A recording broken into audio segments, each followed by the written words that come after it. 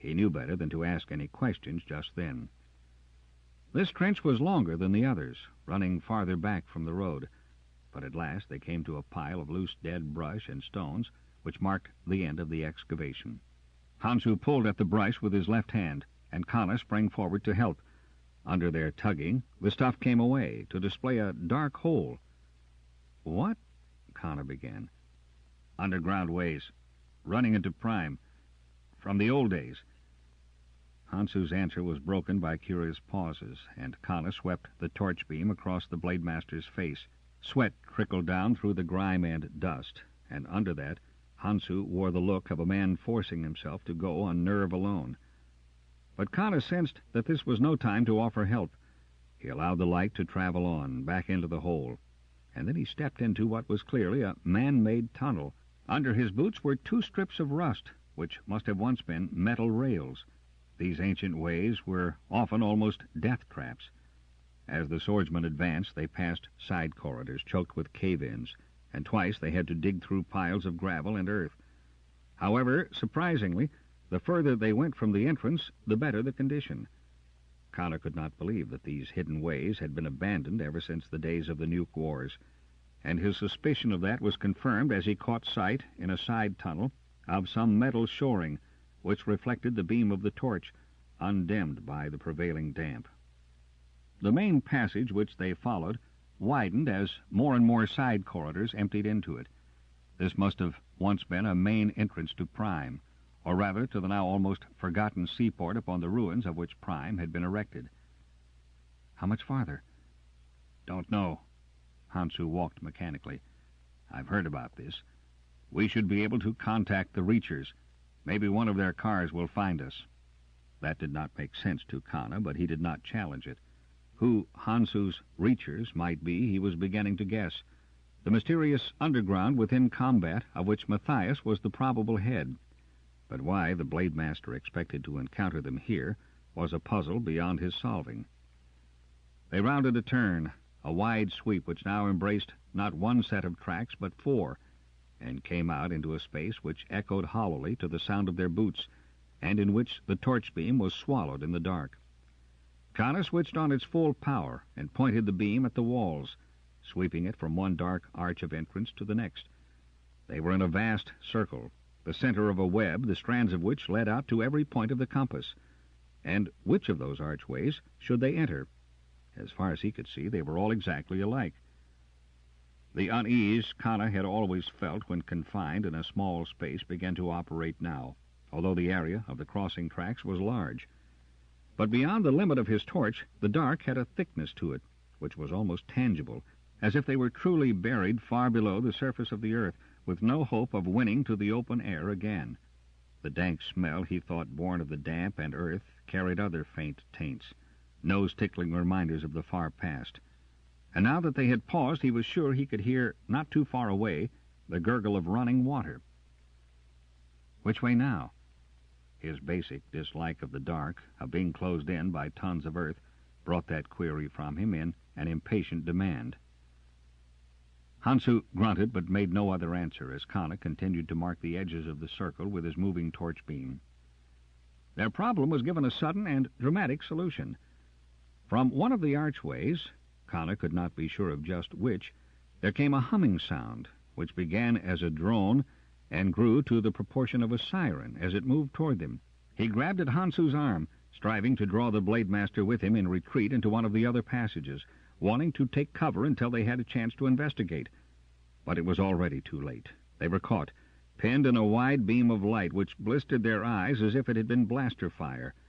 And from beyond the source of that luminescence, a voice snapped an order they dared not disregard. "Up with your hands, and stand where you are." With a sinking heart, Kana obeyed. They were helpless, unarmed prisoners. And that capture had only one logical conclusion, as he might have foreseen, Kana thought bitterly some time later. The wall facing the bunk shelf where he sat was an even, solid gray, without a single seam or crack to distract his eye, or give a slight root for his imagination, and so relieve the monotony of a time which was no longer divided into minutes, hours, days, or even weeks. Even the indirect lighting of his cell waxed or waned at intervals, which had no regularity, so that he could not gauge the passing of time by that. When he was hungry, he opened the door of a tiny chute beside the bunk and took out the capsules and plastic water bubble he found there. How they were placed there, he had no knowledge. The continual silence was the worst. It was a thick, deadening blanket which he fought until his nerves were tense, pacing the floor, exercising in a frantic endeavor to wear himself out physically so that he could sleep away a small portion of the endless hours. He was caught in a trap from which there was no escape, and the worst was that he knew the time would come when he could erect no more barriers against the silence, when the demon which was his own particular fear would close in to inhabit his mind. The whole world had narrowed to this windowless, doorless cell somewhere deep in the foundations of Prime. The functions of the room were entirely automatic. Connor could be forgotten by his human captors, left here for countless years, and still he would continue to receive rations. The light would go on and off according to some weird pattern set up on a machine, but he himself would cease to live. It was when his thoughts centered in that groove that Connor had to fight for control, make himself think of something else. If he only had a record pack or writing material, but for that matter he might as well wish for freedom. He did not even know if he were already judged and condemned, or was still awaiting trial. Hansu had been wrong, so wrong, in believing that the underground ways of Prime were any secret to the combat officials. There had been a CC agent in the group to welcome them when they were herded from the rail truck at the brilliantly lighted station under the headquarters building. They had been taken without a struggle. What had happened since to Hansu, he wondered dully. His last glimpse of the Blade Master had come when they were separated at the interrogation room, just before he had been turned over to the questioners. Those specialists at interrogation were not crude in their methods. The use of torture to loosen tongues of stubborn captives had vanished long ago. Now, after he had been given certain drugs, there was nothing a man could conceal. Connor knew that he must have babbled every secret of his life to any ears caring to listen. When he recovered consciousness, he had been here, stripped to the shorts of a prisoner, and here he had remained ever since. Now he began his self-allotted task for the period after each meal, the attempted recall of all XT lore he had managed to absorb. Sometimes he could really lose himself in that mental labor for as much as several minutes. Zekane. He spoke the word slowly, trying to give it the proper hissing accent. Is a planet of Terra type. The continental land masses are mainly archipelagos of islands. The largest of these is Zorodal. The citadel of Zorodal was first founded in the semi-mythical reign of the Five Kings, now a period almost legendary. Archaeological excavations have verified some of the legends, and have proved that there are the remains of at least 10 civilizations on the same site, sometimes with a lapse of 1,000 years between the downfall of one and the rise of the next. The Zakathans are a reptilian race, comparable to Terran lizard forms. Their lifespan is many times that of man. They are not aggressive, being contemplative with a well-developed interest in historical studies, producing many historians and philosophers of note. There was a click. A square space in the wall before him gaped like an opening mouth. Within rested a uniform case. For a moment Connor froze. Then his hands shot out, and he snatched the case in desperate fear that it was there only to tantalize him and would disappear. A uniform case containing the complete new uniform of a swordsman third class. His hands were still shaking as he began to dress. This must mean release, at least release from the cell. Was he on his way to trial, or to return to duty, or... He was clumsy over buckles, awkward with the fastenings. But at last he was clothed. Only the sword was missing. The sheath at his new waist belt hung empty, and he had no grace knife. He was latching the chin strap of his helmet when a second opening in the wall confronted him, and he stepped through into a corridor. Base guards closed in, 2 before, 2 behind him. He wondered if he should be flattered by the size of that escort, but he fell into step with their pace, knowing it useless to ask any questions. A lift took them up in a dizzy rise past level after level of Headquarters Administrative Corps. When they disembarked, they were in a wide hallway on one of the staff floors. Murals of other world scenes where hordes and legions had made or unmade history, alternated with windows, which gave Connor his first sight of terror since he had gone underground. It was mid-morning as far as he could judge, and below the bay gave on the sea. Tradition said that the ancient ruins, which were the base of Prime, were merely the outer fringes of a once great city which had covered an island in that bay, a city which the sea had licked over during the nuclear wars. Copters swung in heavy traffic between the buildings standing now along the shore. It was just the same sort of day on which he had first entered Prime to accept enlistment in York's horde. But the guard allowed him no time to stare through windows or think philosophically of the past. He was speedily ushered into an audience chamber. There he found himself facing a tribunal, high brass, just about the highest. 3 of combat's 4 counselors sat there, and the 4th and 5th members of the court were a CC agent and an officer of the Galactic Patrol, a sub-sector commander by his badges. Connor stiffened. What right had those aliens to be his judges? He was sure that he could protest that and be backed by the combat code. But biding his time until he was more certain, he came to attention and made the formal announcement expected of him. Connor Carr, swordsman 3rd class, under enlistment in York's horde, place of service, Fran. Hansu. Where was Hansu? Why were they to be tried separately? More than anything else at that moment, Connor wished that he could have a moment's conversation with the Blade Master, for he had just made another and more upsetting discovery. One of the combat officers facing him was Matthias, the same Matthias that Hansu had been so sure would stand their protector, fight on their side if they could only reach him. The faces of the combat officers were impassive, but the CC agent and Agaritan, the brilliant scarlet and gold of his cloak, somewhat garish against the green-gray of the Terrans, shifted impatiently in his chair, as if he wished to speed up the proceedings, and did not quite dare, while his alien companion, the patrol officer, affected in contrast a vast boredom. Then Connor saw what lay before the senior of the combat officers, an arc sword. That answered one of his questions. He had been brought here for sentencing. They had condemned him without allowing him a chance to speak in his own defense. But how could they? The interrogators had the exact truth out of him. These men must know of the massacre on Fran, of that strange scene by the plundered patrol ship, of everything else which had happened, know it as if they had witnessed the events in his place. How could they then... For unauthorized dealings with an XT race against all regulations, began the combat senior. For desertion of your comrades on another world, for the theft of a cruiser belonging to the Galactic Patrol, you, Connor Carr, swordsman 3rd class, arc rating, are hereby declared unfit for off-world service. You shall be stripped of all combat rating and privileges, and sent to the labor gangs for the rest of your natural life. Long discipline kept him at attention. Labor gangs for the rest of his life, the closest thing to slavery. But a fierce, blinding anger uncoiled within him. He was going to answer those frozen-faced devils with a few home truths before they shipped him off, and he was not in the gangs, not yet. When he spoke, it was not to his superior officers, but directly to the CC agent. "I've learned to know you for what you are, you and your kind," he said slowly between set teeth.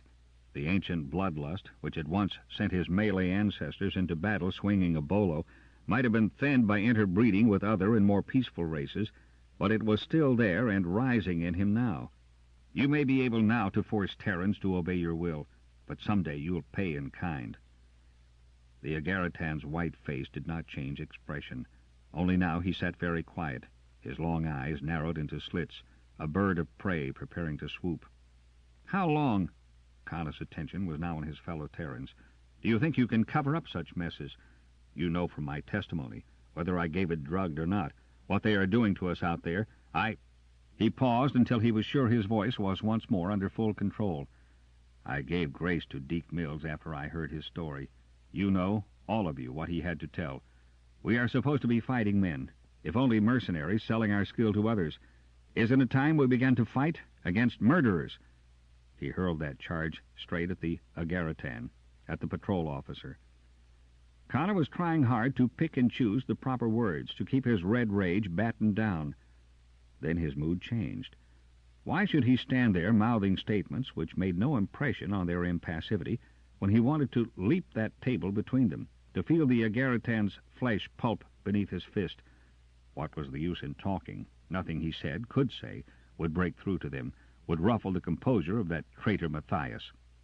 He brought his hand up in salute and wheeled to fall in with his waiting guard. Would they take him back to the underground cell?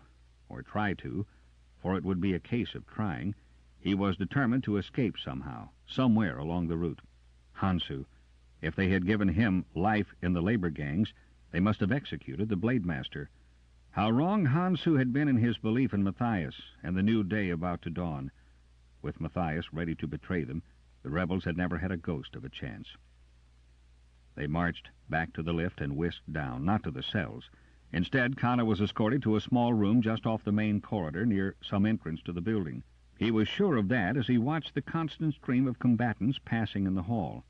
Except for a sentry left at the door, he was alone. To wait. To wait? No. To act. 18. No guard on the stars. Connor's mind raced as he assessed the situation. He was in full uniform, except that he lacked arms. If it weren't for the sentry, he could simply walk out of this room, join the crowd in the hall, and leave the building before the alarm was given. Once free in Prime, he could find a way out of the city itself. There remained the problem of the sentry. He watched the man narrowly. The fellow was in the act of suppressing a yawn as Connor first studied him. It was plain that he did not expect trouble from the prisoner. And this was no proper detention room, rather more like a waiting lounge for low-ranking visitors. The bench Connor had been ordered to occupy was cushioned, and there was a visa plate set in the wall to his left, out of sight range of the doorway. The guard's attention was often attracted by those passing without... Connor's eyes flickered to the visa plate. Was there some way of using that? A little improvising. He waited until the guard's attention was fixed upon something in the corridor, and then he jumped to his feet. "Red alert!" he cried out as if startled. The guard whirled, took one step in, glancing at the visa plate. "I don't see anything," he began, and then shot a sour look at Connor, as if angry at being tricked into speaking to the captive against express orders. "It was red alert," Connor insisted, pointing to the screen. The guard came all the way in, uneasily. If the visa plate had flashed a red signal, then his duty was clear. He must call back at once for instructions, and he couldn't be sure that it had not. "Keep me covered with your blaster," urged Connor. "I tell you it was a red alert." The guard drew his blaster, aiming it at the recruit's middle, and with his back to the wall, his eyes on the prisoner, he made a crab-wise march along toward the visa plate. "You sit down," he snapped at Connor. The recruit dropped down on the bench, but his body was tense, his muscles ready. There would come a single second when the guard had to turn half away from him in order to push the question button below the plate. And if he could move then... It came. The guard's head turned a fraction. Connor flung himself forward almost at floor level. His shoulders struck just behind the other's knees, and there was a dull crack as the man's head struck against the screen, slammed into it by the force of Connor's attack. The recruit twisted on top, ready to carry on the fight, but the body beneath him was limp. A little startled by such phenomenal luck, the fellow must have been knocked out when his head hit the screen. Connor got to his knees and hurriedly appropriated the guard's sword and blaster, but a moment later he reluctantly abandoned the gun.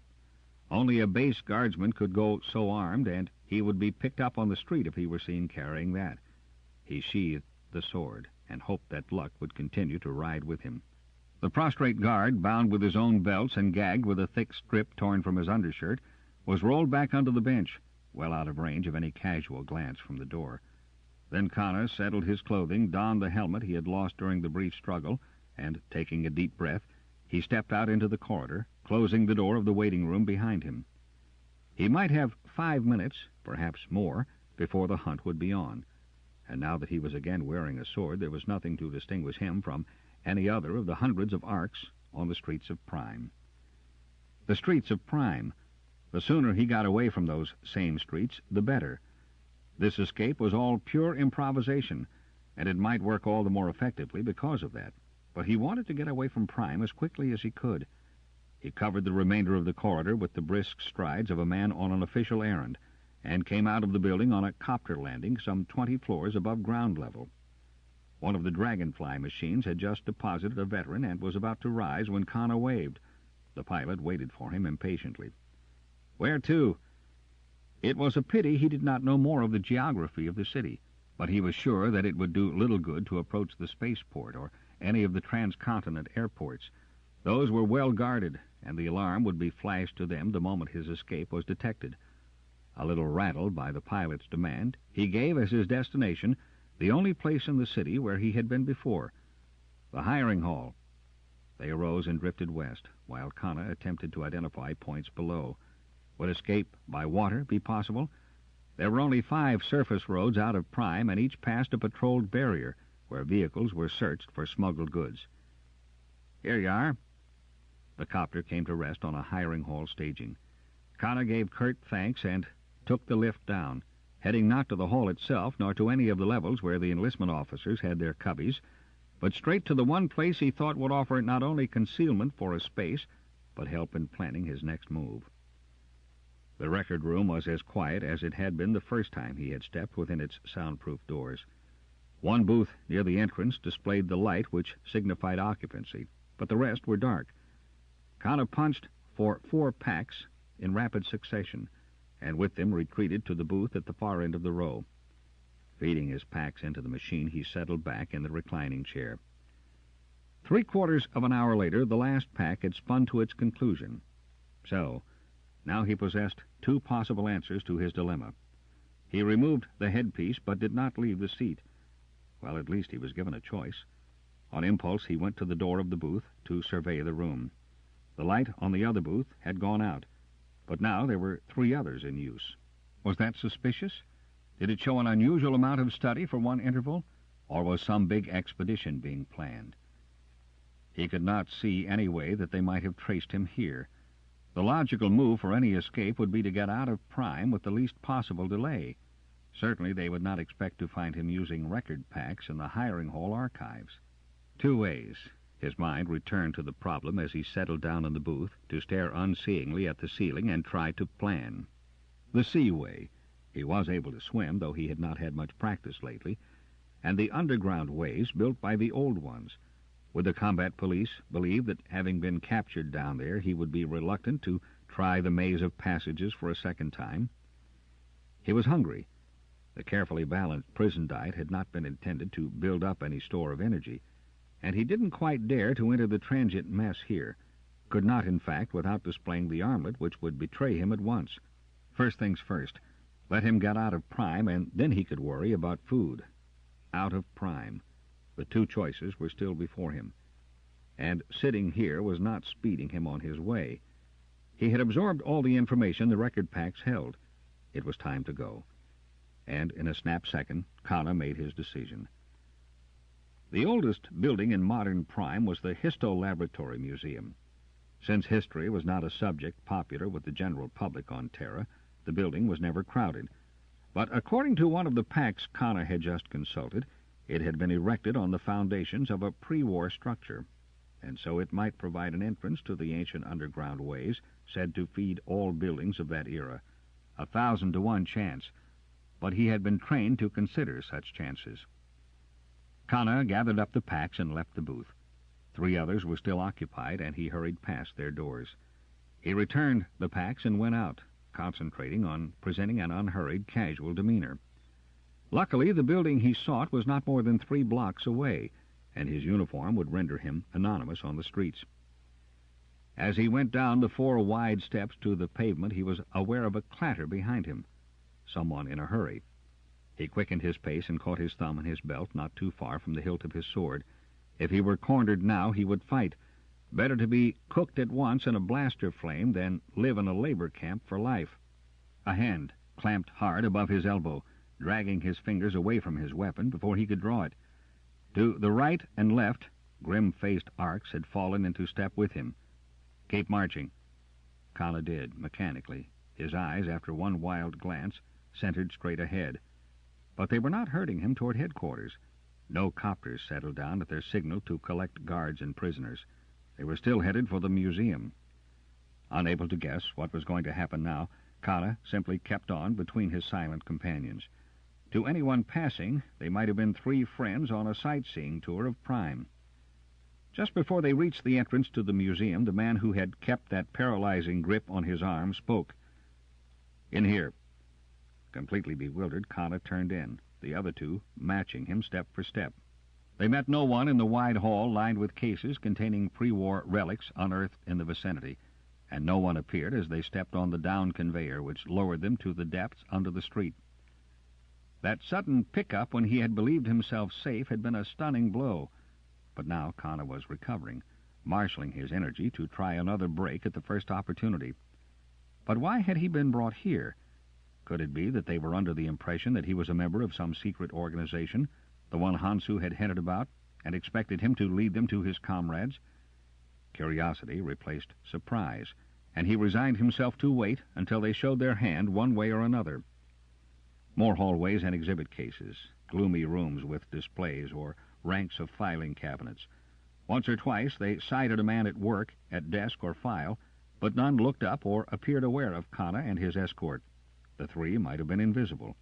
They marched on until they reached the end of that maze, a single large room crowded with machinery which probably was a heating or air conditioning unit.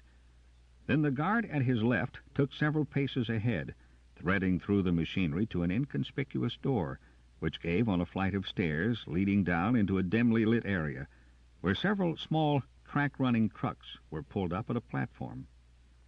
There were men loading bulky packages on these, but they, too, gave the three no heed. "In." A pointing finger emphasized the order, and Kana climbed into an unloaded truck, hunkering down on a small seat.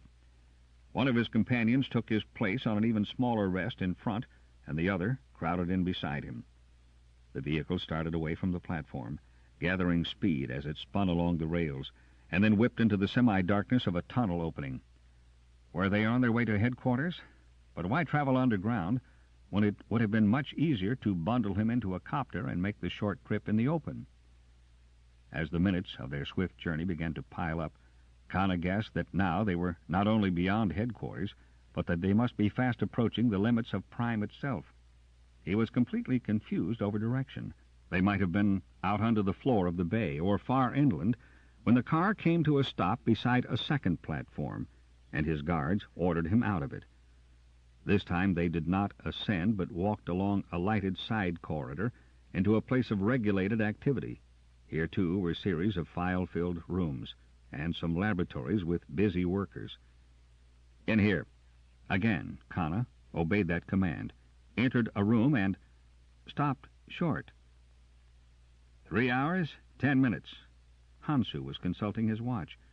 Now he turned to the man beside him, the man wearing a deputy commander's uniform.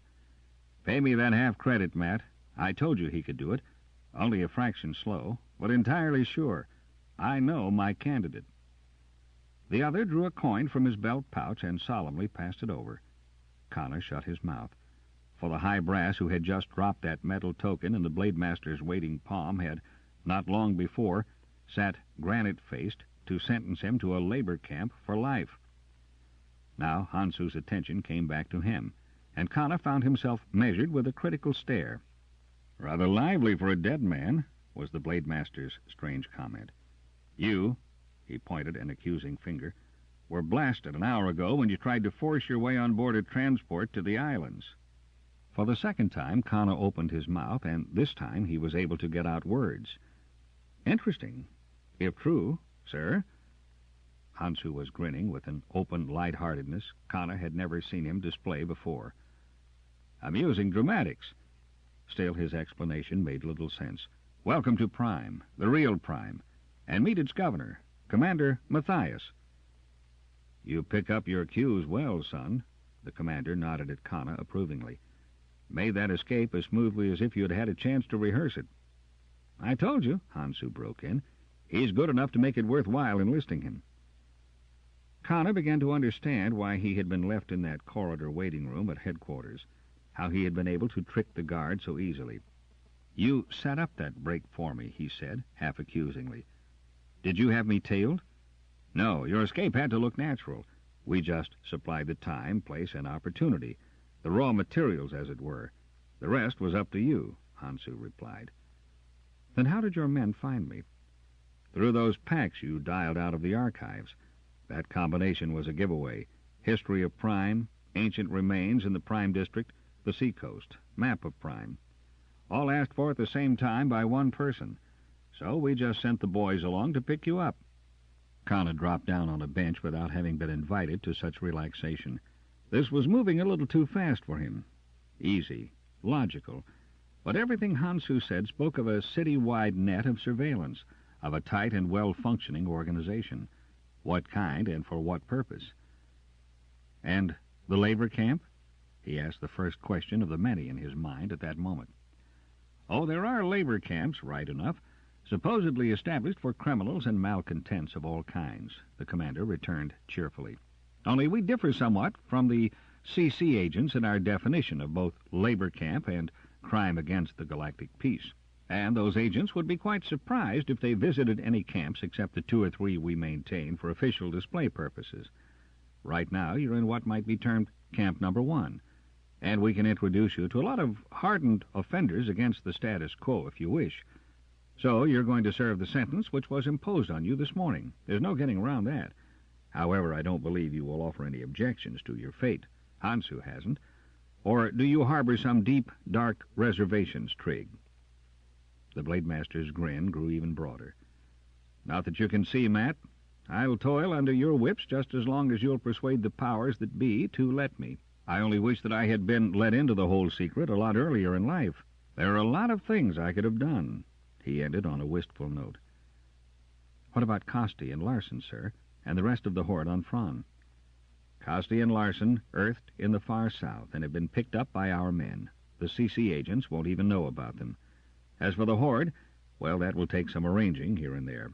For the present, they're safe with the Venturi, and I think we can make a deal with those traitors. They're the sort we want to contact. We'll lift the horde out of that pinch before those renegades and the CC get to them. On the other hand, we can't slap Device down or spill all we have discovered about his backers. But the Venturi will be allowed in on part of the secret, so that they will know you have not gone back on your word. Here in Prime 2, we have a rather odd idea that promises should be kept, if it is humanly possible. Kana felt as if he had been whirled through space without benefit of a ship. If someone would just explain everything from the beginning, carefully, and in words simple enough for his reeling mind to gather in, he would be happier. You'd like a few facts, wouldn't you? Commander Matthias might have been reading his thoughts. Well, this setup isn't so simple that it can be explained in a couple of sentences. The whole project reaches back into our past, 300 years back. You know, if you asked Anagaritan or Arasami what he thought of a Terran, he'd paint you a mighty crude picture of a simple-minded barbarian. That has been our shield all along, and we have fostered the idea that we are rude savages of limited intelligence. It inflates the ego of the enemy and doesn't bother us at all. In reality, Terra for at least 250 years has been a double world, though that fact is known to a relatively small number of her inhabitants. One Terra and one Prime was fitted quickly and neatly into the pattern Central Control demanded, and is a law-abiding member of their lesser confederacy, content with the role of third-class citizenship. But in the past 100 years, one troop transport in every 20 which lifted from this planet was no troop transport at all, but a pioneer carrier. Men and women selected for certain qualities of mind and body, survivor types, went out in deep sleep to settle on planets our mercenaries had explored. On some of those worlds, the native races had dwindled and retrogressed until civilization had faded almost to extinction. Others were bare of intelligent life, or had dominant races, young, vigorous, and humanoid, with whom we could interbreed. There is even reason to believe that the latter may be descendants of the passengers of those legendary starships which left this world during the nuclear wars, though the people have long since forgotten their origin. So Terrans have been planted secretly on almost 1,000 worlds now. On 30, our colonies could not take root. Native diseases, adverse climatic changes, malignant life forms blotted them out. On 6 more, they are still fighting a war for survival. On the rest, they flourish and spread. Central Control has noted the decline in our planet birth rate. The fact that our race, which might have challenged the rule of the older groups, seems to be on the wane. They believe that this is due to their wise plans of the past. that as mercenaries we are bleeding our species out of existence. Only very recently have they had any hints as to what is really occurring. They may or may not have discovered that Terran combatants, almost always hired to serve on backward frontier planets, know of hidden colonies of their own kind, that our casualty lists often cover men who remain on the Earth there and not in it when their horde or legion returns to base. We are leaving Terra for the stars just as we planned from our first galactic flight, and now that Central Control suspects that, she is going to move against us. But she will discover that she is perhaps 10 generations too late. One cannot move against colonies on almost 1,000 different worlds, not and keep up the fiction of justice to all, which must be maintained to preserve their carefully guarded balance of power. You are forgetting our allies, Hansu pointed out. The man in the field does right to correct the desk merchant at home, Matthias conceded.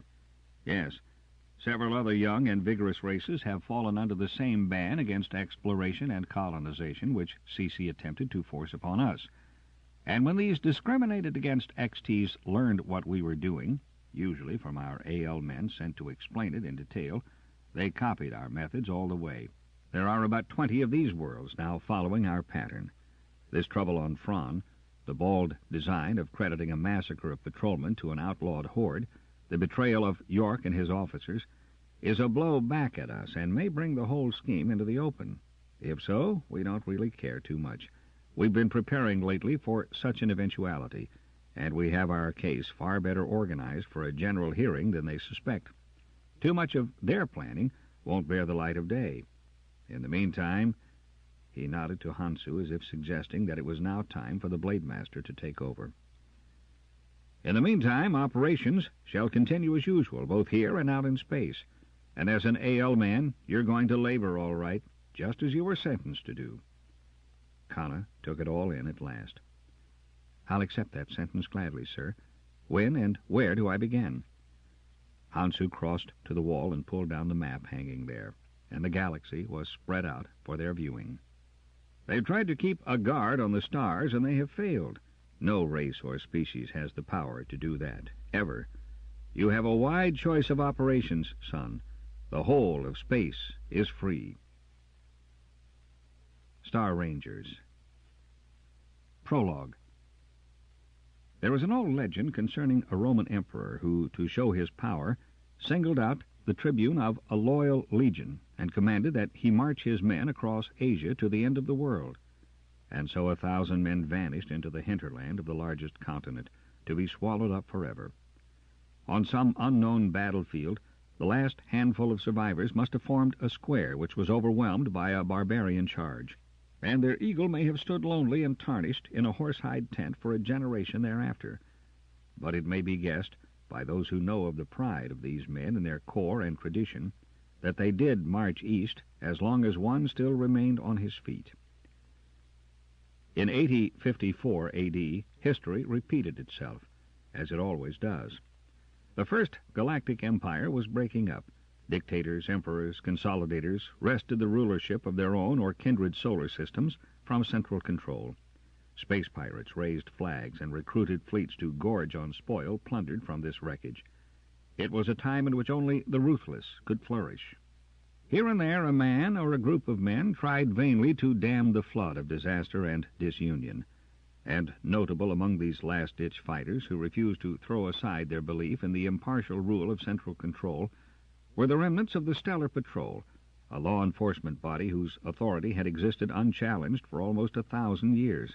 Perhaps it was because there was no longer any security to be found outside their own ranks that these men clung the closer to what seemed in the New Age to be an outworn code of ethics and morals, and their stubborn loyalty to a vanished ideal was both exasperating and pitiful to the new rulers. Jorkan Dester, the last control agent of Perun, who was nursing certain ambitions of his own, solved in the Roman manner the problem of ridding his sector of the patrol. He summoned the half-dozen officers still commanding navigable ships and ordered them, under the seal of the control, out into space to locate, as he said, and remap forgotten galactic border systems no one had visited in at least 4 generations.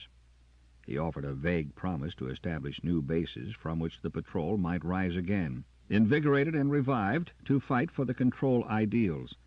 And faithful to their very ancient trust, they launched this mission, undermanned, poorly supplied, without real hope, but determined to carry out orders to the last. One of these ships was the scout, Starfire. 1. Last Port. The patrol ship Starfire came into her last port at early morning. She made a bad landing, for 2 of her eroded tubes blew just as the pilot tried to set her down. She had bounced then, bounced and buckled, and now she lay on her meteor-scarred side. Ranger Sergeant Carter nursed his left wrist in his right hand and licked blood from bitten lips. The port wall of the pilot's cubby had become the floor, and the latch of its door dug into one of his shaking knees. Of his companions, Latimer had not survived the landing. One glance at the crazy twisted angle of the astrogator's black head told Carter that. And Miriam, the pilot, hung limply in the torn shock webs before the control board. Blood rilled down his cheeks and dripped from his chin. Did dead men continue to bleed? Carter didn't think so. He drew a slow experimental breath of his own and knew relief when it was not followed by a stab of pain. Ribs were still intact then, in spite of the slam which had smashed him into his present position. He grinned mirthlessly as he stretched arms and legs with the same caution. Sometimes it paid to be a tough, uncivilized frontier barbarian. The lights flickered and went off. It was then that Carter almost panicked, in spite of his carefully nurtured veteran's calm. He grabbed at the door latch and pulled. Sharp stabs of agony shot from his injured wrist and jerked him back to sanity. He wasn't sealed in. The door had moved an inch or so. He could get out. Must get out and find the medico to look at Miriam. The pilot should not be moved until they knew the extent of his injuries. Then Carter remembered. The medico wasn't around anymore. Hadn't been with them since 3, or was it 4, planets back. The ranger shook his aching head and frowned. That loss of memory was almost worse than the pain in his arm. He mustn't lose his grip. 3 planet landings back, that was it, when they had beaten off the Greenies' rush after the ship's nose blaster had gone dead on them. Medico torque had gone down, a poison dart right through his throat. Carter shook his head again and began to work patiently with one hand at the door. It seemed a very long time before he was able to force it open far enough for a person to squeeze through. A blue beam suddenly shot up at him through the gap. Carter, Latimer, Miriam. The roll call followed the light. Only one man on board carried a blue torch. Rolf. Carter identified him. Somehow it was encouraging that it should be one of his own squad of specialist explorers waiting below. Latimer got it, but Miriam is still living, I think. Can you come up? My wrist seems to be broken. He edged back to let the other squirm through. The thin blue spear of light swept across Latimer's body and centered on the pilot. Then the torch tube was thrust into Carter's good hand as Rolf crawled over to untangle the webbing which held the unconscious man. How bad are we? Carter raised his voice to be heard over the moans now coming from the pilot. I do not know. Our ranger quarters came through all right, but the hatch to the drive section is jammed, and when I beat on it there was no answer. Carter tried to remember who had been on duty with the drive. They were so ruinously short-handed that everyone was doing another's job. Even the rangers were pressed into the once jealously guarded patrol duties. It had been that way ever since the Greenie attack. Kata! A call, more hiss than word, came from the passage. Okay, the sergeant responded almost automatically. Got a real light, Zinga? Rolf's up here, but you know how far his 2 for a credit shiner goes. File is hunting out one of the big spots, the newcomer answered. You have trouble? Latimer is dead. Miriam's still breathing, but there's no telling how bad he is hurt. Rolf says that the drive room gang didn't answer at all. You all right? Yes. File and I and Smith of the crew. We were bumped a little, but nothing serious. Ha! A yellow-red beam of some brilliance silhouetted the speaker. File brings a battle torch. Zinga climbed up and went to work with Rolf. They had Miriam free and flat on the plating before Carter asked his next question. How about the captain? Zinga turned his head slowly, almost as if he were unwilling to answer that. His agitation, as usual, was betrayed by the quiver in the pointed neck frill of skin, which would not lie flat on his shoulders when he was worried or excited. "Smith has gone to seek him. We do not know one spot of luck in the whole knockout." That was Rolf, his voice, as usual, unemotional. "This is an Earth-type planet. Since we aren't going to lift off it again in a hurry, we'd better thank the spirit of space for that." An Earth-type planet, one on which the crew of this particular ship could breathe without helmets, walk without discomfort of alien gravity, probably eat and drink natural products without fear of sudden death. Carter eased his wrist across his knee. That was pure luck. The Starfire might have blown anywhere within the past 3 months. She had been held together only with wire and hope, but to blow on an Earth-type world was better fortune for her survivors than they would have dared pray for after the black disappointments of the past few years. Years of too many missions and no refittings. "It hasn't been burnt off either," he observed almost absently. "Why should it have been?" inquired File, his voice tinged with almost cheerful mockery, but mockery which also had a bite in it. "This system is far off our maps, very far removed from all the benefits of our civilizations." The benefits of central control civilization, yes. Carter blinked as that struck home. His own planet, Yelene, had been burnt off 5 years ago, during the two-sector rebellion, and yet he sometimes still dreamed of taking the mail packet back, of wearing his ranger uniform, proud with the 5-sector bars and the far-roving star, of going up into the forest country, to a little village by the North Sea. Burnt off. He had never been able to visualize boiled rock where that village had stood, or the dead cinder which was the present Yelene, a horrible monument to planetary war. Zynga worked on his wrist and put it in a sling. Carter was able to help himself as they angled Miriam through the door. By the time they had the pilot resting in the lounge, the patrolman, Smith, came in, towing a figure so masked in head bandages as to be unrecognizable. "Commander Vibor?" Carter hazarded. He was on his feet, his shoulders squared, his heels brought smartly together, so that the Vliss hide of his boots rasped faintly. The bandaged head swung toward him. "Ranger Carter?" "Yes, sir." "Who else?" The voice began with customary briskness, but then it trailed off into a disconcerting silence. Carter frowned. The Vliss skin gave off another whisper as he shifted his feet. "Of the patrol, Latimer is dead, sir. We have Miriam here, hurt, and Smith is okay. The Rangers File, Roth, Zynga, and myself are all right. Roth reports that the drive-room hatch is jammed and that no one replied when he pounded on it. We will investigate that now, sir. Also the crew's quarters." Yes. Carry on, Ranger."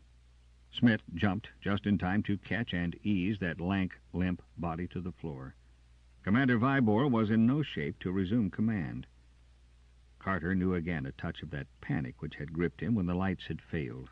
Commander Vibor, the man they had come to believe was a rock of certainty and security in their chaotic world. He sucked in the tainted air of the too-old ship and accepted the situation. "Smith!" He turned first to the patrol comtechneer, who, by all the rigid rules of the service, certainly outranked a mere ranger sergeant. "Can you take over with the commander and Miriam?" Smith did have some medical training. He had acted as Torque's assistant once or twice. "Right."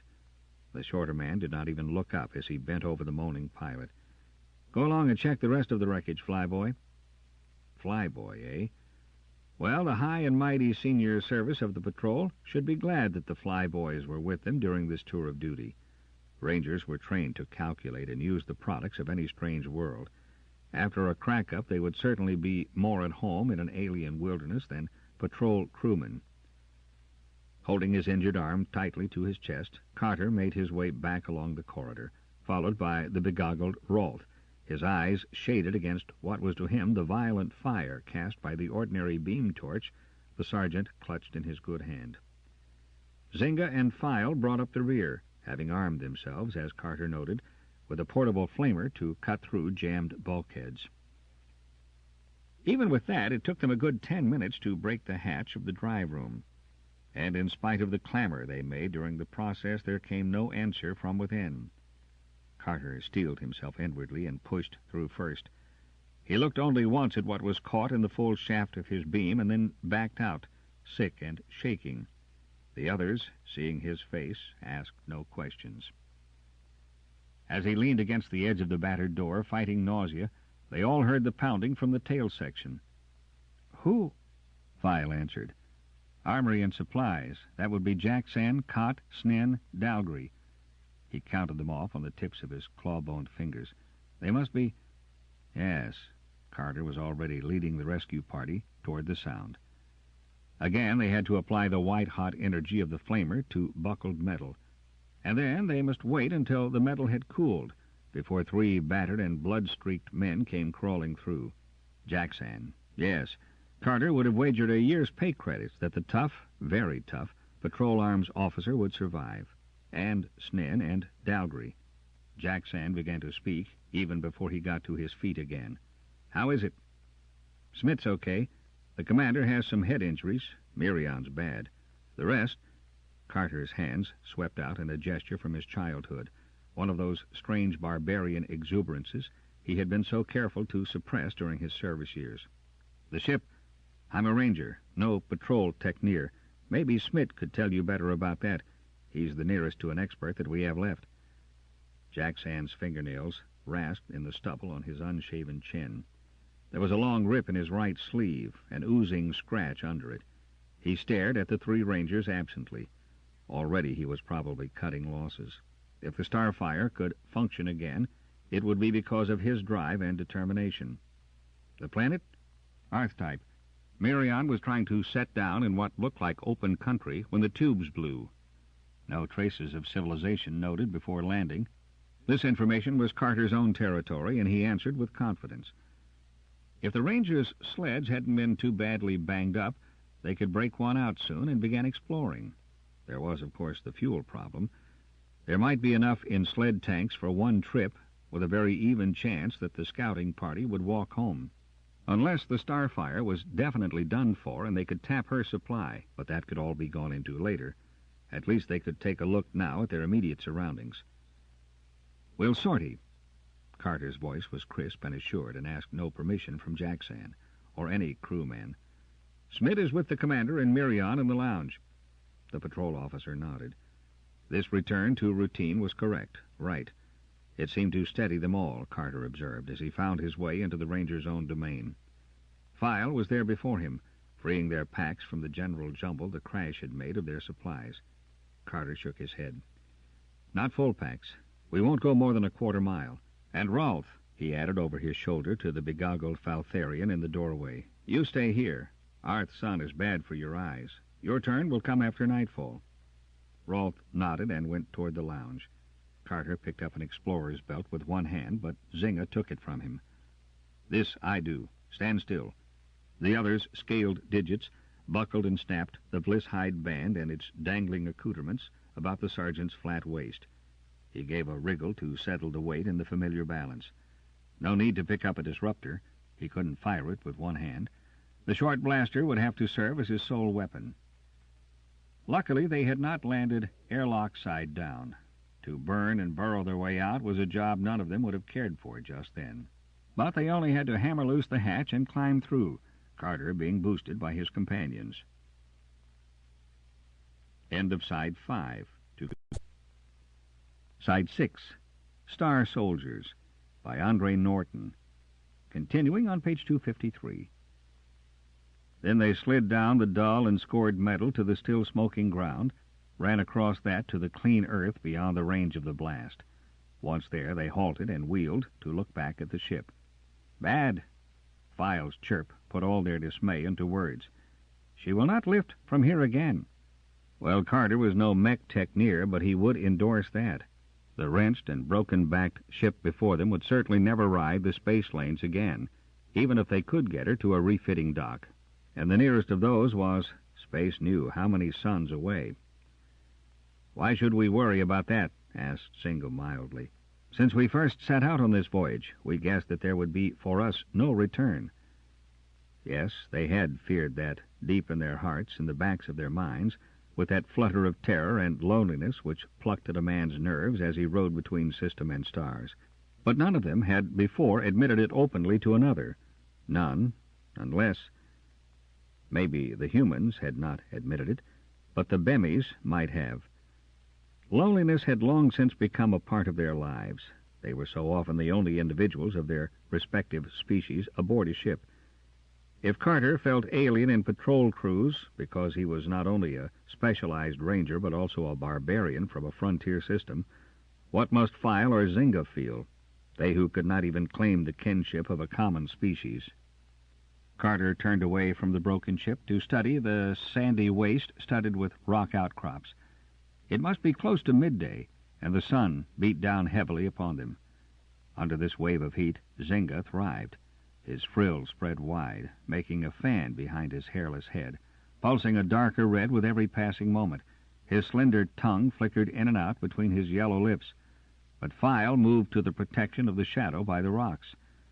This was desert land. Carter's nostrils expanded, taking in and classifying strange scents. No life except... His head snapped to the left. Life. But Zynga was before him, his big four-toed feet running lightly over sand, the thin webs between the toes keeping the reptilian ranger from sinking into the stuff through which the others slipped and slid. When Carter joined him, the tall Zakathan was squatting beside a rock on which curled a whiplash of scaled body. A narrow head swung up, a tongue flickered in and out. Carter stopped and tried mind touch. Yes, this was native life. Alien, of course. A mammal he might have made contact with. But this was reptile. Zynga might not have the same mind-touch power that the sergeant possessed, but this creature was distantly of his own kind. Could he make friends? Carter fought to catch and interpret those strange impressions which hovered just on the borderline of thought waves he could read. The creature had been alarmed at their coming, but now it was interested in Zynga. It had a high degree of self-confidence, a confidence which argued that it must have a natural weapon of potency. "It has poison fangs," Zynga answered that question for him, "and it does not like your scent. I think that you may suggest some natural enemy, but me it does not mind. It cannot tell us much. It is not a thinker." The Zakathan touched a horny fingertip to the creature's head. It permitted this liberty warily, and when Zynga rose to his feet, its head lifted also, swinging higher above the coils of its body as if to watch him the better. "It will be of little use to us, and to your kind it may be deadly. I shall send it away." Zynga stared down at the coiled creature. Its head began to sway in a short arc. Then it hissed and was gone, slipping into a crack between the rocks. "Come here, leaden feet." File's voice drifted down from the sky.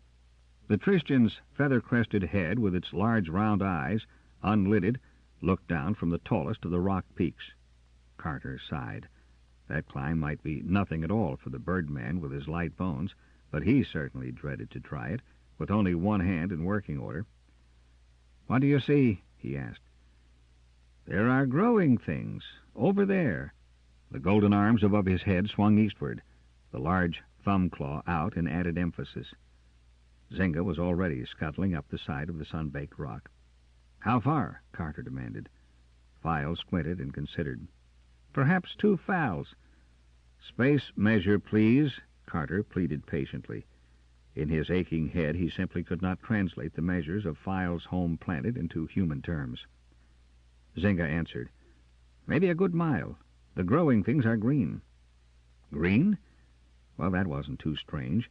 Yellow-green and blue-green and dull purple, red, yellow, even sickly white. He had seen all kinds and colors of vegetation since he had put on the comet insignia. "But this is a different green." The Zakathan's words floated down slowly, as if Zynga was now puzzled by the evidence before his eyes. And Carter knew that he must see too. As a ranger-explorer, he had walked the soil of countless planets in myriad systems. Nowadays he found it hard to reckon how many. There were some easy to remember, of course, because of their horror or their strange inhabitants. But the rest were only a maze of color and odd life in his mind. He had to refer to old reports and the ship's log to recall facts. The thrill he had once known when he pushed for the first time through alien vegetation or tried to catch the mind waves of things he could not see had long since gone. But now, as he scrabbled for a handhold and dug the toes of his boots into hollows in the gritty rock, he began to recapture a faint trace of that forgotten emotion. Claw fingers and scaled digits reached down to hook in his shoulder harness and belt and heave him up to the narrow top of the spur. He flinched from the heat of the stone and shielded his eyes against the glare with his cupped hands. What File had discovered was easy to see, and that prick of excitement stirred again far inside him. For that ribbon of vegetation was green. But the green, it had no yellow tint, and none of the blue cast it would have held on his own vanished Yeleen. It was a verdant green, such as he had never set eyes upon before, running in a thin line across the desert country as if it followed some source of moisture. He blinked to clear his sight, and then, knowing that his natural powers at that range were far inferior to File's, he unhooked his visibility lenses. It was hard work to adjust them with only one hand, but at last he was able to turn them on that distant ribbon. Trees, bushes, leaped at him across the baked rock. He might almost touch one of those leaves, trembling in the passing of some faint breeze. And under that same cluster of leaves he caught a fleck of dancing light. He had been right. That was flowing water. Slowly he turned, the lenses at his eyes, Zynga's hands closing on his hips to steady him as he moved, following that green streak north. Miles ahead it widened, spread into a vast splotch of the restful color. They must have crashed close to the edge of the desert, and that river could guide them north to life. File stirred beside him, and Carter tipped the lenses skyward, having caught in his mind that faraway shimmer of life force. Wide wings wheeled and dipped. He saw the cruel curve of a hunter's beak and strong talons as the sky creatures sailed proudly over them. "I like this world." Zynga's hissing speech broke the silence. "And I think for us it will be right. Here are those of my blood, even if far distant, and there in the sky is one akin to you, File. Do you not wish sometimes that your ancestors had not shed their wings along the path they trod to wisdom?" File shrugged. "What of the tails and fighting claws your people dropped behind, my brave Zynga? And Carter's race once went with fur upon them, maybe tailed too. Many animals are. One cannot have everything." But he continued to watch the bird until it was out of even his range of sight. "We might try getting one of the sleds loose. There ought to be enough fuel left to take us as far as that patch of green in the north. Where there is grass, there should be food." Carter heard a faint snicker from Zynga. "Can it be that our Bemian animal lover has turned hunter? Could he kill to eat?"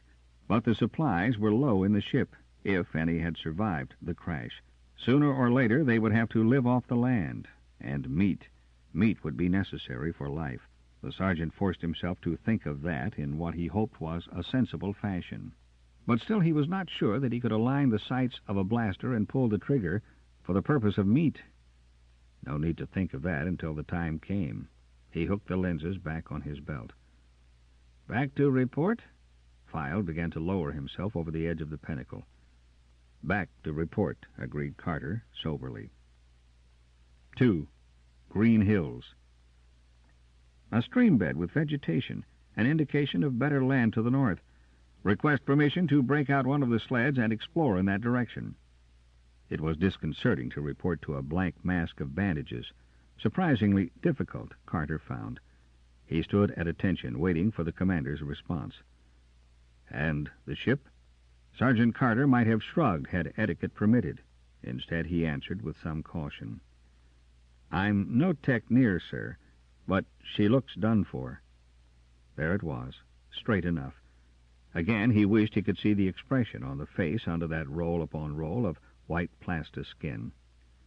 The quiet in the lounge was broken only by the breath, whistling and labored, moving in and out of Mirion's torn lips. The pilot was still unconscious. Carter's wrist ached viciously, and after the clean air outside, the smog in the ship seemed almost too thick to stomach. "Permission granted. Return in 10 hours. But that answer sounded mechanical, as if Vybor were now only a recording machine, repeating sounds set on the wire long ago. That was the correct official order to be given when the ship planeted, and he gave it as he had so many countless times before. Carter saluted and detoured around Mirion to the door. He hoped that there was a sled ready to fly. Otherwise, they'd foot it as far as they could. Zynga hovered outside, his pack on his shoulders, Carter's dangling from one arm. "The port sled is free. We fueled it with cubes from the ship's supply." They had no right to do that ordinarily, but now it was sheer folly not to raid the stores when the Starfire would never use them again. Carter crawled over the battered hatch to the now open berth of the sled. File was already impatiently seated behind the windbreak testing the controls. "She'll fly?" File's head, the crest flat against the skull like some odd stiff mane of hair, swiveled, and his big reddish eyes met the sergeant's. The cynical mockery with which the Tristian met life was clear in his reply. "We will hope so. There is, of course, a fair chance that within seconds after I set us off, we will only be dust drifting through the air. Strap down, dear friends, strap down." Carter folded his long legs under him beside Zynga, and the Zakathan fastened the small shock web across them both. File's claws touched a button. The craft swept sidewise out of the hull of the Starfire, slowly, delicately, until they were well away from the ship. Then it arose swiftly with File's usual disregard for the niceties of speed adjustment. Carter merely swallowed and endured. "To the river and then along it. Hover 20 feet up." Not that File needed any such order. This was the sort of thing they had done before. Carter edged forward an inch or two to the spy port on the right. Zynga was already at the similar post on the left. It seemed only seconds before they were over water, looking down into the tangled mass of bright green which clothed its banks. Automatically, Carter classified and inventoried. It was not necessary this time to make detailed notes. File had triggered the scanner, and it should be recording as they flew. The motion of the sled sent air curving back against their sweating bodies. Carter's nostrils caught scents, some old, some new. The life below was far down the scale of intelligence, reptile, bird, insect. He thought that this desert country supported little else.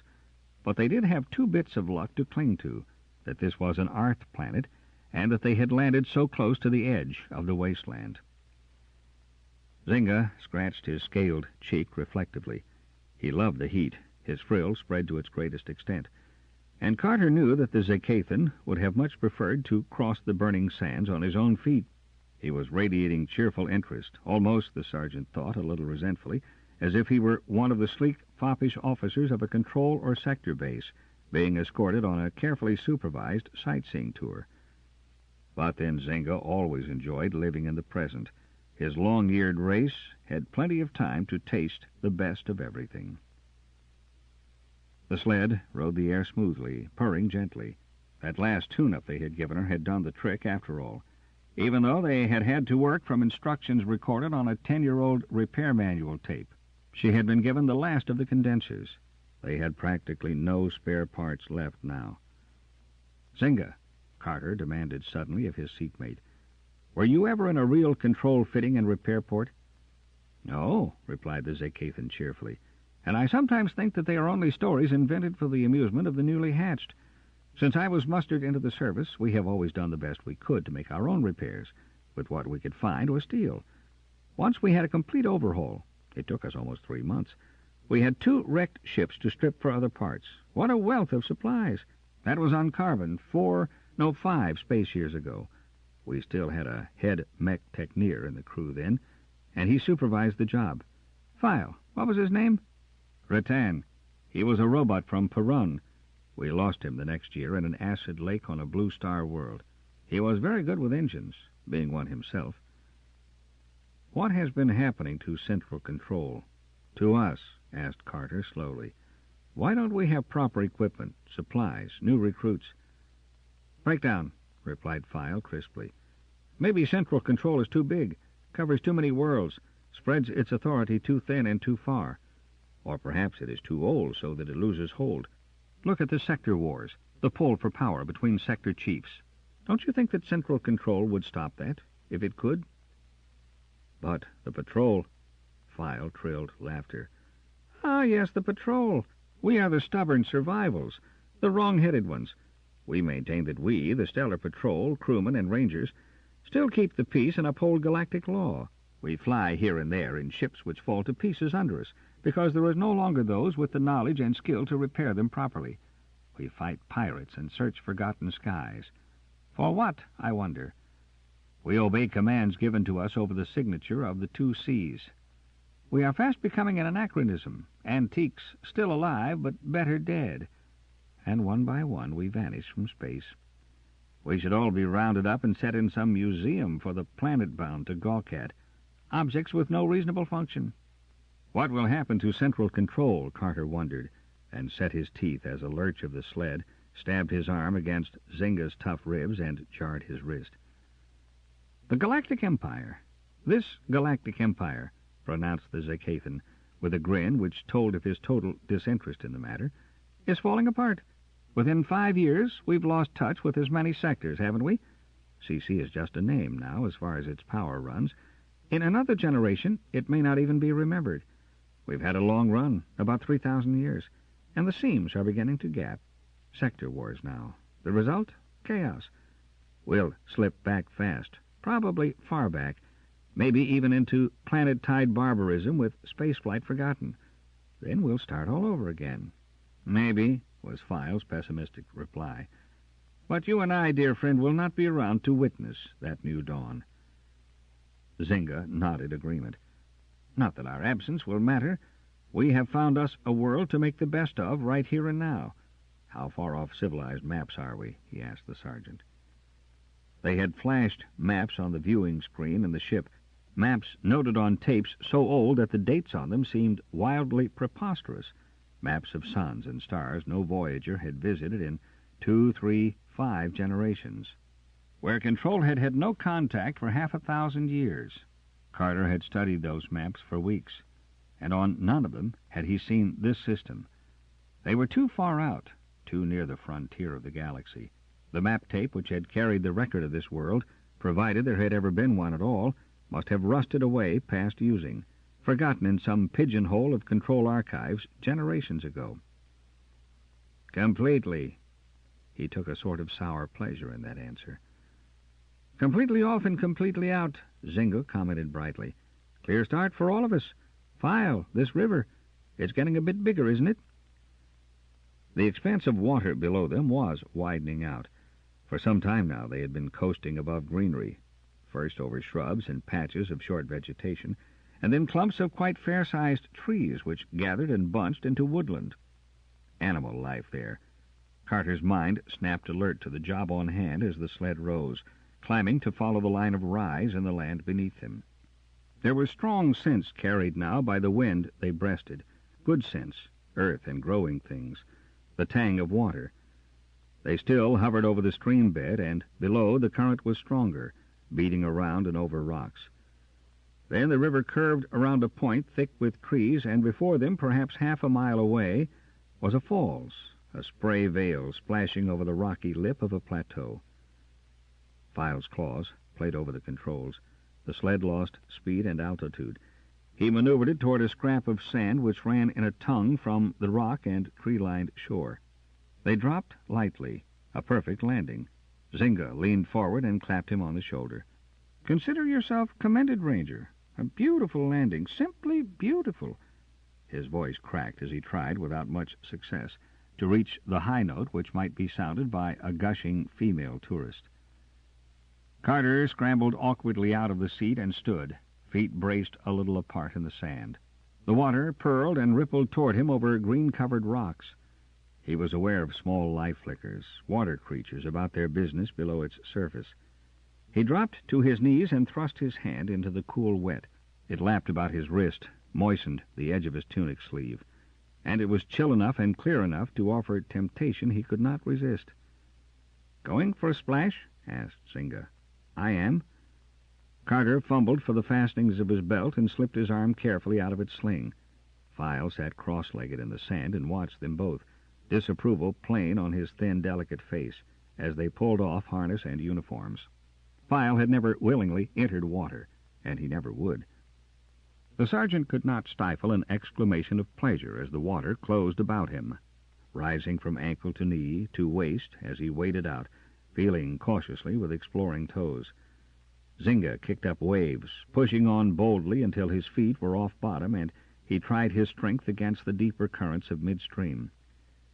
Carter longed for two good hands and to be able to join the Zakathan. The best he could do was duck and let the drops roll down him, washing away the mustiness of the ship, the taint of the too long voyage. "If you are now finished with this newly hatched nonsense," that was File, "may I remind you that we are supposed to be doing a job?" Carter was almost tempted to deny that. He wanted to stay where he was, but the bonds of discipline brought him back to the sand spit where, with the Christian's help, he pulled on the clothes he had taken a dislike to. Zynga had swum upstream, and Carter looked up just in time to see the yellow-gray body of the Zakathan leap through the mist below the falls. He sent a thought summons flying. But then there was a flash of brilliant color as a bird soared overhead to distract him. File stood with hands outstretched, a clear whistle swelling out of his throat. The bird changed course and wheeled about the two of them. Then it fluttered down to perch on the Tristan's great thumb claw, answering his trill with liquid notes of its own. Its blue feathers had an almost metallic sheen. For a long time it answered File, and then it took wing again, out over the water. The Tristan's crest was raised proud and high. Carter drew a full, deep breath. "That one is beautiful," he paid tribute. File nodded, but there was a hint of sadness about his thin lips as he answered, "It did not really understand me." Zynga dripped out of the water, hissing to himself as if he were about to go into battle. He transferred some object he had been holding in one hand to his mouth, chewed with an expression of rapture, and swallowed. "The water creatures are excellent," he observed. "Best I've tasted since Vassar City, when we had that broiled Kotyer dinner. Pity they're so small." "I only hope that your immunity shots are still working," Carter returned scathingly. "If you go all purple and die, it will only be my own fault." The Zakathan finished for him. "I agree, but fresh food is sometimes worth dying for.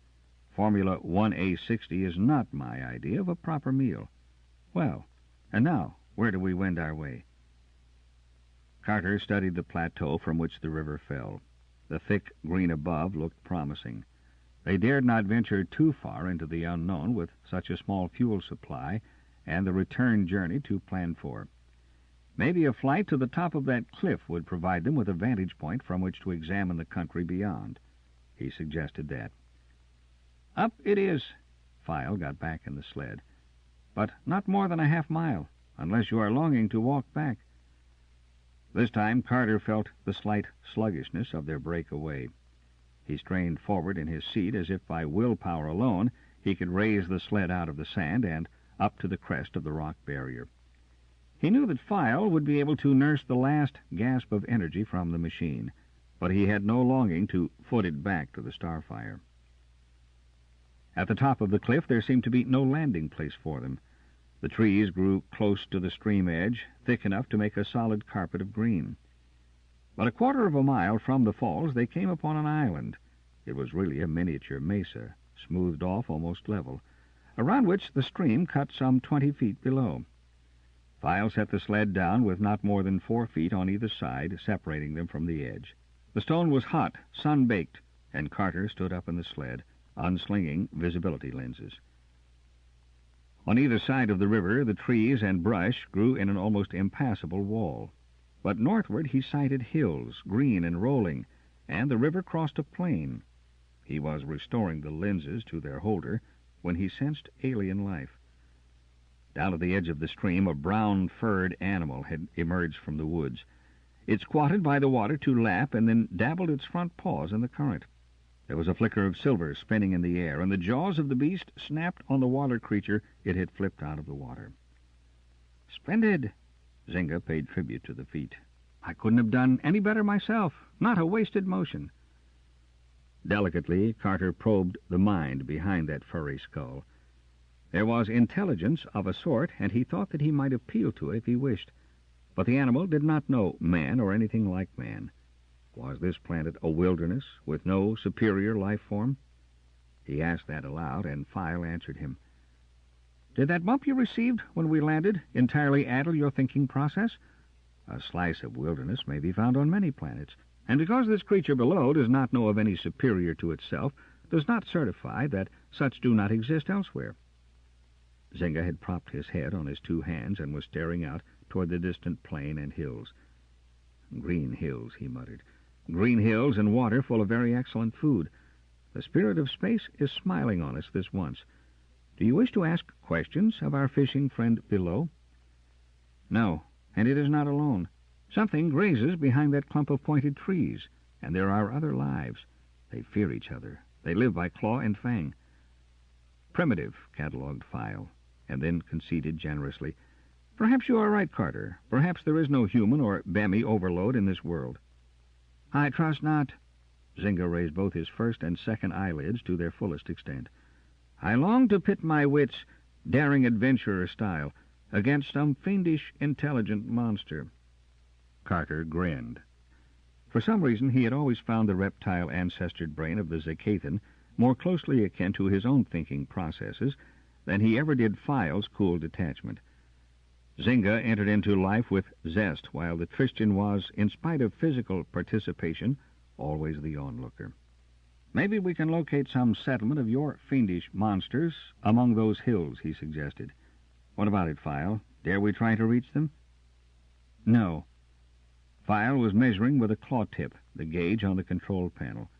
"We've enough to get us back to the ship from here, and that is all."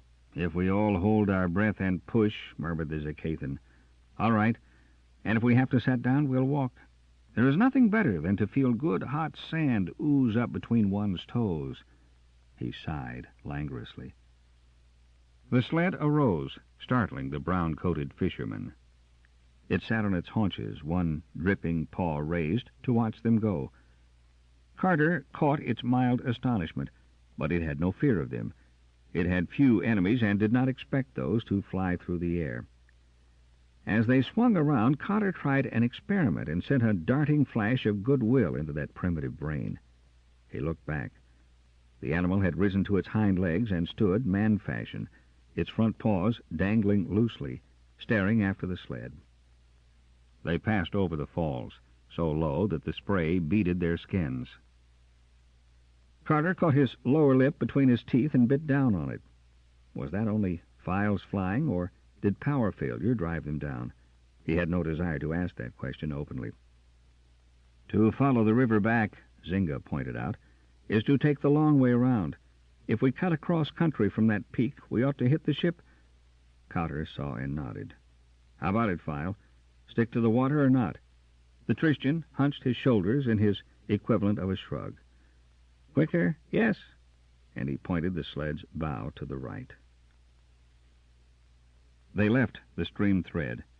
A carpet of trees lay beneath them, and then a scrubby clearing in which a group of 5 red-brown animals grazed.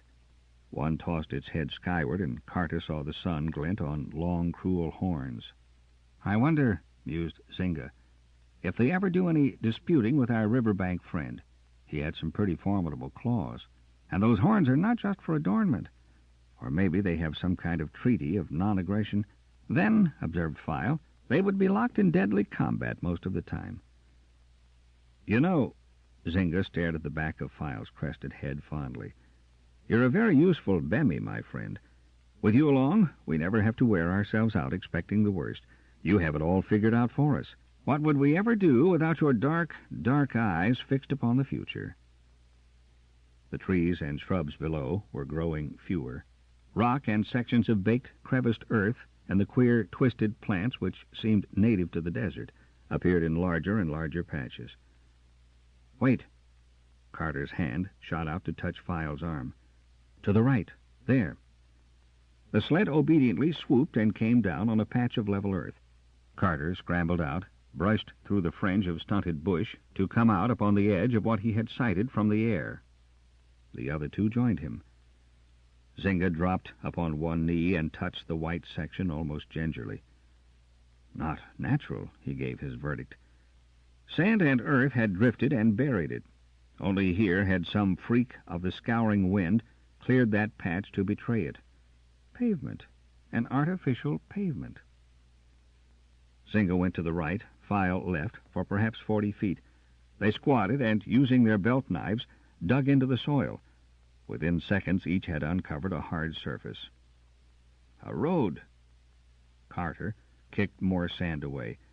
"Surface transportation here at one time, then. How long ago do you guess?" File shifted the loosened soil through his claws. "Here is heat and dryness, and I think not too many storms. Also, the vegetation does spread as it would in jungle country. It may be 10 years, 1,000, or 10,000, Carter ended for him. But the spark of excitement within him was being fanned into more vigorous life. So there had been superior life here. Man, or something, had built a road on which to travel, and roads usually led to... The sergeant turned to File. "Do you think we could pry enough fuel out of the main drive to bring the sled back here with the Taylor mounted?" File considered. "We might, if we didn't need fuel for anything else." Carter's excitement faded. They would need it for other work. The commander and Miriam would have to be transported on it when they left the ship, supplies carried, all that they would require to set up a camp in the more hospitable hill country. He kicked regretfully at the patch of pavement. Once it would have been his duty as well as his pleasure to follow that thin clue to its source. Now it was his duty to forget it. He walked heavily back to the sled, and none of them spoke as they were again airborne. 3. Mutiny. They circled the crumpled length of the Starfire and saw a figure waving from a point near her nose. When they landed the sled, Jackson was waiting. "Well?" he demanded harshly, almost before the sand had fallen away from the keel of the sled. "There's good, open, well-watered land to the north," Carter reported. "Animal life in a wilderness." "Eatable water creatures," Zynga broke in, licking his lips at the memory. "Any indications of civilization?"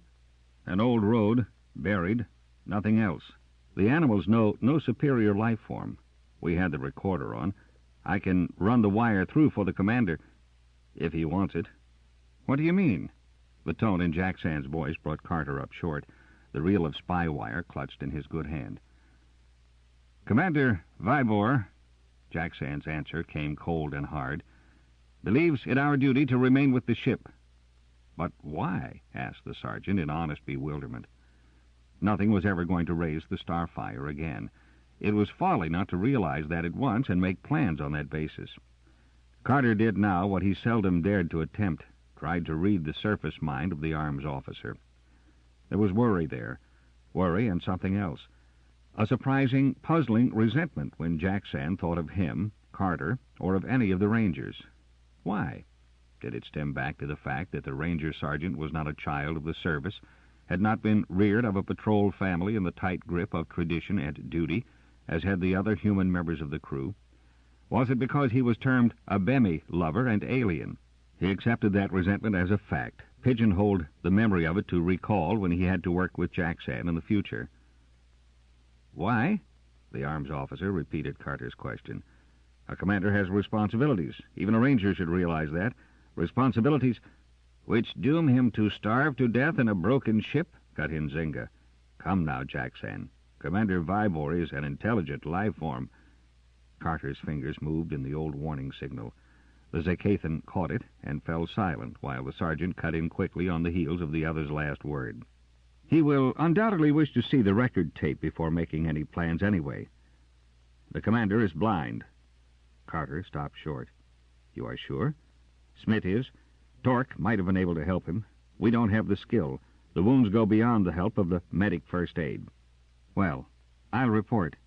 Carter started toward the ship, feeling as if he carried several pounds of lead in the sole of each boot, and some vast and undefinable burden had settled down upon his shoulders. Why, he asked himself dispiritedly as he climbed through the lock of the port, did he have this depression? Certainly leadership now in no way fell upon him. Both Jackson and Smith outranked the sergeant. As a warrant officer of Rangers, he was just barely within the borderline of the service as it was. But even knowing that did nothing to free him from this unease. "Carter reporting, sir." He came to attention before the masked man propped up against two bedrolls in the lounge. "Your report." The request was mechanical. Carter began to wonder if the other really heard him, or hearing understood a word he said. "We have crashed near the edge of a desert. By sled, the scouting party traveled north along a river to a well-watered, forested tract. Because of the limited supply of fuel, our cruising range was curtailed. but there is a section to the north which looks promising as a base for a camp. Life indications? Many animals of different types and breeds, on a low scale of intelligence. Only trace of civilization is a portion of roadway so covered as to argue long disuse. Animals have no memory of contact with superior life form. Dismissed. But Carter did not go. Pardon, sir, but have I your permission to break out what is left of the main drive energy supply to use when we arrange for transportation? The ship's supply? Are you completely mad? Certainly not. Report to Jackson for repair party duty. Repair party? Did Vibor honestly believe that there was the slightest chance of repairing the Starfire? Surely. The ranger hesitated at the door of the lounge and half-turned to go back. But guessing the uselessness of any further appeal made to Vibor, he went on to the ranger's quarters, where he found the others gathered. A smaller figure just within the doorway turned out to be Smith, who got up to face Carter as he came in. Any luck, Carter? He told me to report for repair party duty. Great winds of space, what does he mean? You may not believe it, answered the comtechneer, but he means just what he says. We are supposed to be repairing this hulk for a takeoff. But can't he see? Began Carter, and then bit his lip, remembering. That was just it. The commander could not see the present condition of the wrecked ship. But that was no excuse for Jackson or Smith not making it plain to him. As if he was able to pick that thought out of the air, the comtechneer answered, He won't listen to us. I was ordered to my quarters when I tried to tell him, and Jackson's only agreed with every order he's issued. But why would he do that? Jackson's no fool. He knows that we aren't going to lift again. The Starfire's done for. Smith leaned back against the wall. He was a small man, thin and tough and almost black with space tan. And now he appeared to share a portion of File's almost malicious detachment. The only things he had ever really loved were his communicators. Carter had seen him once furtively stroking the smooth plastic of their sides with a loving hand. Because of the old division of the ship's personnel, patrol crew and rangers, Carter did not know him very well. You can easily accept the idea that we're through, the comtechneer was saying now. You've never been tied to this hunk of metal the way we are. Your duty is on planets, not in space. The Starfire is a part of Vibor. He can't just walk into the wide blue now and forget all about her. Neither can Jackson. All right. I can believe that the ship might mean more to you, her regular crew, than she does to us, agreed Carter almost wearily. But she's a dead ship now, and nothing any of us or all of us can do will make her ready to lift again. We'd best leave her, try to establish a base somewhere near food and water. Cut clean from the past and begin again? Maybe. I can agree with you, intellectually. Only in suggesting that you'll come up against emotions, too, my young friends, and you'll find that another matter altogether. And why, asked Carter slowly, is it up to me to deal with anything? Process of elimination elects you. If we're grounded past hope of escape, who is the best able to understand our problems? Someone who has spent his life in space almost since childhood, or a ranger? What are you going to do? But Carter refused to answer that. The longer Smith needled him in that fashion, the more uneasy he became. He had never been treated with such frankness by a crew officer. The commander will decide, he began. Then Smith laughed, a short, harsh sound, which lacked any thread of mirth. So you're afraid to face up to it, flyboy? I thought you rangers could never be rattled, that the fearless, untamed explorers would... Carter's good hand closed on the tunic folds just below Smith's throat. What kind of trouble are you trying to start, Smith? He asked, omitting the respect due an officer. But the comtechneer made no move to strike away the sergeant's hand or twist free from the hold. Instead, his eyes lifted to meet Carter's steadily, soberly. Carter's fingers loosened and his hand dropped. Smith believed in what he was trying to say, believed in it very much, even though he had been jeering. Smith had come to him for help. Now, for the first time, Carter was glad he possessed that strange gift of his, to sense the emotions of his fellows. Let's have it, he said, and sat down on a bedroll. He was aware that the tension which had held them all for a second or two was relaxing, and he knew that the Rangers would follow his lead. They would wait for his decision. Vibor is no longer with us. He's cracked. Smith fumbled for words, and Carter read in him a rising fear and desolation. Is it because of his loss of sight? If that is so, the condition may be only temporary. When he becomes resigned to that... No. He has been heading for a breakdown for a long time. The responsibility of command under present conditions. That fight with the Greenies. He was good friends with Torque, remember? The ship falling to pieces bit by bit and no chance for repairs. It's added up to drive him under. Now he's just refusing to accept a present he doesn't dare believe in. He's retired into a world of his own where things go right instead of wrong, and he wants us in there with him. Carter nodded. There was the ring of truth in every word Smith said.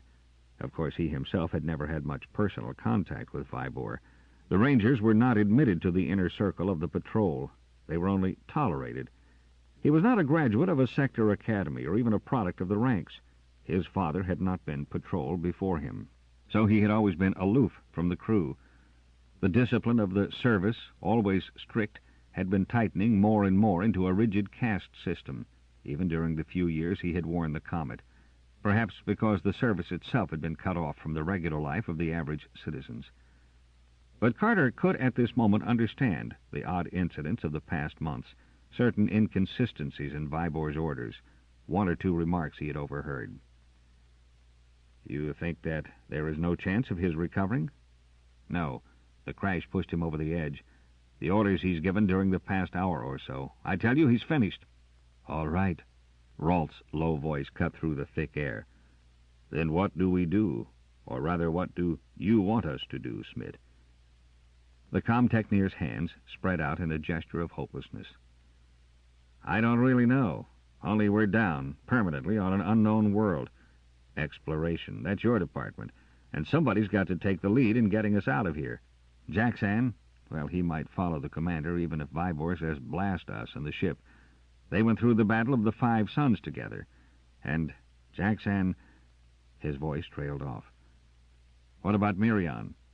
He isn't conscious. I don't think he's going to pull through. We can't even tell how badly he's injured. He can be counted out. Counted out of what, wondered Carter, and his green eyes narrowed. Smith was hinting now of some kind of conflict to come. Dalgry and Snin? Asked Zinga. They're both Jackson's squadmen. Who knows how they'll stand if he starts giving orders, returned the com-techneer. There is one thing I find puzzling. File broke in for the first time. Why do you come to us, Smith? We're not crew. There was the question which had been in all their minds, at last brought into the open. Carter waited for the answer to it. Why, well, because I think that you're the best equipped for the future. It's your job. I'm dead weight now, anyway. The crash did for the comms. The crew's dead weight without a ship to raise. So, all right. We should be ready to learn what it takes to keep on living. A recruit, is it? Zinga's chuckle was more hiss, but a very green one. Well, Carter, do you sign him? The Zacathan's grotesque head turned to the sergeant. He's speaking the truth, Carter returned very soberly. I call council. He gave the order which alerted them all. Rolf? That white-skinned face, more than half masked by the dark goggles, was hard to read. The land is good? Very promising, Zinga replied promptly. It's plain we can't keep on squatting here forever, mused the ranger from dusky Falthar. I'd vote to strip the ship, take everything we can possibly use, and establish a base, then look around a bit. File?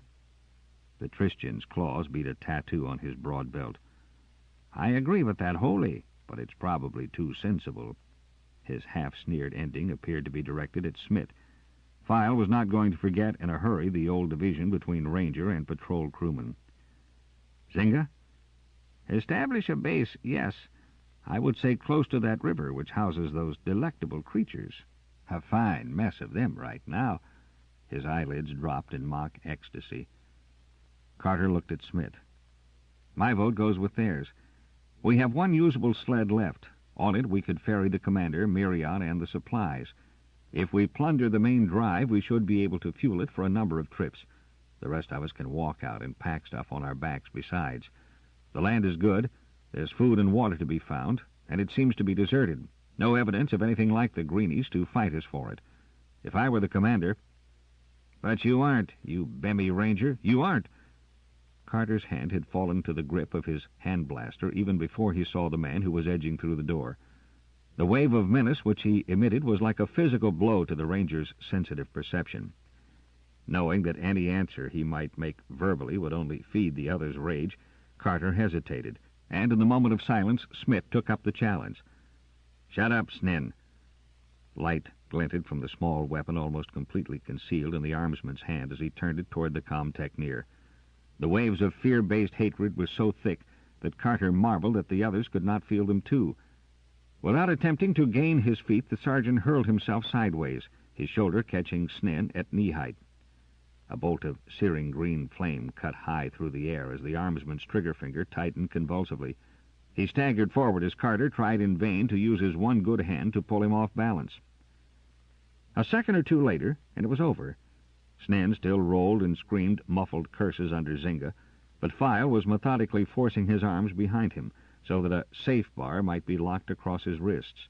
That done, he was pushed over on his back and settled into position for questioning, with jerks which were anything but gentle. "He's crazy," Smith stated with honest conviction. "Using a hand blaster like that. What in black heaven—" "I should have burned you all," mouthed the captive. "Always knew you Ranger devils couldn't be trusted. Bemmies, all of you." But his stark hatred was more than three-quarters fear. Carter sank down on the bedroll and regarded the twisting man with startled concern. He had known that the Rangers were not accepted as full members of the patrol. He also knew that there was a growing prejudice against non-human races, the Bemmies. But this raw and frightening rage, directed by a crewman against his own shipmates, was worse than anything he had ever dreamed possible. "We've done nothing against you, Snen." The armsman spat, and Carter guessed that he could not reach him with any reasoning. There was only one thing left to do, but it was something he had sworn to himself long ago never to try, not against any of his own kind. And would the others allow him if he wished to? He stared across the writhing body of the armsman at Smith. "He's dangerous." Smith glanced up at the ragged tear in the wall, still glowing cherry red. "You don't have to underline that." Then the comtechneer shifted his feet uneasily. "What are you going to do with him?" Long afterward, Carter realized that that had been the turning point, for instead of appealing to Smith or to his own men for backing, he made his own decision.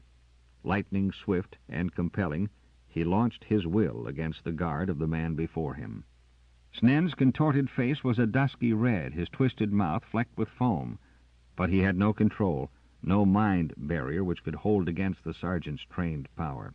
His eyes glazed, fixed. He ceased to struggle. His mouth fell slackly open. Smith half drew his own blaster. "What are you doing to him?" Snen was relaxed and very still now, his eyes on the metal above him. Smith reached out to clutch at Carter's shoulder. "What did you do to him?" "Quieted him down. He'll sleep it off." But Smith was edging toward the door, backing out. "Let me alone." His voice rose shakily. "Let me alone, you blasted Bemmy." He scrambled for the opening in panicky haste, but Rolfe reached it before him to block his exit. Smith turned and faced him, breathing hard, a hunted animal. "We're not going to touch you." Carter did not move from his seat or raise his voice. Rolfe caught the hand signal he made. The Faltharian hesitated a second, and then he obeyed, stepping out of the doorway. But even seeing a clear exit now, Smith did not move. Instead, he continued to watch Carter and asked shakily, "Can you do that to any of us?" "Probably. You've never cultivated a high mind block, any of you." Smith's blaster went back into its holster. He rubbed his sweating face with trembling hands. "Then why didn't you, just now—" "Why didn't I use the mind power on you? Why should I? You weren't planning to burn us. You were entirely sane." Smith was steadying. The panic which had ridden him was almost gone. Reason controlled emotion. He came forward and peered down at the sleeping armsman. "How long will he be like this?" "I have no way of knowing. I have never used this on a human being before." Awe overrode the other's personal fear. "And you can knock us all out like that?" With a man of greater self-control or strong will, it would be a harder task. Then they have to be tricked into dropping their mine guards. But Snen had no guards up at all. "That," Zynga said smoothly, "is not going to be your way out of this, Smith. If you are planning to have the sergeant go around and drop all the opposition in their tracks, you can just forget it. We will either reason it out with them or—" But Smith was already aware of the next point. "We fight?" he asked almost grimly. "But that will be mutiny? Of course, my dear sir. However, if you had not had that in your mind all along, you would not have come to us, would you?" File demanded. Mutiny. Carter made himself consider it calmly. In space or on planet, Vybor was the commander of the Starfire, and every man aboard had once sworn an oath to obey his orders and uphold the authority of the service. Torque, realizing the officer's condition, might have removed Vybor. But Torque was gone, and not one man aboard the ship now had the legal right to set aside the commander's orders. The sergeant got to his feet. "Can you get Jackson and Dalgry?" He looked about the ranger's quarters. No, it would be wiser to hold a meeting in some more neutral place. Outside, he decided swiftly, where the psychological effect of the ruined ship right before their eyes, all during the discussion, might well be the deciding point. "Outside?" he ended. "All right," agreed Smith, but there was a note of reluctance in that. He went out. "Now," Zynga asked, after watching the comtechneer safely out of hearing range, "what are we in for?" This would have come sooner or later anyway. It was inevitable after the crash. That was Rolf's soft voice answering. "When we were spaceborne, they had a reason for life. They could close their eyes and minds to things, drugging themselves with a round of familiar duties. Now that has been swept away from them. We are the ones who have a purpose, a job, and because we are different, we have always been slightly suspect." "So," Carter put into words the thought which had been growing in his own mind, "unless we act and give them something to work for, we may become the target for their fear and resentment?" "I agree." "We could cut loose," Files suggested. "When the ship crashed, our ties with her were broken. Records. Who's ever going to see any of our records now? We're able to live off the land." "But they might not be able to," Carter pointed out. "And it is just because that is true that we can't cut loose and go. Not now, anyway. We shall have to try and help them." Zynga laughed. "Always the idealist, Carter. I'm a Bemmy. File's a Bemmy. Rolf's half Bemmy, and you're a Bemmy lover, and we're all Rangers, which in no way endears any of us to these so-called human patrolmen. All right, we'll try to make them see the light, but I'll do my arguing with a blaster near my hand." Carter did not demur.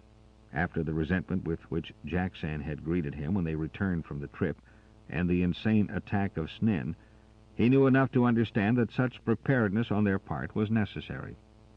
"Do we count on Smith, I wonder?" Zynga mused. "He never before impressed me as a Ranger recruit." "No, but he does have brains," Rolf pointed out. "Carter," he turned to the sergeant, "it will be your play. We'll let you do the talking now." The other two nodded. Carter smiled. Inside him was a good, warm feeling. He had known it before. The Rangers stood together. Come what might, they were going to present a united front to danger. 4. Beacon. Together the four Rangers crossed the ground burnt off by the ship's drive to stand partially in the shadow of a tall rock outcrop. The sun was far down now, sending red and yellow spears of light up the western sky, but its day heat still radiated from both sand and stone. Jackson, Dalgry, and Smith awaited them, eyes narrowed against the light reflected from the metal of the Starfire, standing close together as if they were expecting what? Attack? There were grim lines about the mouth of the arms officer. He was middle-aged, but always before there had been an elasticity in his movements, an alertness in his voice and manner, which had given the lie to the broad sweeps of gray hair showing on his temples. In the golden days of the service, Carter realized with a slight shock of surprise, Jackson would not have been in space at all. Long since, regulations would have retired him to some administrative post in one of the fleet ports. Did the patrol still have any such ports? Carter himself had not earthed in one for at least 5 years now. "Well, what do you want with us?" Jackson took the initiative. But Carter refused to be in any way impressed or intimidated. "It is necessary." By instinct, he fell back into the formal speech he had heard in his childhood. "For us to consider now the future. Look at the ship." He did not need to wave his hand toward that shattered bulk. They had, none of them, been able to keep their eyes away from it. "Can you truly think that it shall ever lift again? We began this last flight undersupplied, and those supplies we have drawn upon now for months. They must be almost gone. There remains but one thing for us to do. We must strip the ship and establish a camp on the land." "That is just the sort of yap we expected to hear out of you," snapped Algery. "You are still under orders, whether we have crashed or not." But it wasn't Jackson who had made the hot retort. Jackson was steeped, buried in the patrol, in orders, in tradition, but he was not blinded or deafened by it. "Whose orders?" asked Carter now. "The commander is incapacitated. Are you in command now, sir?" He addressed Jackson directly. The arms officer's space-burned skin could not pale, but his face was drawn and old. His lips drew back from his teeth in an animal's snarl of rage, pain, and frustration. Before he answered, he stared again at the broken ship. "This will kill Vibor." He bit out the words one by one. Carter braced himself as the wild emotion of the other tore at his perceptive sense. He could still Jackson's pain by joining the other, by refusing to believe that the old life was ended and gone. Perhaps the service had warped them all, the Rangers as well as the crew. Perhaps they needed the reassurance of orders, of routine. Even going through the forms might be an anchor now. The sergeant saluted. "Have I your permission to prepare to abandon ship, sir?" For a moment he tensed as Jackson whirled upon him. But the arms officer did not reach for a blaster. Instead, his shoulders hunched, the lines in his face deepened into gashes of pain. "Do as you please." Then he strode away from them, behind the rocks, and no one moved to follow him. Carter took command. "Zinga, Rolf, get out the sled and 2 days' supplies. Raid the main drive for fuel. Then go up and establish a base below the falls. You bring the sled back, Rolf, and we'll send along the commander and Miriam." They ate an unpalatable meal of rations and went to work. Some time later, Jackson was back among them to labor doggedly without speech. Carter, thankfully, surrendered to him the responsibility of gathering the arms and the crew's supplies. The Rangers kept away from the crewmen. There was plenty to do in stripping their own quarters and breaking out all the exploring gear the Starfire had ever carried. Piloted by Rolf, to whom the darkness was as bright as day, the sled made 3 trips during the night, taking the injured and the still unconscious Snin, as well as supplies of salvage. A moon, a single one, rose to hang in the night sky. They were glad of its light to eke out the short line of their small portable lamps. They worked, with brief periods of rest, until the gray of dawn made a rim about the desert. It was in that last hour of labor that Jackson made the most promising find. He had crawled alone into the crushed drive room and then shouted loud enough to bring them, numb with fatigue, hurrying to him. Fuel. A whole extra tube of cubes. They stared round-eyed as the arms officer dragged it out into the passageway. "Save it," Jackson panted. "We may need the use of the sled badly later." Carter, remembering the height of the fall's cliffs, nodded. So it was that in spite of their find, when Rolf came back the next time, they loaded the tube on the sled, but gave him orders not to return. They would eat, sleep away the heat of the coming day, and make the trip on foot, packing their personal possessions on their backs. The sun was shining when they gathered together in a little group by the rocks, and a blue-black shadow, cast by the wrecked ship, fell on 3 mounds in the sand. Jackson read with parched lips and a stumbling tongue the old words of the service farewell. They would erect no monument. Until the years wore her remains into red dust, the Starfire would mount guard above her crewmen. After that they slept soddenly, for the last time, in the stripped ship. File shook Carter awake after what seemed only a moment's rest, but it was close to sunset. The sergeant choked down dry scraps of ration with the others. Then, together, without much talk, they settled their packs and set out across the wedge of desert, steering by rock formations Carter had noted the day before. It was soon night again, lighted by a full moon, and they did not turn on the hand lamps, which was just as well, thought the sergeant grimly, as there was no hope of ever renewing the fire units in those. Since they were not trying to follow the river, but cutting cross-country by the route the sled had followed on its first return, they came out on that smooth section of roadway. Carter called it to Jack Sand's attention. "Road." For the first time, the arms officer was lifted out of his depression. He went down on his knees to pass his hands over the ancient blocks, snapping on his torch to see the better. "Not much of it showing. It must have been here a long, long time. Could you trace it?" "With the tailor on the sled, yes, but with fuel so low, will it be worth it?" Jack Sand got wearily to his feet again. "I don't know. We can keep that in mind. It could be a lead, but I don't know." He lapsed into a deep study as they moved on, but at the next halt he spoke with some of his old fire. "Dalgry, what was that process you told me about? The one for adapting disruptor shells for power?" His assistant armsman looked up eagerly. "It is—" Within 3 words he had plunged into a flood of technicality, which left the Rangers as far behind as if he were speaking some tongue from another galaxy. The Starfire might have lacked a mech techneer, but Jack Sand was an expert in his field, and he had seen that his juniors knew more than just the bare essentials of their craft. Dalgry was still pouring out his explanation when they moved on, and the arms officer walked beside him listening, now and then shooting a question which set the younger man's tongue to racing again. They did not make the lift up the cliff to the plains country at once. Miriam died 3 days later, to be buried in a small clearing between 2 of the tall pointed trees. File and Zynga rolled a sizable boulder from the river's edge, and Rolf used a palm disruptor as lightly as a color brush to etch into its side the name, home world, and the rank of that thin-waisted body they had laid to rest there. Vibor never spoke. He ate mechanically, or rather chewed and swallowed what Jack Sand or Smith put into his mouth.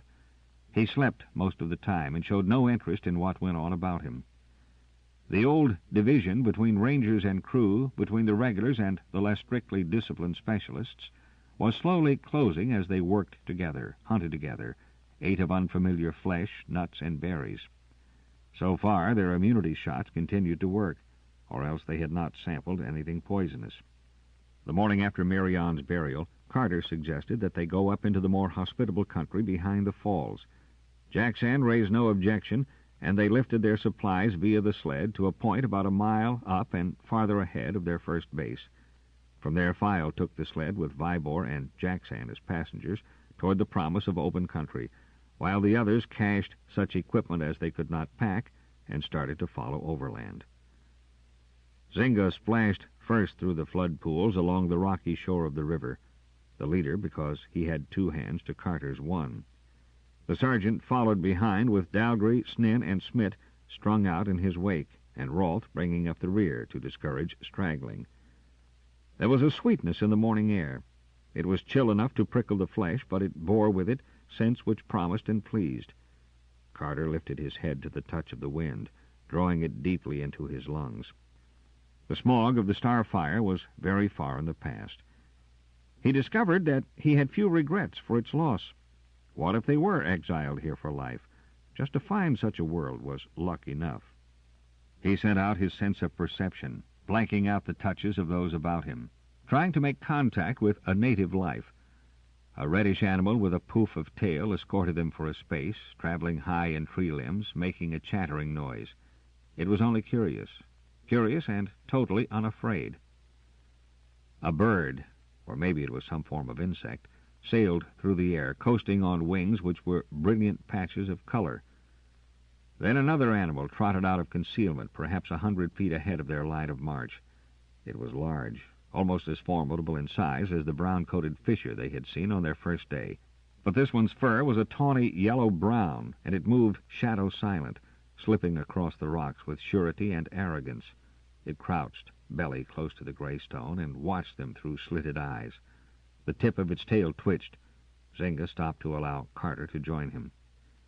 Arrogance and curiosity, and the faint stirrings of hunger, no thread of fear or wariness. The beast was beginning to consider them as food. Carter studied it, saw the muscles ripple under the thick fur as it moved slowly forward. It was beautiful, so wonderful in its wild freedom that he wanted to know more of it. He made contact, felt his way into that alien brain. The hunger was there, but at his touch it began to submerge. The curiosity was stronger. It sat up, front limbs straight, haunches tucked in. Only the twitching tail tip betrayed its slight unease. Without turning his head, Carter gave an order. "March to the left a bit. Angle around the rock there.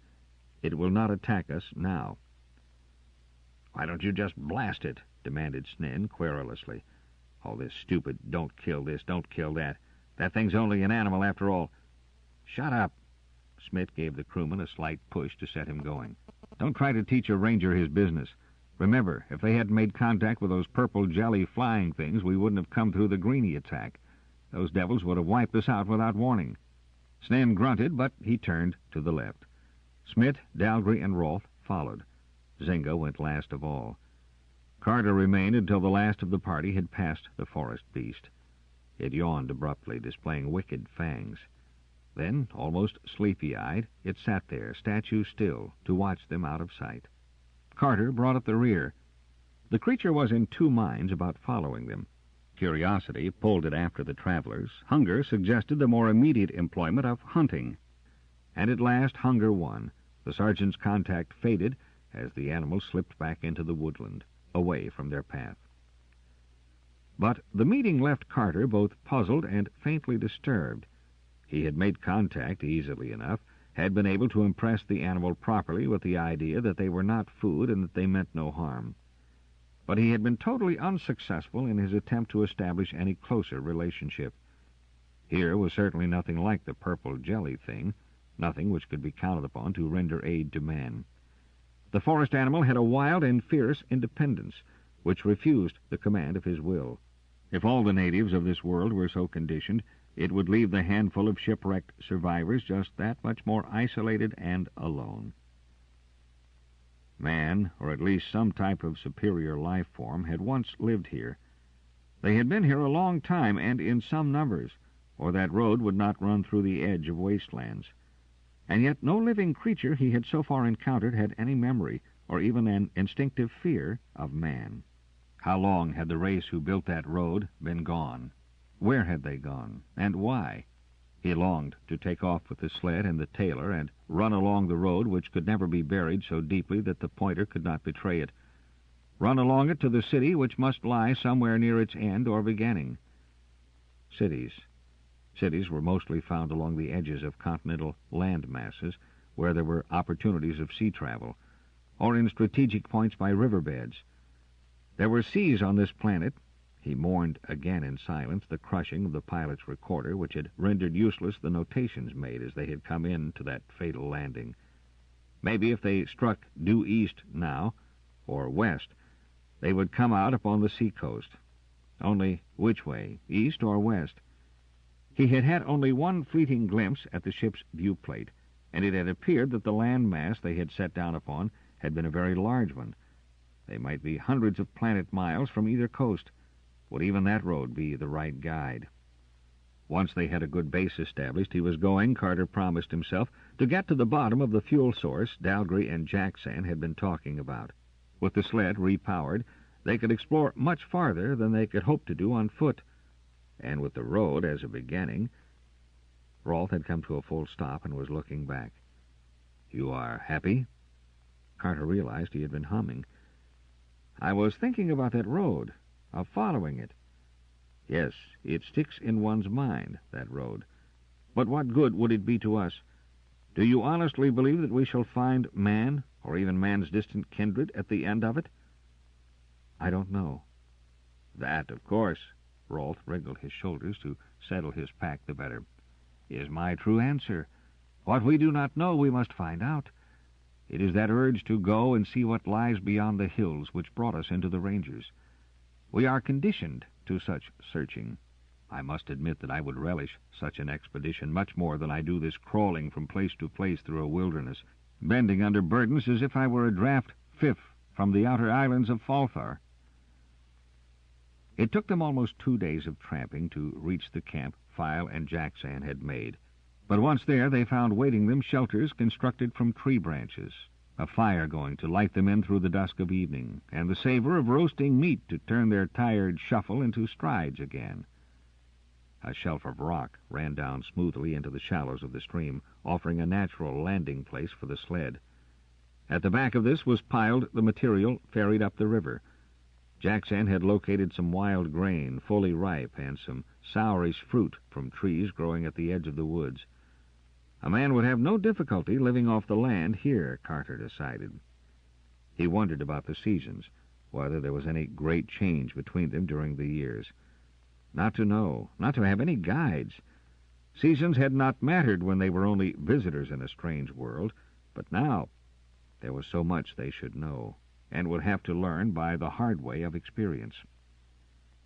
He stretched out by the fire, trying to list all that should be done, so deep in his thought that he was honestly startled when Rolfe touched his shoulder. The night world was Rolfe's, and he was alive with it, as were the beasts now prowling beyond the circle of the firelight. "Come." The urgency in that one whispered word got Carter to his feet. He gave a quick glance about the fire. The rest were in their bedrolls, asleep, or putting on a good show of being so. The sergeant crept out of the light, not setting his full foot to the ground until he reached the shadows. What? But he did not get to complete that question. Rolfe's hand was on his arm, and the fingers pressed into his flesh as a warning. Then those fingers slipped down until they tightened about his, and Rolfe drew him on into the full dark. They were going up a slope which steepened as they advanced. The trees thinned out and vanished, leaving them in the moonlit open. On the crown of the hill, the falfarian pulled the sergeant around to face north. "Wait," Rolfe ordered tersely. "Watch the sky." Carter blinked into the curtain of the night. It was a clear one. Stars made familiar and unfamiliar patterns across the sky.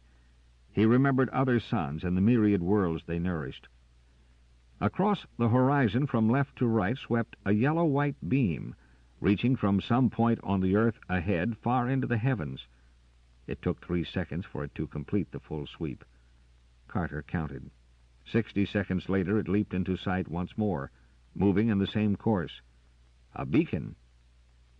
How long? I saw it first an hour ago. It is very regular. It must be a beacon, a marker. But for whom? Run by whom? Must it be run by anyone? Asked Rolfe thoughtfully. Remember Tantor. Tantor, the sealed city. Its inhabitants had been overwhelmed by a ghastly plague 2 centuries ago. Yes, he recalled Tantor well. Once he had flown above the vast bubble which enclosed it in an eternal prison for the safety of the galaxy, and had watched the ancient machines going about their business below, running a city in which no living thing walked, or ever would walk again. Tantor had had its beacons, too, and its appeals for help streaming into the skies mechanically long after the hands which had set them going had been dust. Behind those hills ahead might well rest another Tantor. It would explain the puzzle of a fair but deserted world. "Ask Jackson to come," Carter said at last, "but do not arouse the others." Rolfe disappeared, and the sergeant stood alone, watching the light sweep across the sky in its timed sequence. Was the machine which cast that tended or untended? Was that some signal for help, a help long since unneeded? Was it a guide set for a ship from the stars which had never arrived? He heard the roll of loose gravel started by an impatient foot. The arms officer was on his way. "What is it?" Jackson demanded impatiently a moment later. Carter did not turn around. "Look due north," he ordered. "See that?" The beam made the arc across the horizon. Carter heard a gasp, which was almost a cry. "It must be a signal of some sort," the sergeant continued, "and I would judge mechanically broadcast." "From a city," Jackson added eagerly. "Or a landing port. But, remember Tantor?" The other's silence was his answer. "What do you propose to do?" Jackson asked after a long moment. "This process you were discussing with Dalgry. Can you use disruptor charges in the sled? We must keep the extra fuel for emergencies." "We can try to do it. It was done once, and Dalgry read the report. Suppose we can. What then?" I'll take the sled and investigate that." "Alone?" Carter shrugged. "With not more than one other. If that is a dead monument, another Tantor, we dare not be too precipitate in exploration, and the fewer to risk their necks, the better." The arms officer chewed on that. Again, the touch of resentment he could not altogether keep under reached Carter. He guessed what the other must be feeling now. That signal ahead might mean at the very best a starport, a chance to find another still navigable ship, to return to the safe, familiar life the patrol officer had always known. At the very least it promised remains of a civilization of sorts, if only a pile of ruins, which could be used to shelter men against the raw life of a wilderness world. It was up to the Rangers to be patient with such men as Jack Sand. What to them was a promise of a free and proper way of life was to these unwilling companions of theirs a slipping back into utter darkness. If Jack Sand would give way entirely to his emotions now, he would rush madly for the sled and ride it toward the beacon. But he kept that desire under stiff curb. He was no Snen. "We go to work on the sled at dawn," the arms officer promised. As Carter started down the hill, he did not move to follow. "I shall stay here a little while longer." Well, Rolfe was making the rounds as night guard. He would see that Jack Sand came to no harm. Carter went back to the fire alone. Crawling into his bedroll, he closed his eyes and willed himself to sleep. But in his dreams, a thrust of yellow-white light both threatened and beckoned. Jack Sand was as good as his word. The next morning, Dalgry, Snen, and the arms officer dismantled the largest of the disruptors and gingerly worked loose its power unit. Because they were handling sudden and violent death, they worked slowly, testing each relay and installation over and over again. It took a full day of painful work on the sled before they were through, and even then they could not be sure it would really rise. Just before sunset, File took the pilot's seat, getting in as if he didn't altogether care for his place just over those tinkered-with power units. But he had insisted upon playing test pilot. The sled went up with a lurch, too strong a surge. Then it straightened out neatly as File learned how to make adjustments and sped across the river to circle and return, alighting with unusual care considering who had the controls. File spoke to Jack Sand before he was off his seat. "She has a lot more power than she had before. How long is it going to last?" Jack Sand rubbed a grimy hand across his forehead. "We have no way of telling. What did that report say, Dalgry?" "That kind of hookup brought a cruiser in 3 light years to base. Then they dug it out. They never learned how long it might have lasted." File nodded and turned to Carter. "Well, she's ready and waiting. When do we take off, Sergeant?" 5. The City. In the end, the Rangers drew lots for the pilot's place, and the choice fell not to File, but to Rolfe. Secretly, Carter was pleased. To fly with Rolfe at the controls would mean going by night, but that would be the wiser thing to do when covering a strange city, and after all, Rolfe had been the one to discover the beacon. They set off at dusk, rations and bedrolls strapped under the single seat remaining in the stripped-down sled, and with the bedrolls was the single disruptor they had left. Jack Sand had insisted upon their taking that. Rolfe sang softly as they sped through the chill of the dusk, one of the minor wailing airs of his own twilight world. Without his protective goggles, his dark eyes were alive in his pallid face. Carter leaned back against the seat pad and watched the ground darken from green to dusky blue. Just on chance, he triggered the tailer. Now, if they did pass above any large man-made object, they would be warned. There was life abroad in the hills below, animal hunters on the prowl, and once a wild screech reached them. Carter read in that sound the rage and the disgust of a hunter that had missed its spring and must stalk again. But no man walked below them, nothing even close to human. The tailer clicked. Carter leaned forward and consulted the dial. 1 point only, and a small one. But man-made. A single building, perhaps, maybe long buried. Not the site of the beacon. Even as he thought of it, the beam swept across the dusk-darkened sky. No, whatever lay below had no connection with that. There were hills, and more hills. Rolfe applied power which raised them over, sometimes hardly skimming above rocks which crowned the peaks. Then they began to drop away again, making steps for a giant down into another low land. And now they could see what lay in the heart of that. A blaze of light, not all yellow-white, but emerald, ruby, sapphire, too. A handful of gigantic gems spilled out to pulse and glow in the night. Carter had visited the elfin ruins of lost Kalin, needle towers and iridescent domes, a city no man living in the days of human civilization could duplicate. He had seen sealed Tantor and the famous City of the Sea, built of stone-encased living organisms beneath the waters of Parth. But this, it was strangely familiar as well as alien. He was drawn and repelled by it at the same time. He put a hand to the controls to give Rolf a chance to resume his goggles. What was bright light for the sergeant was blinding to the Faltharian. "Do we just fly in or scout first?" asked Rolf. Carter frowned, sending his perceptive sense ahead. A surgeon's delicate probe prying into the source of the lights. He touched what he sought, touched and recoiled in the same instant, fleeing the awareness of the mind he had contacted. But what he had found was so astounding that he was too startled to answer that question at once. When he did, it was decisively. "We scout." Rolf cut down the speed of the sled. He swung it out in an arc to encircle the splotch of light. "I wouldn't have believed it." Carter gave voice at last to his bewilderment. "There are inhabitants?" "One at least. I contacted an Agaritan mind." "Pirates?" suggested Rolf. "In an open city, with all that light to betray them? Though you may be right at that. That is just where they might feel safe." End of Side 6. Side 7, Star Soldiers, by Andre Norton, continuing on page 302. But be careful.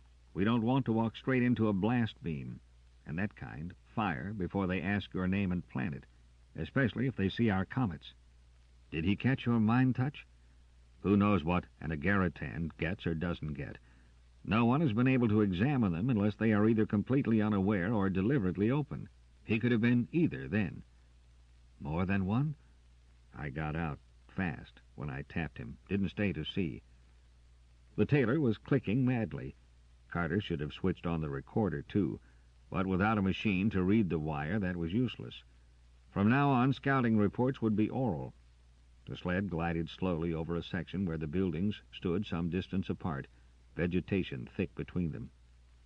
"Look," Rolf pointed to the left. "That's a landing stage there, if I ever saw one. How about setting down on the next one and going ahead on foot?" "Get in closer to the main part of the city first. No use in walking several miles after we go down." They found what they wanted, a small landing stage on the top of a tower which seemed short when compared to the buildings around it, though they must have landed 40 floors above street level.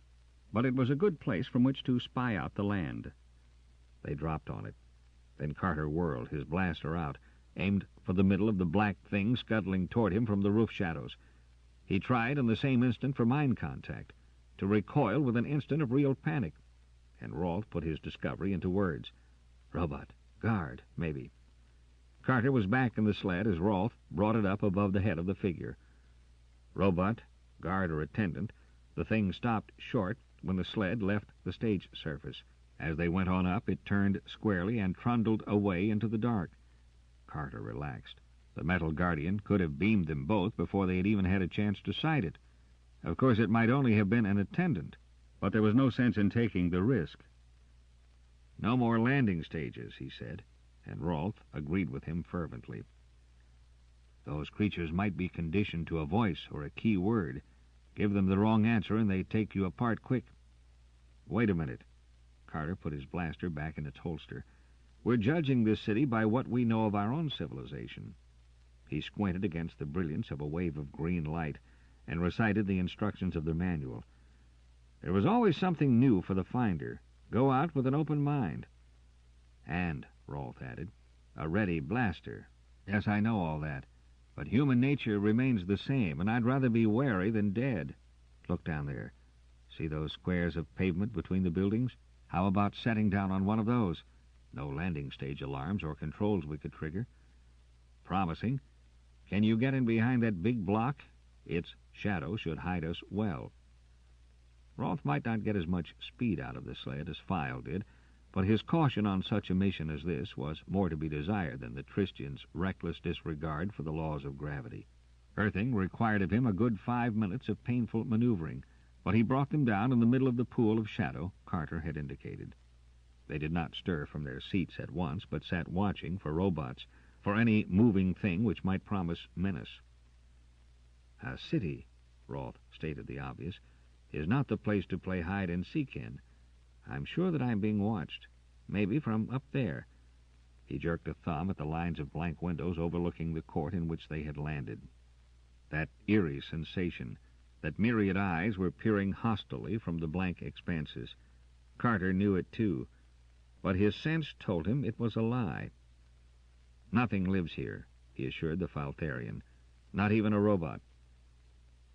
They moved away from the sled, skirting the side of the nearest building, staying in the shadows, racing across lighted open spaces. Rolf ran his fingers along the wall at his shoulder. "Old, very old. I can feel the scars of erosion." "But the lights, how long could those keep running?" wondered Carter. "Ask your friend from Agarit. Maybe he put them in working order when he arrived. Who knows?" There was little ornamentation on the buildings they passed. The walls were smoothly functional, yet the very way the towers and blocks were fitted into a harmonious whole argued that they were the product of a civilization so advanced in architecture as to present a city as a unit, instead of a collection of buildings and dwellings of individual tastes and periods. So far, Carter had seen no inscriptions on any of the structures. Rolf's blue torch flashed on and off regularly as they went, pen-dotting their trail through this new kind of wilderness. When they wanted to retrace their way, he need only touch his light again on these walls, and the tiny blue circles would glow in return for a second. The Rangers made a half-circle around one of the 3 buildings hedging in the court, and crept along a street, into the surface of which their feet sank almost ankle-deep.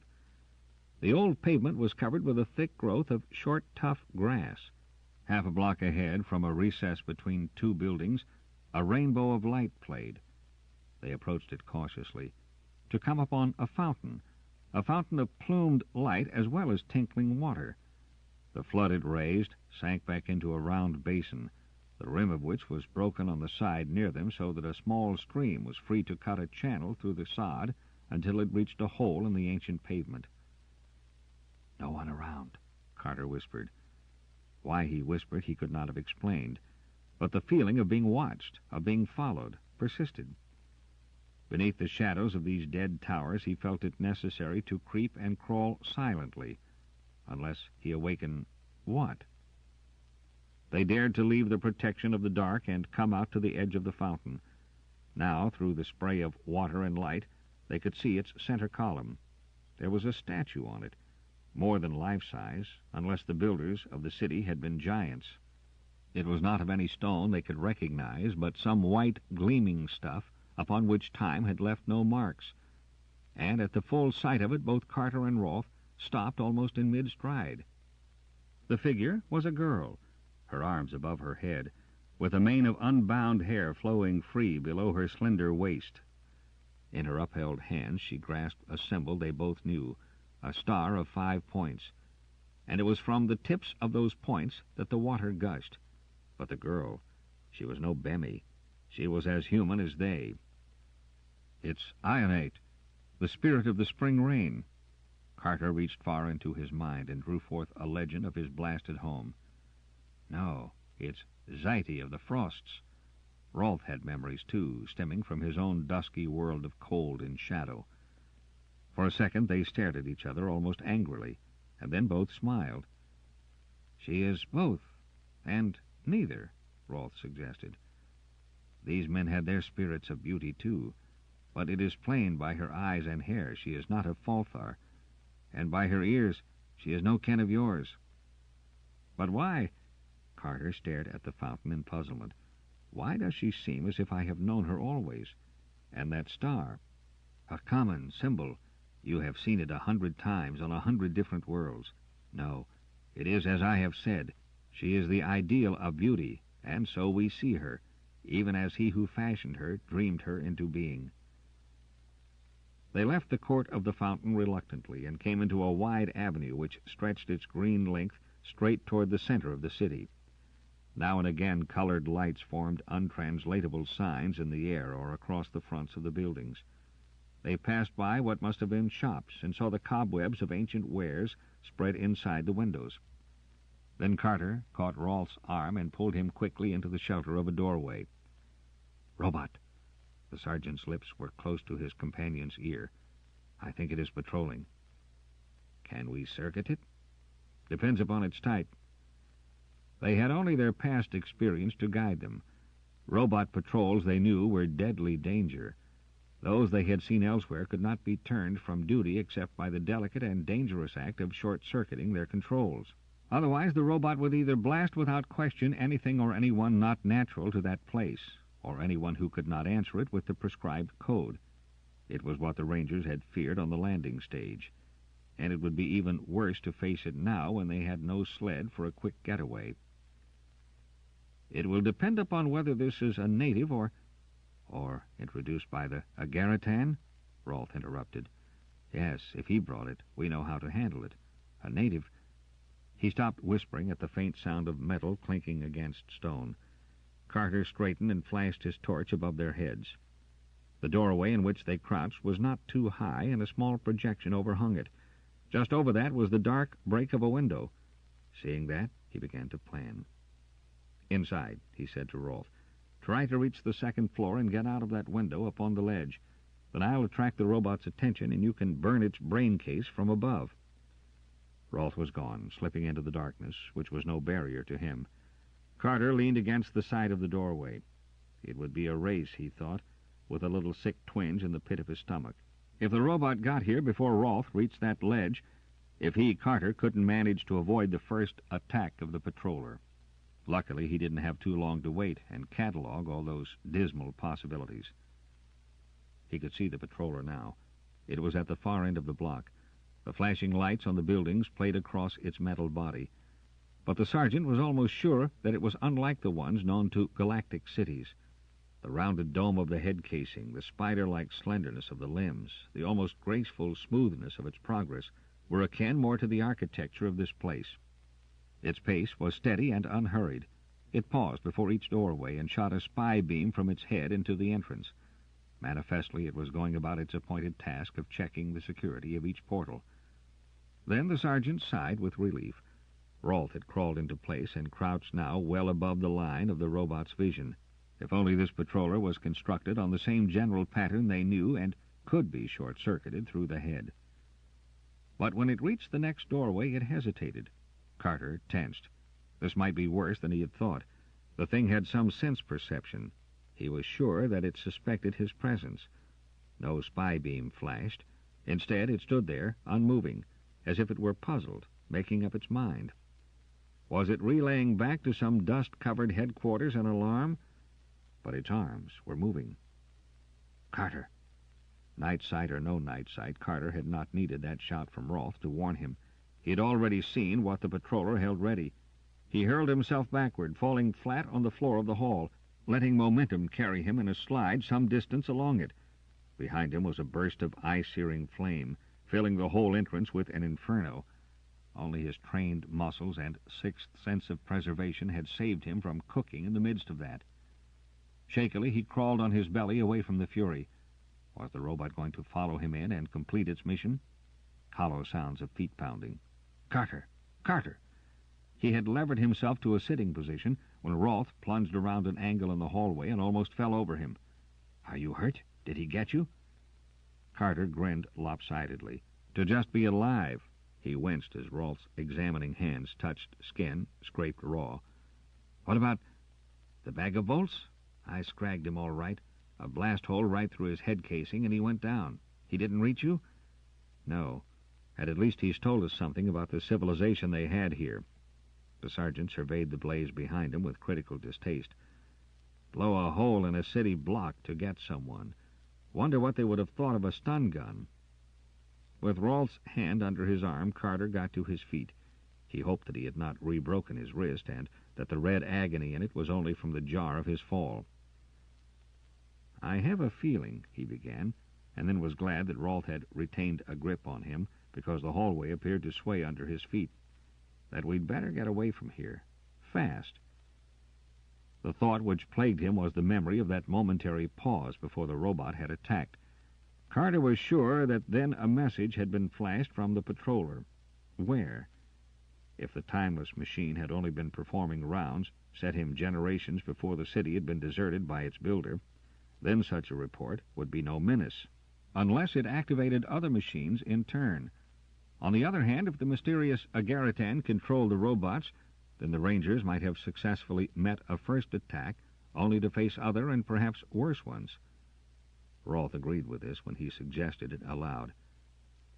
"We can't go back that way anyway." The Faltharian pointed to the blazing pit of radiation which had once been the door. "And they may just be combing the streets for us, too. Listen, this city reminds me in some ways of Stiltu." Carter shook his head. "Heard of it, but have never been there." "Capital of Lydius." Rolf identified it impatiently. "They're old-fashioned there, still live in big cities. Well, they have an underground system of links, ways of traveling under the surface." Carter's mind jumped to the next point easily. "Then we might try going down and see what we can find? All right. And if that patroller did rouse out the guard before you burned him, it will be some time before they can even get in here to see if their tame hunter bagged us. Let's look for a way down." But to their bafflement, there seemed to be no way down at all. They threaded rooms and halls, pushing past the remains of furnishings and strange machinery, which at other times would have set them speculating for hours, hunting some means of descent. None appeared to exist, only 2 stairways leading up. In the end, they discovered what they wanted in the center of a room. It was a dark well, a black hole in which the beam of Carter's flash found no end. Although the light did not reveal much, it helped them in another way because its owner dropped it. He gave an exclamation and made a futile grab. Much too late. Rolf supplied an excited comment, reverting in this stress to his native dialect, and only making sense when Carter demanded harshly that he translate. "It did not fall. It is floating down. Floating." The sergeant sat back on his heels. Inverse descent. Still working. He could hardly believe that. Small articles might possibly be upborne by the gravity-dispelling rays, but something heavier, a man, say... Before he could protest, Rolf edged over the rim to dangle by his hands. "It's working all right. I'm treading air. Here goes." His hands disappeared and he was gone, but his voice came up the shaft. "Still walking on air. Come on in. The swimming's fine." Fine for Rolf, maybe, who could see where he was going. To lower oneself into that black maw and hope that the anti-gravity was not going to fail. Not for the first time in his career with the Rangers, Carter silently cursed his over-vivid imagination as he allowed his boots to drop into the thin air of the well. He involuntarily closed his eyes and muttered a half-plea to the spirit of space as he let go. But he was floating. The air closed about his body with almost tangible support. He was descending, of course, but at the rate of a feather on a light breeze. Far below he saw the blue light of Rolf's torch. The other had reached bottom. Carter drew his feet together and tried to aim his body toward the pinprick of light. "Happy planeting!" Rolf greeted the sergeant as he landed lightly, his knees slightly bent, and with no shock at all. "Come and see what I have found." What Rolf had found was a platform edging on a tunnel. Anchored to this stand by a slender chain was a small car, pointed at both ends, a single padded seat in its center. It had no drive Carter could discern, and it did not touch the floor of the tunnel, hovering about a foot above that. A keyboard was just before the seat. Controls, Carter deduced. But how could they aim it to any place? And to go shooting off blindly into the dark, liable to crash against some cave-in. The sergeant began to reconsider that. Too risky by far. To face a battalion of robot patrollers was less dangerous than to be trapped underground in the dark. "Here." Carter jumped at Rolf's call. The other ranger had gone to the back of the platform and was holding his dim torch on the wall there. The sergeant could just barely see by the blue light. Rolf had found something all right. A map of black lines crossing and recrossing. It could only be of the tunnel system. Having solved much more complicated puzzles in the past, they set to work to discover that this was apparently a way leading directly into the heart of the city. 10 minutes later, they crowded together on the narrow seat. Rolf pressed 2 buttons as Carter threw off the restraining chain. There was a faint puff of sound. They swept forward, and the dank air of the tunnel filled their nostrils. 6. The city people. "This should be it," Rolf half-whispered. The car was slowing down, drawing to the right side of the tunnel. Ahead, a dim light glowed. They must be approaching another platform.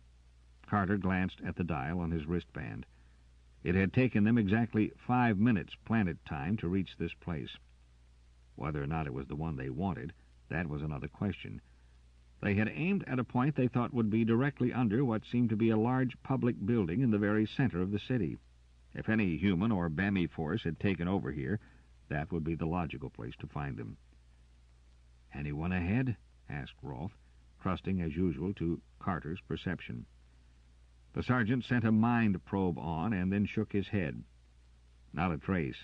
Either they don't know about these ways, or they have no interest in them." "I'm inclined to believe that they don't know." The Faltharian grabbed at a mooring ring as the car came along the platform. Carter climbed out and stood looking about him. This place was at least 3 times the size of the one from which they had embarked, and other tunnels ran from it in several directions. It was lighted after a fashion, but not brightly enough to make Rolf don his goggles again. "Now," the Faltharian stood with his hands resting on his hips, surveying their port. "How do we get out, or rather up, from here?" There were those other tunnels, but on their first inspection no other sign of an exit. Yet Carter was sure that this platform must have one. It was air which betrayed it, a puff of warmer, less dank breeze which touched him. Rolf must have felt it too, for he turned in the direction from which it had come. They followed that tenuous guide to a flat, round plate at the foot of another well. Carter crooked his neck until his throat strained. Far above, he was sure he could see a faint haze of light, but they certainly couldn't climb. He turned to Rolf, bitterly disappointed. "That's that. We might as well go back." But the Faltharian was engrossed by a panel of buttons on the wall. "I don't think we need to do that. Let's just see if this works." He pressed the top button in the row. Then he jumped back to clutch his companion in a tight hold as the plate came to life under them and they zoomed up. Both rangers instinctively dropped and huddled together. Carter swallowed to clear the pressure in his buzzing ears. At least, he thought thankfully, the shaft was not closed at the top. They were not being borne upward to be crushed against an unyielding surface overhead. Twice they flashed by other landing places abutting the shaft. After they passed the second, Carter squeezed his eyes shut. The sensation of being on a sideless elevator moving at some speed was one he believed he would never choose to experience again. It was infinitely worse, though akin to, the one attack of space fear he had had when he lost his mooring rope and had floated away from the ship while making repairs on the hull during flight. "We're here." Carter opened his eyes, very glad to hear a quaver in Rolf's voice. So the Faltharian had not enjoyed the voyage any more than he had. Where was here? The sergeant scrambled off the plate, almost on all fours, and looked around him.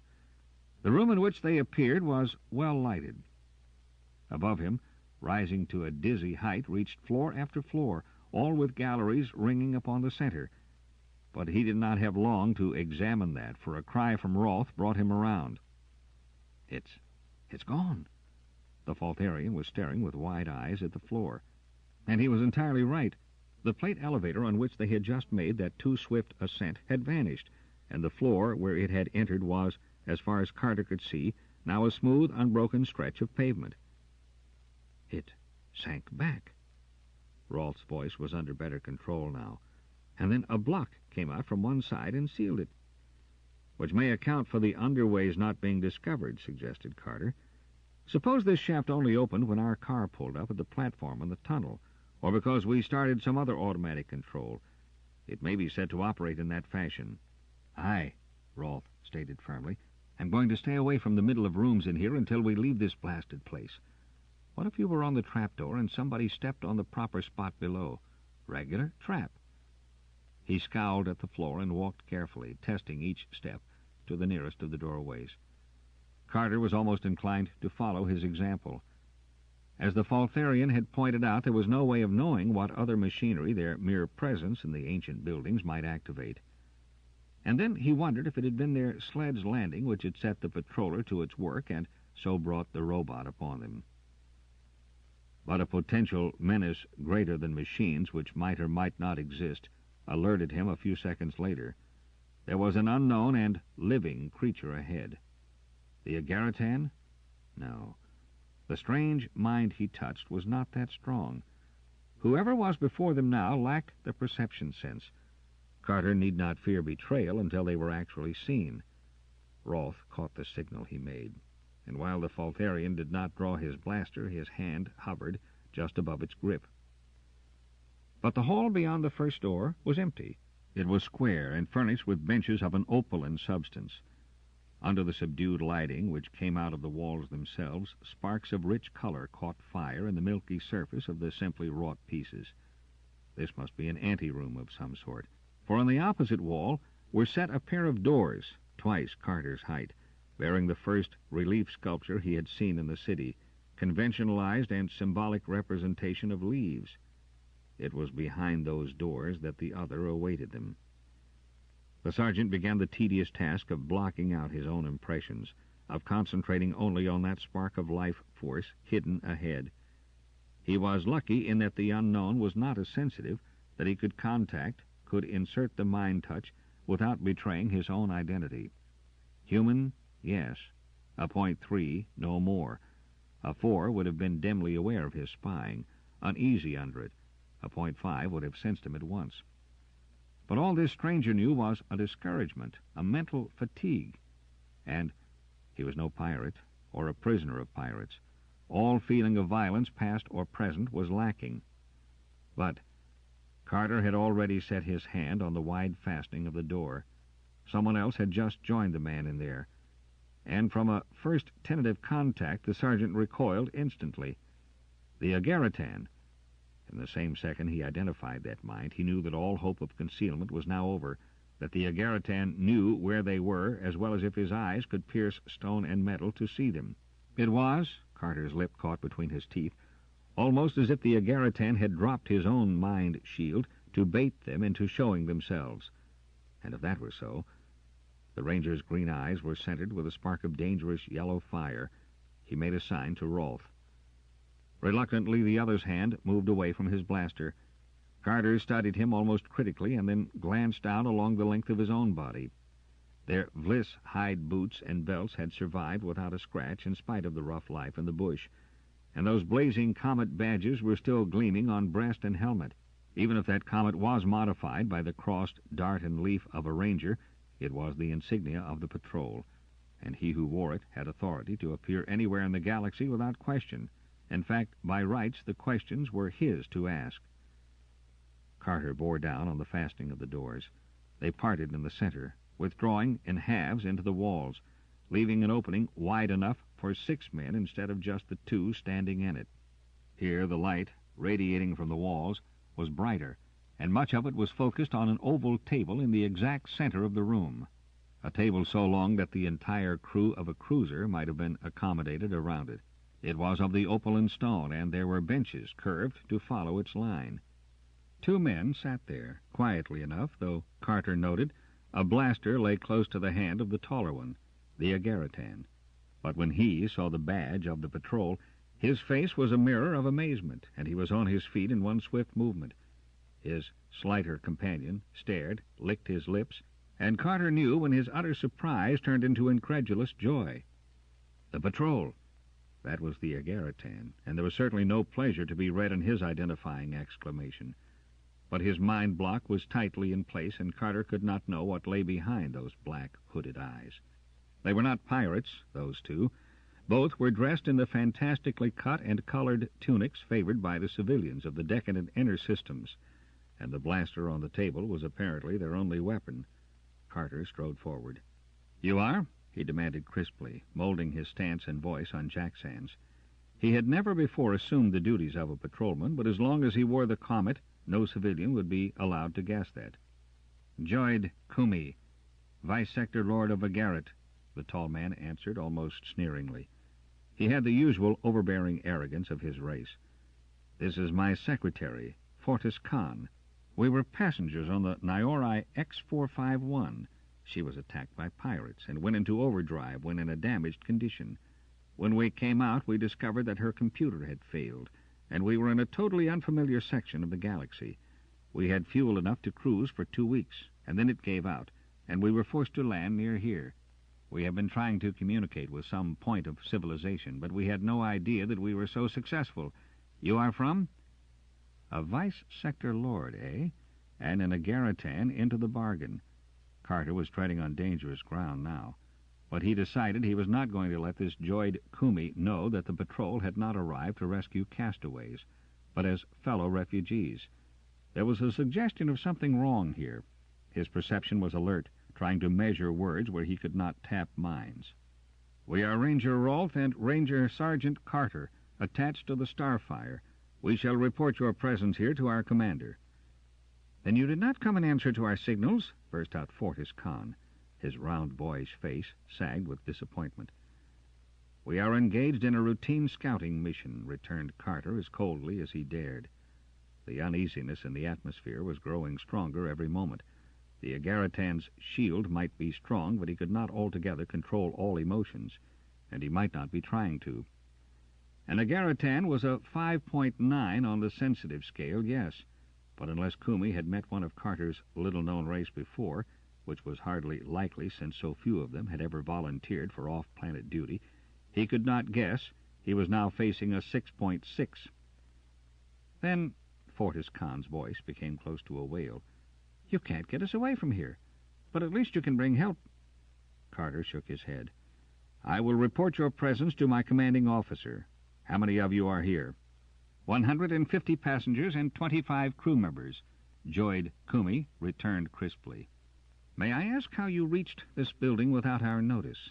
We activated for our protection the patrol robots we found here." He was interrupted, much to his evident annoyance, by Fortis Khan.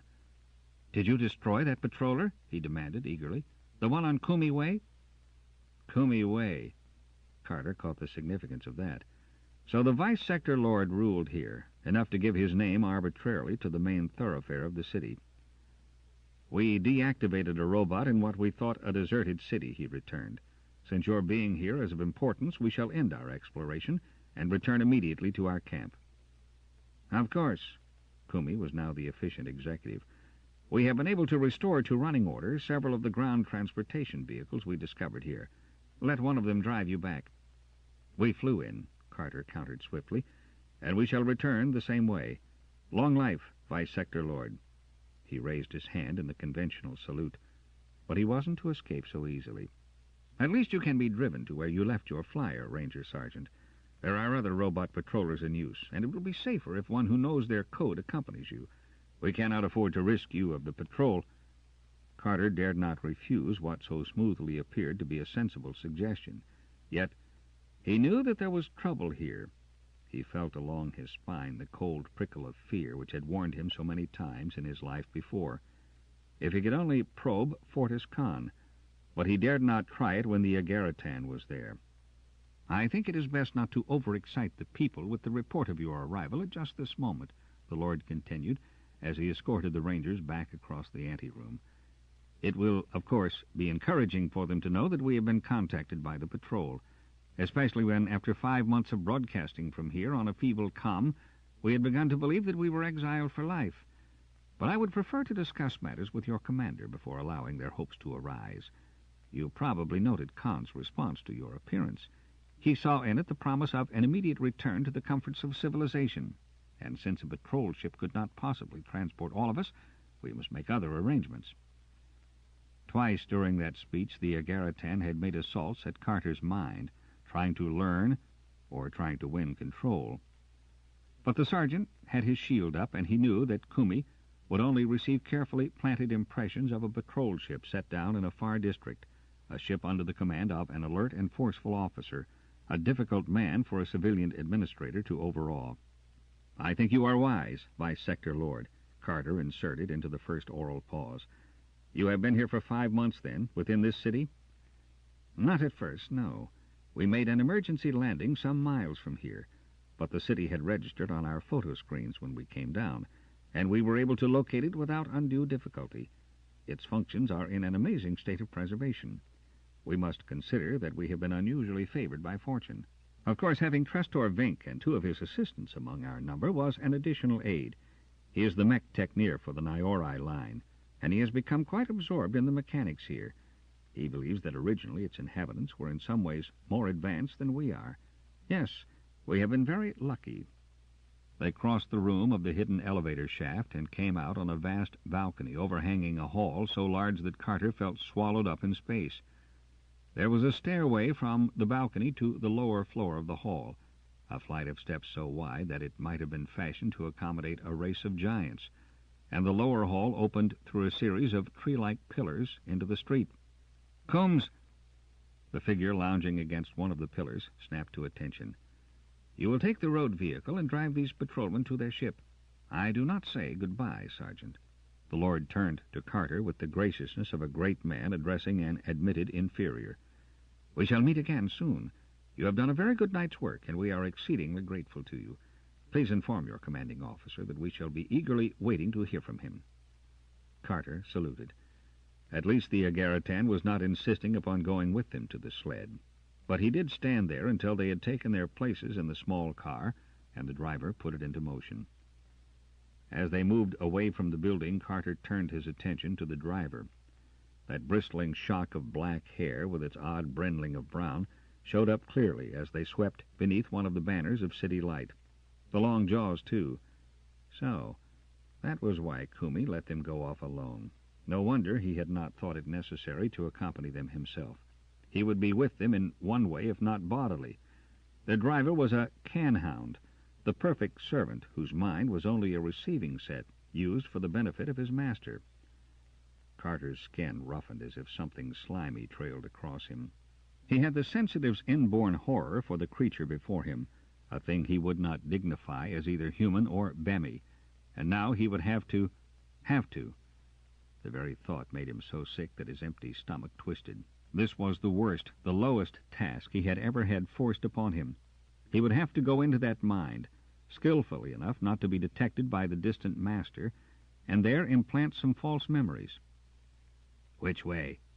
Even that voice rasped sickeningly along his nerves. "Along this wide street here," he ordered with stiff lips. His hand closed over Rolf's.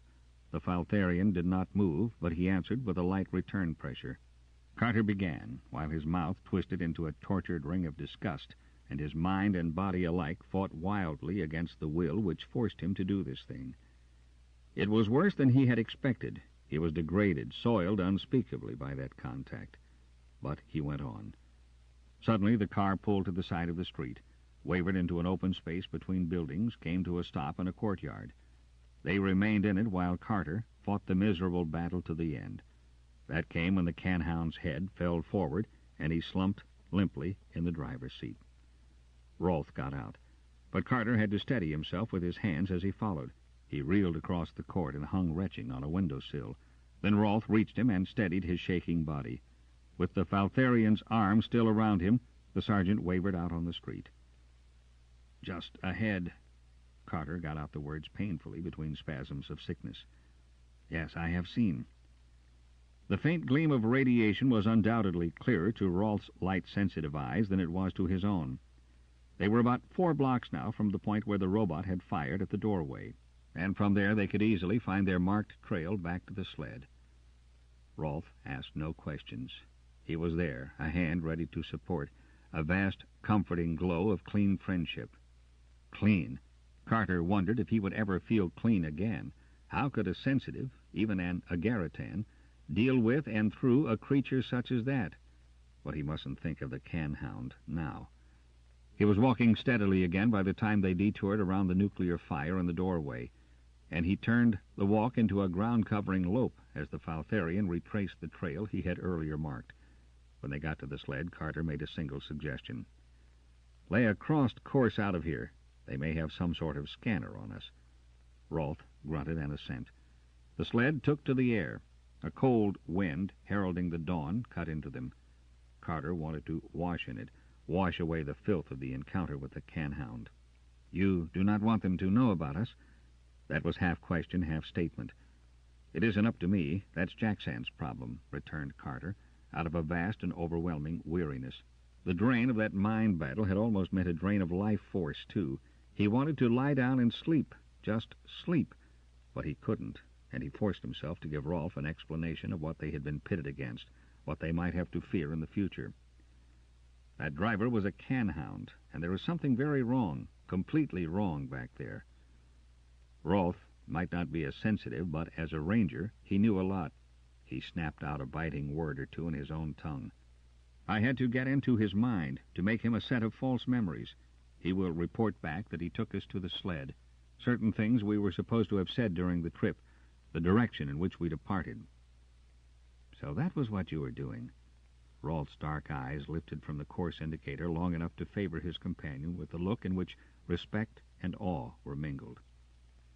Carter relaxed. His head drooped to rest on the back of the seat. Now that they were out of the glare of the city, the stars shone palely overhead. How was Jackson going to handle this? Would he order them in to unite with the castaways in the city? If so, what about Kumi? What was he doing, planning right now? "You distrust the Agaritan?" Rolfe demanded as they streaked north on the evasive path Carter had suggested. "He is an Agaritan. You know them. He is a vice-sector lord. There is no doubt he is in complete command in the city, and he would not take kindly to having his rule disputed." "So he might not be in favor of the patrol?" "Maybe. Sector lords are uneasy enough nowadays. There is a pull and tug of power. I would like very much to know why he was making a trip on an ordinary passenger ship anyway. If he were getting away from some local hotspot, he would be only too glad to found a new kingdom here." "Yes, that I can well understand," said Rolfe. "Now we go home." The sled made a long curve to the right. Rolfe shut off the propulsion rockets, kept on only the hover screens. They drifted slowly on the new course. It would take time, add an extra hour or so to their return journey. But unless the city had something new in scanners, they were now off every spy screen. They did very little talking for the rest of the trip. Carter dozed off once and awoke with a start from a black dream. The need for complete rest drugged his mind when he tried to flog his weary brain into making plans. He would report the situation to Jackson. The arms officer was hostile to the impressions of a sensitive. He might not welcome Carter's description of the unease in the city. And the sergeant had no proof to back his belief that the farther they stayed away from Kumi, the better. Why did he fear Kumi? Was it because he was an Agaritan, another sensitive? Or was it because of the can-hound? Why was he so sure that the vice-sector lord was a dangerous enemy? 7. The Rangers stand together. "You must admit that his account was plausible enough." Carter faced Jackson across the flat rock which served the camp as a table. "And the city," persisted the arms officer mercilessly, "is in an excellent state of preservation. Not only that, but this party from the X-451 includes mech-techneers who have been able to start it functioning again." The sergeant nodded wearily. He should have brought to this contest of will a clear mind and a rested body. Instead, he ached with both mental and physical fatigue. It was an effort to hold his stand against the hammering disapproval of the other. "If all this is true," Jackson reached what he certainly believed to be a logical and sensible conclusion, for the third time, "I cannot understand this reluctance of yours, Carter, unless—" He was radiating hostility again, but the sergeant was almost too tired to care. "Unless you have taken a dislike to this Agaritan for personal reasons." Then he paused, and his hostility was broken for an instant by an emotion close to sympathy. "Wasn't it an Agaritan who gave the order to burn off Yaleen?"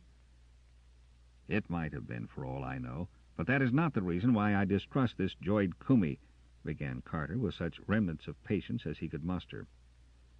There was no use in making an issue of Kumi's use of the can-hound. Only another sensitive could understand the true horror of that.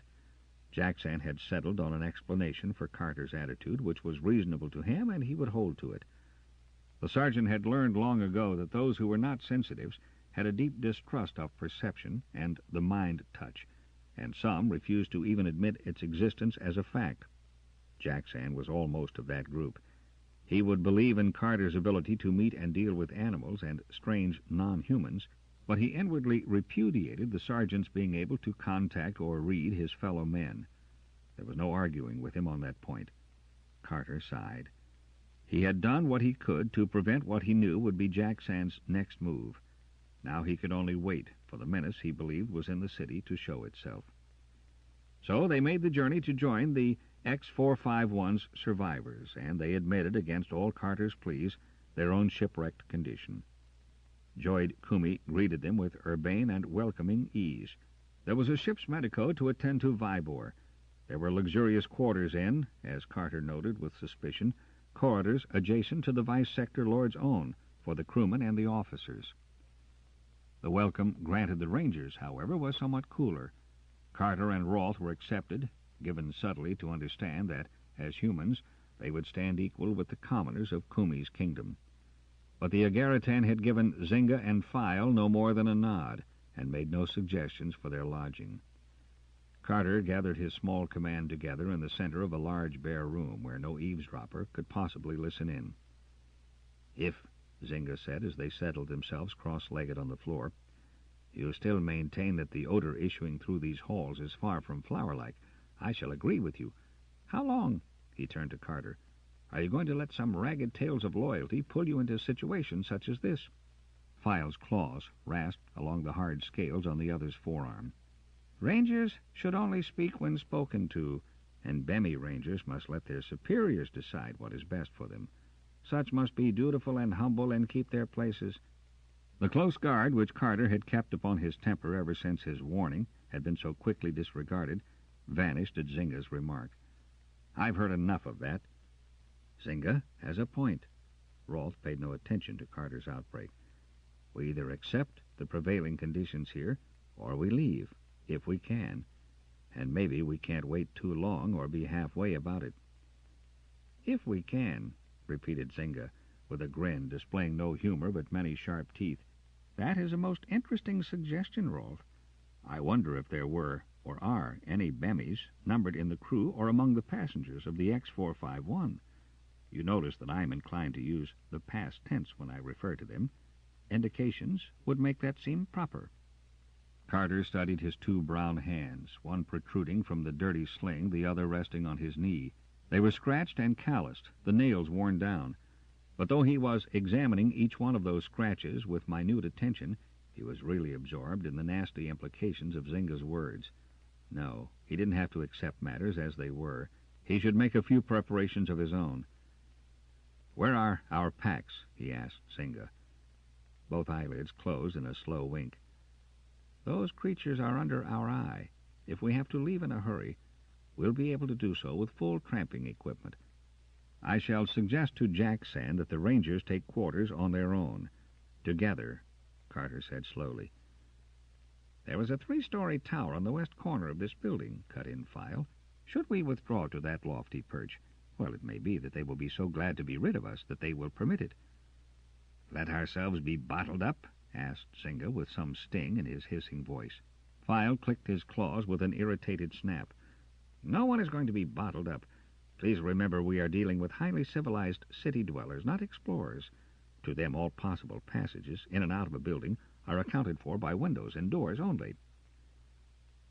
"Then this tower of yours boasts some feature not included in that catalogue which would serve us in a pinch?" There was a little smile curving Rolf's pale lips. "Naturally, or I would not have seen its possibilities as our stronghold. There are a series of bands projecting in a pattern down the outer walls, as good as a staircase to someone who knows how to use fingers and toes." "And keep his eyes closed while he does it," groaned Zynga. "Sometimes I wish I were civilized and could lead a sane and peaceful life." "We could allow," File had talked himself back into his best humor again, "these people to believe that we are safely out of mischief. They can put a guard at the single stairway leading up in that tower if they wish. Carter nodded. "I'll see Jackson. After all, we may be rangers, but we are also patrol. And if we want to stick together, no civilian has any right to question us, Vice Sector Lord or not. Stay out of trouble now." He got up, and the three nodded. They might not be sensitives, though he suspected that Zynga had some power akin to his, but they knew that they were only four in a potentially dangerous environment, if they could just get themselves exiled into File's tower. But he had to wait a long time to see Jackson. The arms officer had accompanied Vibor to the Medico, and when he at last returned to his quarters and found Carter waiting for him, he was anything but cordial. "What do you want now? The Vice Sector Lord has been asking for you. He had some orders." "Since when," Carter interrupted, "has even a Vice Sector Lord had orders for one of the patrol? He may advise and request. He does not order anywhere of the Comet, patrolman or ranger."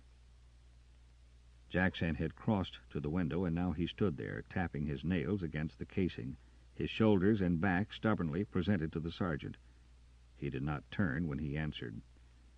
"I do not believe that you take our position now into proper consideration, Sergeant. We do not have a ship. And since when has a ship been necessary?" But maybe that was the exact truth right there. Maybe to Jackson and the crew the ship was necessary. Without it, they were naked, at a loss. "It is because I feared this very thing," he continued more quietly, "that I was against our coming here." Whether it was politic or not, he had to say that. "Under the circumstances, we had very little choice in the matter." Jackson showed some of his old fire in that burst. "Great space, man. Would you have us fight the wilderness for food and shelter when there was this to come to? What of the commander? He had to have medical attention. Only a—" He stopped in mid-sentence. "Why not finish that, sir? Only a barbarian ranger would argue against it. Is that what you want to say? Well, I maintain, barbarian that I am, that it is better to be free in the wilderness than to come here.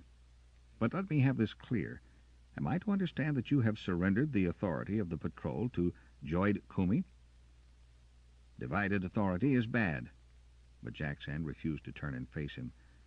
"It is necessary that each man contribute his skills to help the community. Joyd Kumi has discovered evidence that there is a severe cold season coming. It is our duty to help prepare for that. I think he wishes to send out hunting parties, as food may be a problem. There are women and children to provide for." "I see. And the rangers are to take over the hunting?" "Well, we shall make a few plans. In the meantime, we will take quarters for ourselves. And it might be well to arrange those with an eye to the future, unless there is also a butcher to be found among these city men." "You and Rolth were assigned rooms here. The rangers prefer to remain as a unit. As you know, that is only patrol policy. Or has the patrol totally ceased to exist?" If Carter had not been needled by increasing uneasiness, he might not have added that. "See here, Carter." Jackson turned away from the window. "Isn't it about time that you looked straight at some hard facts? We're going to be here for the rest of our lives. We are 7 men against almost 200, and they have a well-organized community going." "7 men?" queried Carter. "We number 9 if you count the commander." "Men." Jackson stressed the word. There it was, out in the open. Carter had feared to hear it for a long time now. "There are 4 qualified patrol rangers and 5 of you," he returned stubbornly. "And the rangers stick together." "Don't be a fool." "Why shouldn't I have that privilege?" Carter's rage was ice-cold now. "All the rest of you seem to enjoy it. You're a human being. You belong with your kind. These aliens, they—" "Jackson." Carter repudiated once and for all the leadership of the arms officer. "I know all those threadbare stock arguments. There is no need to run through them again. I've had them denned into me by your kind ever since I joined the service and asked for ranger detail." "You young idiot. Since you joined the service, eh? And how long ago was that? 8 years? 10? You're no more than a cub now.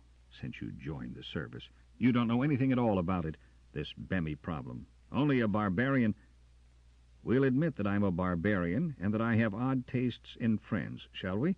Admit it and leave it out of this conversation." Carter was gaining control of his temper. It was plain that Jackson was attempting to justify some stand he had taken, or been forced into agreement with, not only to Carter but to himself. "Suppose you allow me to go to perdition my own way. Is this—" All humans stand together, a rule of Kumi's? Jackson refused to meet the sergeant's demanding gaze. He is very prejudiced. Don't forget he is an Agaritan.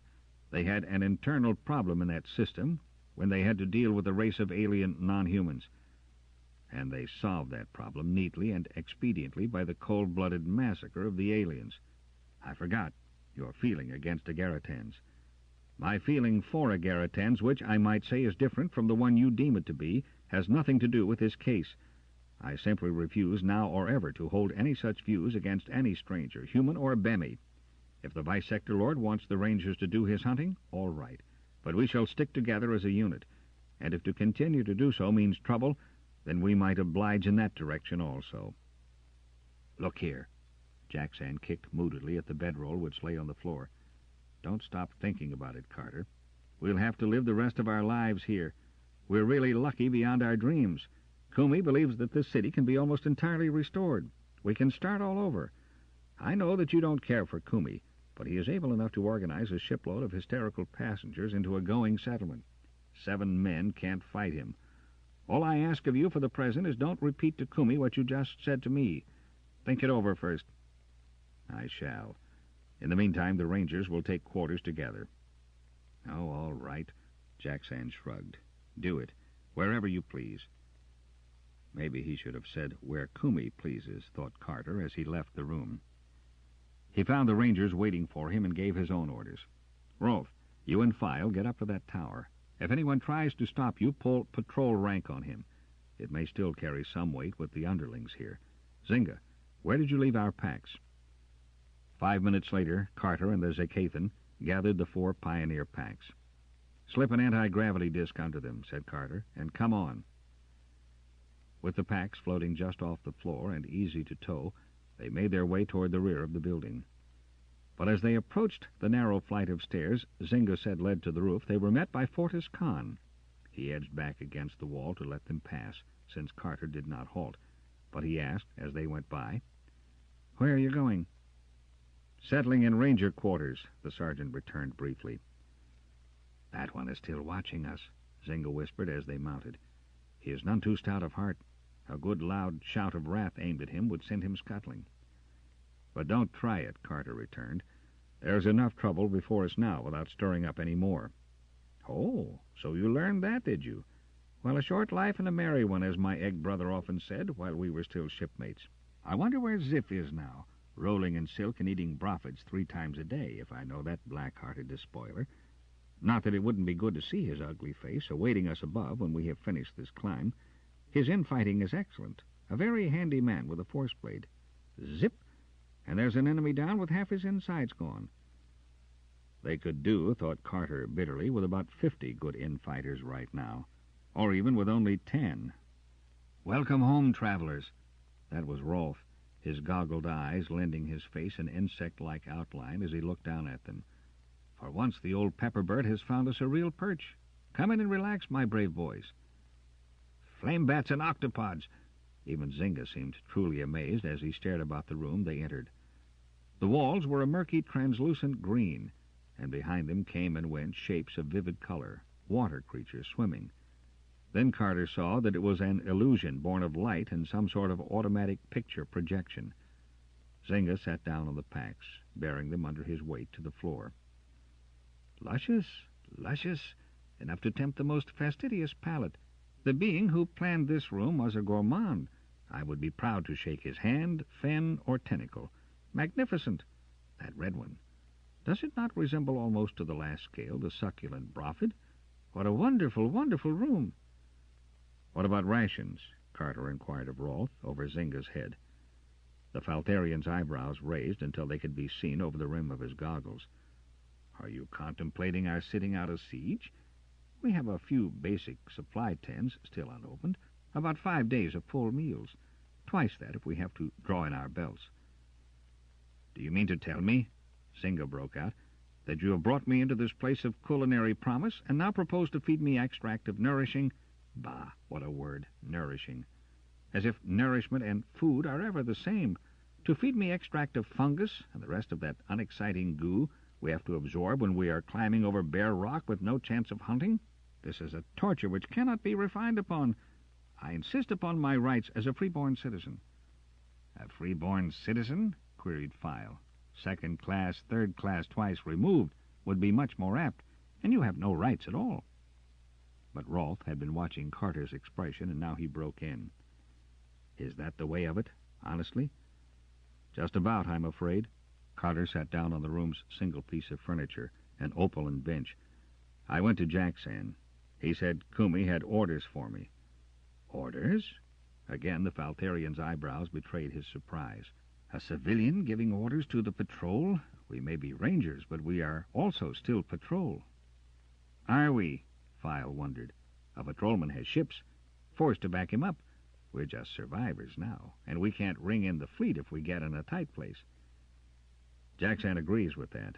I gather that he has more or less abdicated in Kumi's favor. The idea is that the Vice Sector Lord has a running concern here." "And that we are more or less lucky to be included in?" demanded Rolfe. "Yes, I can see that argument being advanced. But Jackson, he's veteran patrol to the core. Somehow his standing aside this way, it doesn't fit." File made a gesture of brushing aside non-essentials. "Jackson's psychological response need not concern us as much as something else. Do I gather that here Bemis are second-class citizens?" "Yes." That answer was bald, but Carter saw no need to temper it. "I take it that you were urged to, withdraw from contagion," Zynga drawled, leaning back and hooking his taloned fingers over his knees. "That was part of it." "How stupid can they get?" Rolfe wanted to know. "If they want us to do their hunting, they must need food, and a bunch of these soft, inner-system men are not going to get much game by running out and beating the bushes. Instead of antagonizing us, they ought to be making concessions." "When did you ever know prejudice to act logically? And Jackson seems to have agreed to this down-with-the-Bemis plan, hasn't he?" File's red eyes had gleams in them, not very pleasant to see. "I don't know what's happened to Jackson," Carter exploded, "and I don't care. It's what is going to happen to us which is more important right now." "You and Rolfe," File pointed out, "need not worry." Carter jumped to his feet and took 2 strides across the room, so that his green eyes were on a level and boring into those round red ones. "That is the last time I ever want to hear anything like that. I told Jack Sand, and I shall tell Kumi, if it becomes necessary, that the Rangers stand together." File's thin lips shut. Then the hard points of fire in his eyes softened. He made a small, soothing gesture with his claws, and when he spoke, his voice was even again. "What was Jackson's reaction to your speech?" "Just a lot of words, but it gave me an excellent chance of putting through our coming here together." Zynga had arisen and was prowling around the room. "Done any more exploring, you two?" he asked Rolfe. "What's the layout?" "One more room beyond that archway, on this floor. It has 2 windows, both of which overhang File's outside stairway. There is one large room immediately above this one, and a third over that with the bathroom off.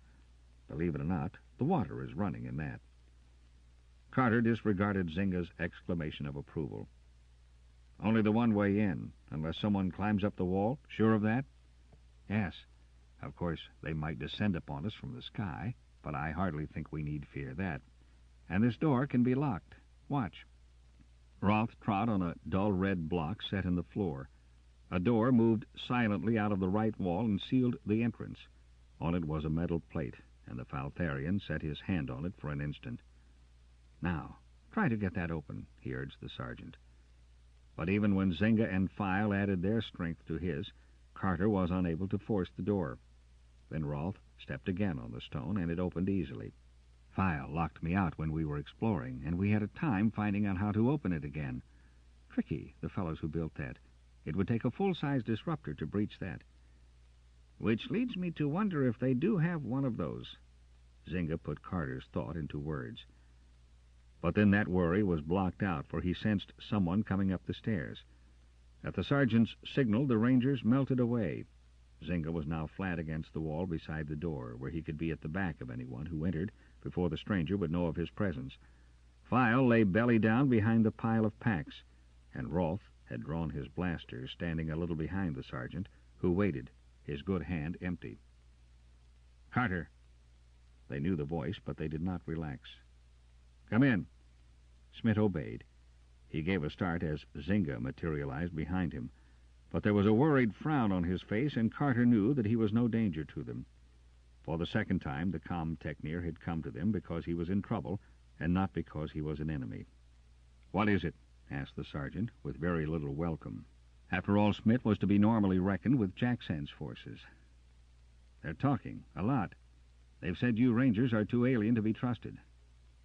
"Well," Carter's lips curled back in what was not even a shadow of a smile, "I've heard that a good many times before, and I can't see that we're any the worse for it."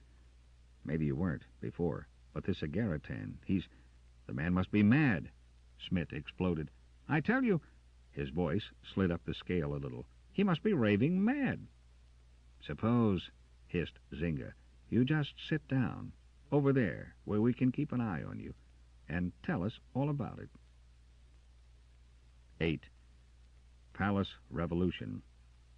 That's it. I've practically nothing concrete to tell. It's just a kind of feeling, the way he persists in keeping us away from all but his own men. He has a guard, that can-hound, a couple of jetmen from the X-451, one of the officers, 2 Intal planters, and 3 professional mercenaries. They're all armed, control-issue blasters and force blades. But I haven't heard of or seen any of the other officers from the X-451. And Kumi's taken over, gives commands to us. Dalgry and Snin were sent to join his techneers and help run the city. Ordered to do so, mind you. And they patrolmen, and Jackson didn't make any objection. "And what about you? Has he drafted you yet?" asked Rolfe. "Luckily I wasn't there when they came hunting techneer recruits. Look here, how does he dare give orders to the patrol?" There was honest bewilderment in Smith's voice. For the second time, Carter explained. "Better get it into your head, Smith, that as far as you and Kumi and the rest of us are concerned, the patrol has ceased to exist. We've nothing to back up any show of authority. He has. That is just why—" "You argued against our coming here?" Smith's lips thinned. Carter felt the other's rage. "Well, you were right. I know you Rangers don't feel the same about the service as we crewmen do. You've always been independent cusses. But my father died on the barricades at the Altra airlocks, one of the rear guard who held their posts long enough for the survivors' ships to leave. And my grandfather was second officer of the Promixa dreadnought when she tried to reach Andromeda. We've served 5 generations in the patrol. And may I be space-burned if I ever take orders from a Kumi while I still wear this." His hand went to his comet badge. "A very fine sentiment, which will not help you any if Kumi's private police force comes a-hunting," Zynga remarked. "But was it just this disinclination to take orders from a mere civilian which drove you to us?" "You," Smith snapped at the Zicathan, "needn't be so cocky. I overheard enough to learn that Kumi is death on fraternization with Bemis, and that goes for Rangers, too." He aimed in Carter's direction. "There's a rumor, it came in the form of a second-hand warning from one of the Intal planters, that Kumi's had a couple burned already." "A couple of what?" That was File, and his crest was rising. "Bemis? Of what species?" Smith shook his head. "I don't know. The planter was vague.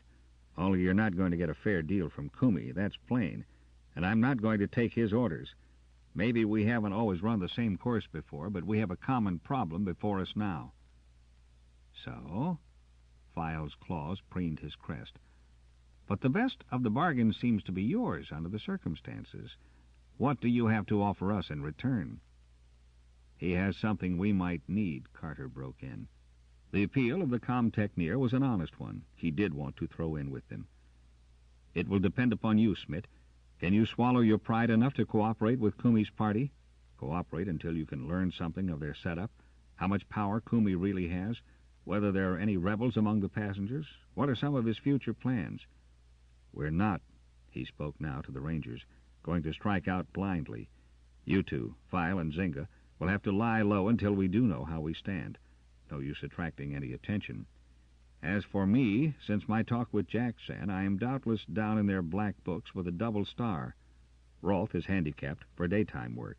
So, Smith, if you are really willing to join up with us, keep that wish under mind block. And I mean under block. The Agaritan is a sensitive, and what he can't scrape out of an unsuspecting mind, the can-hound may be able to get for him. It'll be a tough assignment, Smith. You've got to join the anti-Bemi, pro-Kumi crowd, at least with lukewarm attachment. A little initial rebellion is all right. They would expect that from a patrolman with your background. But can you play a double game, Smith? And do you want to? The com-techneer had listened quietly, and now he raised his head and nodded. I can try. I don't know about this mind block business. He hesitated. I'm no sensitive. How much can Kumi do with me? He's a 5.9. He can't take you over if that's what you're afraid of. You're from Luga, or your family was Lugan stock originally, weren't they? My father was Lugan. My mother came from Desart. Lugan? Desart. Carter looked to Zynga. High Resistance Corps, the Zakathan informed him promptly. Imaginative, but excellent control. Resistance is above 8. No Agaratan could take him over. And you do have a mind block, Smith, whether you've ever tried to use it or not. Just think about some comm machine when you're around a sensitive. Concentrate on some phase of your old job. Like this? Demanded Smith eagerly. It was as if he had snapped off some switch. Where Smith sat, there was now a mental blank. Carter bit off an exclamation and then said, Keep that up, Smith. Zynga. His own power went out toward the com-techneer, and then he felt a second stream of energy unite with it, driving into that blankness with him like the tip of a blaster beam. So he had been right. Zynga was a sensitive too, and to a degree he could not even measure. Together their wills smashed at Smith, smashed on a barrier which held as staunchly as the hull of a spaceship. There were beads of moisture on Carter's forehead, gathering under the edge of his helmet to trickle down his cheeks and chin. Then his free hand moved in a gesture of defeat, and he relaxed. You need not worry about mind invasion, Smith, unless you get careless. The com-techneer was on his feet. Then we are allied? He asked that almost shyly, as if he had come there expecting to be turned away. We are.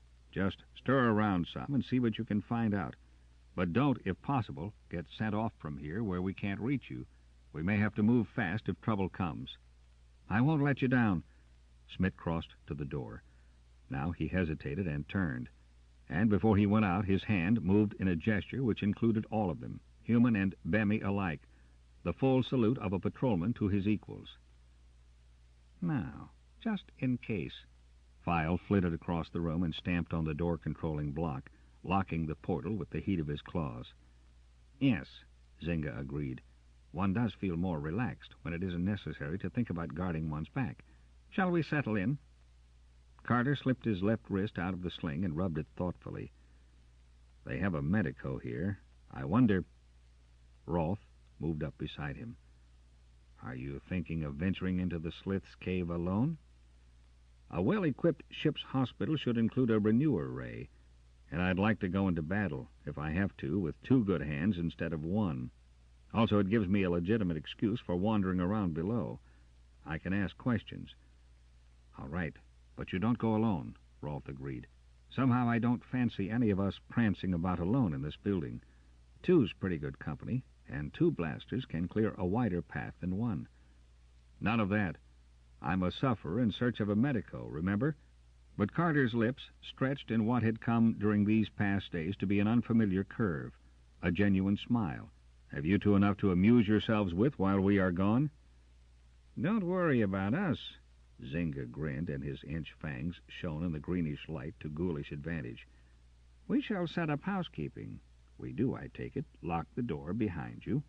Yes, and you open it only when you pick up our mind patterns. Zynga didn't even blink at that. Of course, he had revealed the extent of his power when he had aided Carter in attacking Smith's block. But with his usual disregard for human emotions, he apparently saw no reason for discussing his long concealment now. File opened the door, and they started down the stairs. It was quiet below, and they were almost into the corridor before Carter's perception warned him of a stranger's approach. It was a young man in the rather ornate uniform of a passenger ship's officer, who strode confidently toward them. You are Sergeant Carter? I am. The Vice Sector Lord wishes to see you. Carter stopped and gazed with mild interest at the newcomer. Perhaps the sergeant was even a year or so younger than this assured flight spacer, allowing for planetary and racial difference. But suddenly he felt almost grandfatherly. I have not received any orders from my superior officer delegating me to be attached to the service of the Central Control Civil Section. And for a wonder, that pomposity actually disconcerted the other. Maybe the old magic of the patrol still held a small power. Carter and Rolfe started on, past the officer, and were several feet down the hall before he caught up with them again. "See here." He tried to project the sting of an order into his voice, but it faded when both rangers wheeled to give him grave and courteous attention. "The Lord Kumi, he is in charge here, you know," he ended lamely. "Section 6, paragraph 8, general orders," answered Rolfe. "The patrol is the guardian of the law under central control. It may assist the civil branch if and when requested to do so, but at no time and in no manner does it surrender its authority to any planetary or sectional advisor or ruler, except under the direct seal and order of central control." The youngster stood with his mouth slightly open. The last thing he had expected, thought Carter, with a relieving chuckle of real humor, which he was able to suppress, was to have general orders spouted in his face. Zynga would have loved to hear this. Carter hoped that the Zakathan had followed them mentally and was enjoying it. But whatever protest the spacer was about to make died away as the ranger's expressions of polite but impatient attention did not alter. "Now," Carter said, when the officer added nothing to that forlorn "but," "perhaps you can direct me to your medico's quarters. I require attention for this." He indicated his wrist. The officer was eager to oblige.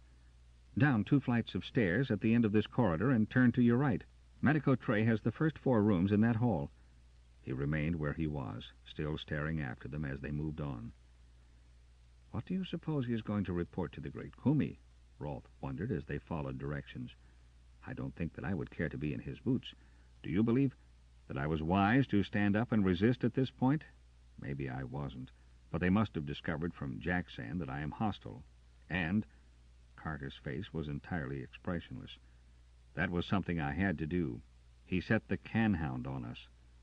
And Rolfe, having seen that fighting face before and knowing what its mask covered, decided to say no more. They met no one else on those 2 flights of stairs. Apparently this portion of Kumi's stronghold was more or less deserted, and they were approaching the first door along the medico's corridor when a thin whisper of sound caught their attention. Here the tall windows were set in deep recesses, and it was from one of those that the summons came. A woman! But Carter already knew that, having met the block which always prevented a sensitive from interpreting the emotions of one of the opposite sex. She was leaning forward, daring to beckon with one hand. Rolfe edged toward that side of the hall, and Carter nodded. The Faltharian would contact the woman while the sergeant kept on to their destination. If anyone except Zynga had a mind watch on them at present, such a move might be confusing. Rolfe stepped into the embrasure and drew back against the window, taking the woman with him. To anyone not directly before the recess, they were not visible. Carter went on a yard and glanced back. Rolfe had made the right move. From where he was now, they could not be seen. The sergeant turned into the next open door. Medico's quarters, all right, from the equipment in sight. Almost at the same instant, a tall man came from an inner room. Carter tried mind contact and then lost some of his tension. This was no Agaritan, and no enemy either. He could scan nothing but goodwill in the other's mind. "You have a renewer ray?" he asked, drawing his arm out of the sling. "We have. How long it will continue to function, locked to these city currents, is another question. We cannot be sure of anything. I'm Medico Laszlo Trey. A break?" His fingers were already busy about Carter's wrist, unfastening the bandages Zynga had put on that morning. "I don't know. Carter sucked in his breath as Trey began probing the bruised and purple flesh. Then the ranger was pushed down on a stool at the edge of the renewer beam, his throbbing arm stretched out under the concentrated ray, feeling again the draw of those invisible healing motes. Twice Trey snapped off the current and came to examine the hurt with delicate fingertips, only to turn it on again after shaking his head. The 3rd time he was satisfied. Carter lifted his arm gingerly and flexed first his fingers and then his wrist. Although he had once before been under the ray, to renew a leg almost chewed to pieces, the wonder of the restoration was as great as ever. He pulled off his sling and grinned happily at the medico. "Better than new," Trey commented. "Only wish that your officer could be as easily put to rights. Sergeant Vibor." Carter had almost forgotten the commander. "How is he?" Trey frowned. "The physical wounds, those we were able to heal, but the other, I'm no psychosensitive. He needs the type of care and treatment he'll never be able to get now, unless a miracle occurs and we are rescued." "Which you do not believe will ever happen," suggested Carter. "How can any sensible man believe that we will?" countered the medico. But there was something else, another emotion hidden beneath that answer. This planet, this solar system, does not even exist on any map the X451 carried. "But those who built this city were at a high level of civilization," Carter pointed out. "Where did they go?" "They were, and they weren't. Mechanically, they were far advanced, yes, but there are odd gaps. I understand you Rangers are trained to assess strange civilizations. I shall be eager to have your reaction to the ruins of this one after you have had the time to study it. The one thing I have noticed is that there is no spaceport here, and there never was. Maybe the men of this world never knew space flight." "But what happened to them?" Trey shrugged. "At least this is no second Tantor. We made sure of that before we entered the city. And we have found no human remains here. It seems almost as if they all walked away one day, leaving their city ready and waiting, all geared to go again when they wished to return. There are signs of time, some erosion. The machinery, though, had all been left protected, oiled, laid up in such a way as to set our mech techneers running around begging people to come and look at an excellent preservation job." "They must have planned on returning then." Carter digested that. "Was there on some other land mass of this unknown world a remnant of civilization? If they did, they were prevented. It has been a long time since they left. Wrist okay, Sergeant?" Carter did not start at the abrupt change in the other's speech. He knew that Rolfe was at the door behind him. "Medico Trey, Ranger Rolfe." He was careful to glance around before making the introductions. No need to tip off Trey that he was a sensitive. The medico acknowledged the Faltharian's salute. "Pleased to see you, Ranger. Any aches or pains to report? Goggles holding up? Need any skin burn cream? You are a Faltharian." The lips below Rolfe's goggle mask curved into a smile which expanded under the medico's friendliness. "You know all about my problems, then, medico? Had a Faltharian patient once, bad skin burn. That's what started me messing around with creams. Found one which did help a lot. Wait a minute." He hurried to a medicine case in the corner and began checking over the assortment of plasotubes it held. "Try this." He brought one out. "Spread it on before you go into direct daylight. I think you'll find it will stop irritation."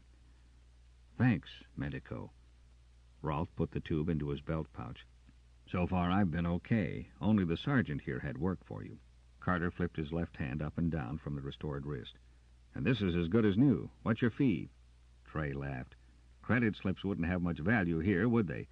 If you come across anything interesting in my line when you go exploring, just let me know. That will be good enough for me. Glad to be of service to the patrol at any time, anyway. You boys deserve the best we civilians can give you. I hear that you may be hunting. Any chance of going along sometime on one of your trips?" Carter was surprised. There was an urgency in that question, and the medico's eyes locked with his, as if Trey were trying desperately to tell him something, a message vitally important to both of them. "I don't see why not," the sergeant returned. "If we do go. I've had no orders as yet. Thanks again, medico." "Not at all. Only too glad to be able to help. See you around." But still underneath that urgent appeal. Then Carter's eyes widened. The fingers of the medico's right hand, they had moved, were moving again, to shape a figure he knew well. But how? How and when had Trey learned that? Automatically he made the prescribed answer with his forefinger, even as he said loudly, "If and when we go out, we'll let you know. Clear skies." "Clear skies?" The other returned the spaceman's goodbye. Outside the door, Carter's hand closed for a moment only on Rolfe's. The Faltharian at once began talking about hunting. "Those horned beasts we saw in the clearing," he said as they mounted the stairs again. "They should make excellent eating. There may be some way of salting down the flesh, if we could locate salt deposits. And the same for those river creatures Zinga is always talking about. We needn't send him to bring in those." The Faltharian laughed as light-heartedly as if he had not caught the message and was speaking now for other ears. "He'd eat more than he'd bring back." End of Side 7. Side 8, Star Soldiers, by Andre Norton. Continuing on page 352. "We'd better not use the blasters," Carter cut in, as if he were giving some serious thought to the questions. "Spoils too much of the meat. Force blades—" "Have to get in close to use them, wouldn't you?" asked Roth dubiously. Both of them were climbing faster. There was someone behind them now. Carter's mind touched and then recoiled, sickened. The can-hound was trailing them. But they did not run, though they were breathing hard when they reached the top of the last flight and saw the door to the tower open just enough for them to squeeze through. Zynga slammed it shut on their heels with an open-jawed snarl of rage. "So that's after you. As a trailer only, I think. Let him stew around outside. Now, Rolf, what about that woman? What did she want?" "She thought we were brave heroes come to the rescue. Kumi's kept it dark, our arrival. But word got around. Our uniforms are too well known. She came to ask for help. The situation here is just about what you thought it was. Kumi's set himself up as a pocket-sized central control. You do just as he says or you don't eat, and if you protest too loudly, you disappear." "How many have disappeared?" File wanted to know. "The captain of the X-451 and 3 or 4 others. Then there were 4 Bemi passengers. They disappeared too, but not in the same way. I gather that they saw which way the stars were showing right after the landing, and went off into the blue by themselves." "Bemis? What species?" Zynga's frill made a fan behind his head. He still stood by the door as if listening to something on the other side of the portal. "I couldn't get that out of her. She didn't see them until after the ship came down. It was a 2-class liner. Anyway, there is now a Kumi party, small but armed and dangerous, and an anti-Kumi party, badly organized and just milling around, taking it out in talk where they can't be overheard by the Lord and Master. Kumi himself keeps holed up here and has his men patrolling. Those who know anything, the Techneers, the Medico, he keeps right under his eyes. That can-hound is one of his big threats." "Are we invited to join the anti-Kumi party?" File asked. "I don't think it has gone that far yet. They had an idea that the patrol had moved in to take over. And do you know, I think that is just what we might have done if we had handled this the way you wanted to, Carter. Allowed them to think we had an undamaged ship and were on duty. I had to tell the woman that we were not in charge, but I also informed her that the Rangers were sticking together." "They may plan a palace revolution," Carter mused. "Very well. I say we stick tight here until we know more." "Where did that Medico learn Ranger hand-talk?" Rolf wondered. "A question I'll ask him if I ever get the chance. He's another who suggested the waiting game and to keep our eyes open and our mouths shut." "Our eyes and other things open." Zynga's head was pressed against the surface of the door. "The can-hound is about to do a little prying. Think sweet thoughts for him. Quick." 9. Showdown. "Then you press this little knob and... Neat, isn't it?" Carter had to agree with the Zakathan that the results of pressing the little knob were neat. Water, clear, honest, fresh water, splashed out of a spout disguised as a monster's head and fell into a basin set in the floor, a basin large enough to accommodate with ease even Carter's inches. "Go on, try it," urged Zynga. "I did, twice, and you don't see me any the worse for it, do you?" He turned slowly around, flexing his muscles and grinning toothily. Rolf leaned back against the edge of the doorway and watched the flood suspiciously. What about the water supply? Could our friends down below shut it off if they wanted to? Carter had unbuckled and thrown aside belt and tunic. Now he paused uncertainly. It might be wiser to conserve water instead of wasting it on baths, but the Zakathan shook his head. "The pipes carrying this run up through the walls. If they shut us off, they will probably have to shut off their own supply also. Anyway, if a siege is included in their future plans, we'd be fools to allow ourselves to get bottled up here any longer than it would take us to climb down that outer wall. Don't be a spoil sport," he ended. "Or do you like to go dirty?" Carter peeled off the rest of his clothing and kicked it across the floor. He had one clean outfit in his bag, and he reveled in the thought of using it. "I wonder what they looked like." He tried the temperature of the pool with his toes and found it to be pleasantly warm, much more comfortable than the mountain stream. "Who? Oh, you mean the builders of this delightful spot? Well," Zynga indicated the mirrored walls, they were not ashamed to look themselves in the face. Wonder if those ever before reflected any bathers as ugly as you two. Carter laughed and splashed water at the Zakathan. Speak for yourself, Zynga. I'll have you know that my face is not considered suitable for frightening children. Or did that still hold true, he wondered suddenly, and for the first time surveyed his reflection critically as it appeared in the mirror which ran the full length of the wall behind the basin. The deep brown skin which proclaimed his space-borne occupation had only a few lines as yet. Of course, above that dark expanse, the color of his hair did look rather odd, but its soft cream and red-brown in waving strips was perfectly natural for a son of Yelene. He had 2 eyes, green, set slightly aslant, a straight nose, a mouth centrally placed, all proper for a human. Teeth too small. Carter flushed and watched the dark crimson creep up along his sharply defined cheekbones. Freeze and blast you, Zynga. Can't you leave a man's thoughts alone? Admiring himself, was he?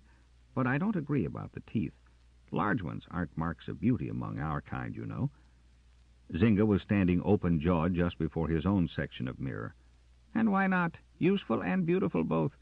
I'd like to see either of you 2 puny humans take part in one of our warrior duels. No talons, no proper teeth. You wouldn't last a minute. Beauty is in the eye of the beholder and conditioned by upbringing, announced the Faltharian. Now, Carter's people have 2 shaded hair. So does their ideal of beauty. My race, he had been shedding helmet and tunic as he talked, have white hair, white skin, pale eyes. So, for us, those attributes are necessary to be considered handsome. Oh, you are all answers to the sighs of maidens. File's voice deflated from the doorway. Why not finish up that absurd splashing about in liquid and come and eat? Such a stupid waste of time. But Carter refused to be hurried, and Rolf was as leisurely in enjoying Zynga's discovery. When they were again clad and followed File into the outer room, they found the Christian curled up on the ledge of an open window, exchanging trills with several large birds. Gossiping again, commented Zynga. And where is this food that it was so important that we eat? I'll wager 2 credits that he's passed it out to those feathered friends of his. Serve you right if I had, but you'll find it just beyond your noses.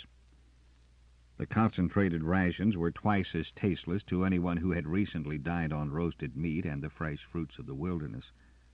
Carter chewed and swallowed conscientiously and longed to return to the past. I'll take it back, Zynga gagged realistically after he downed the last cube. File wouldn't pass this offal on. It would kill the birds, and he likes birds. What are we doing here anyway? There was the whir of wings as the birds went and File dropped to the floor, closing the window. We should have stayed out there. This is a dead place, and there is no sense in trying to bring it to life. Don't worry.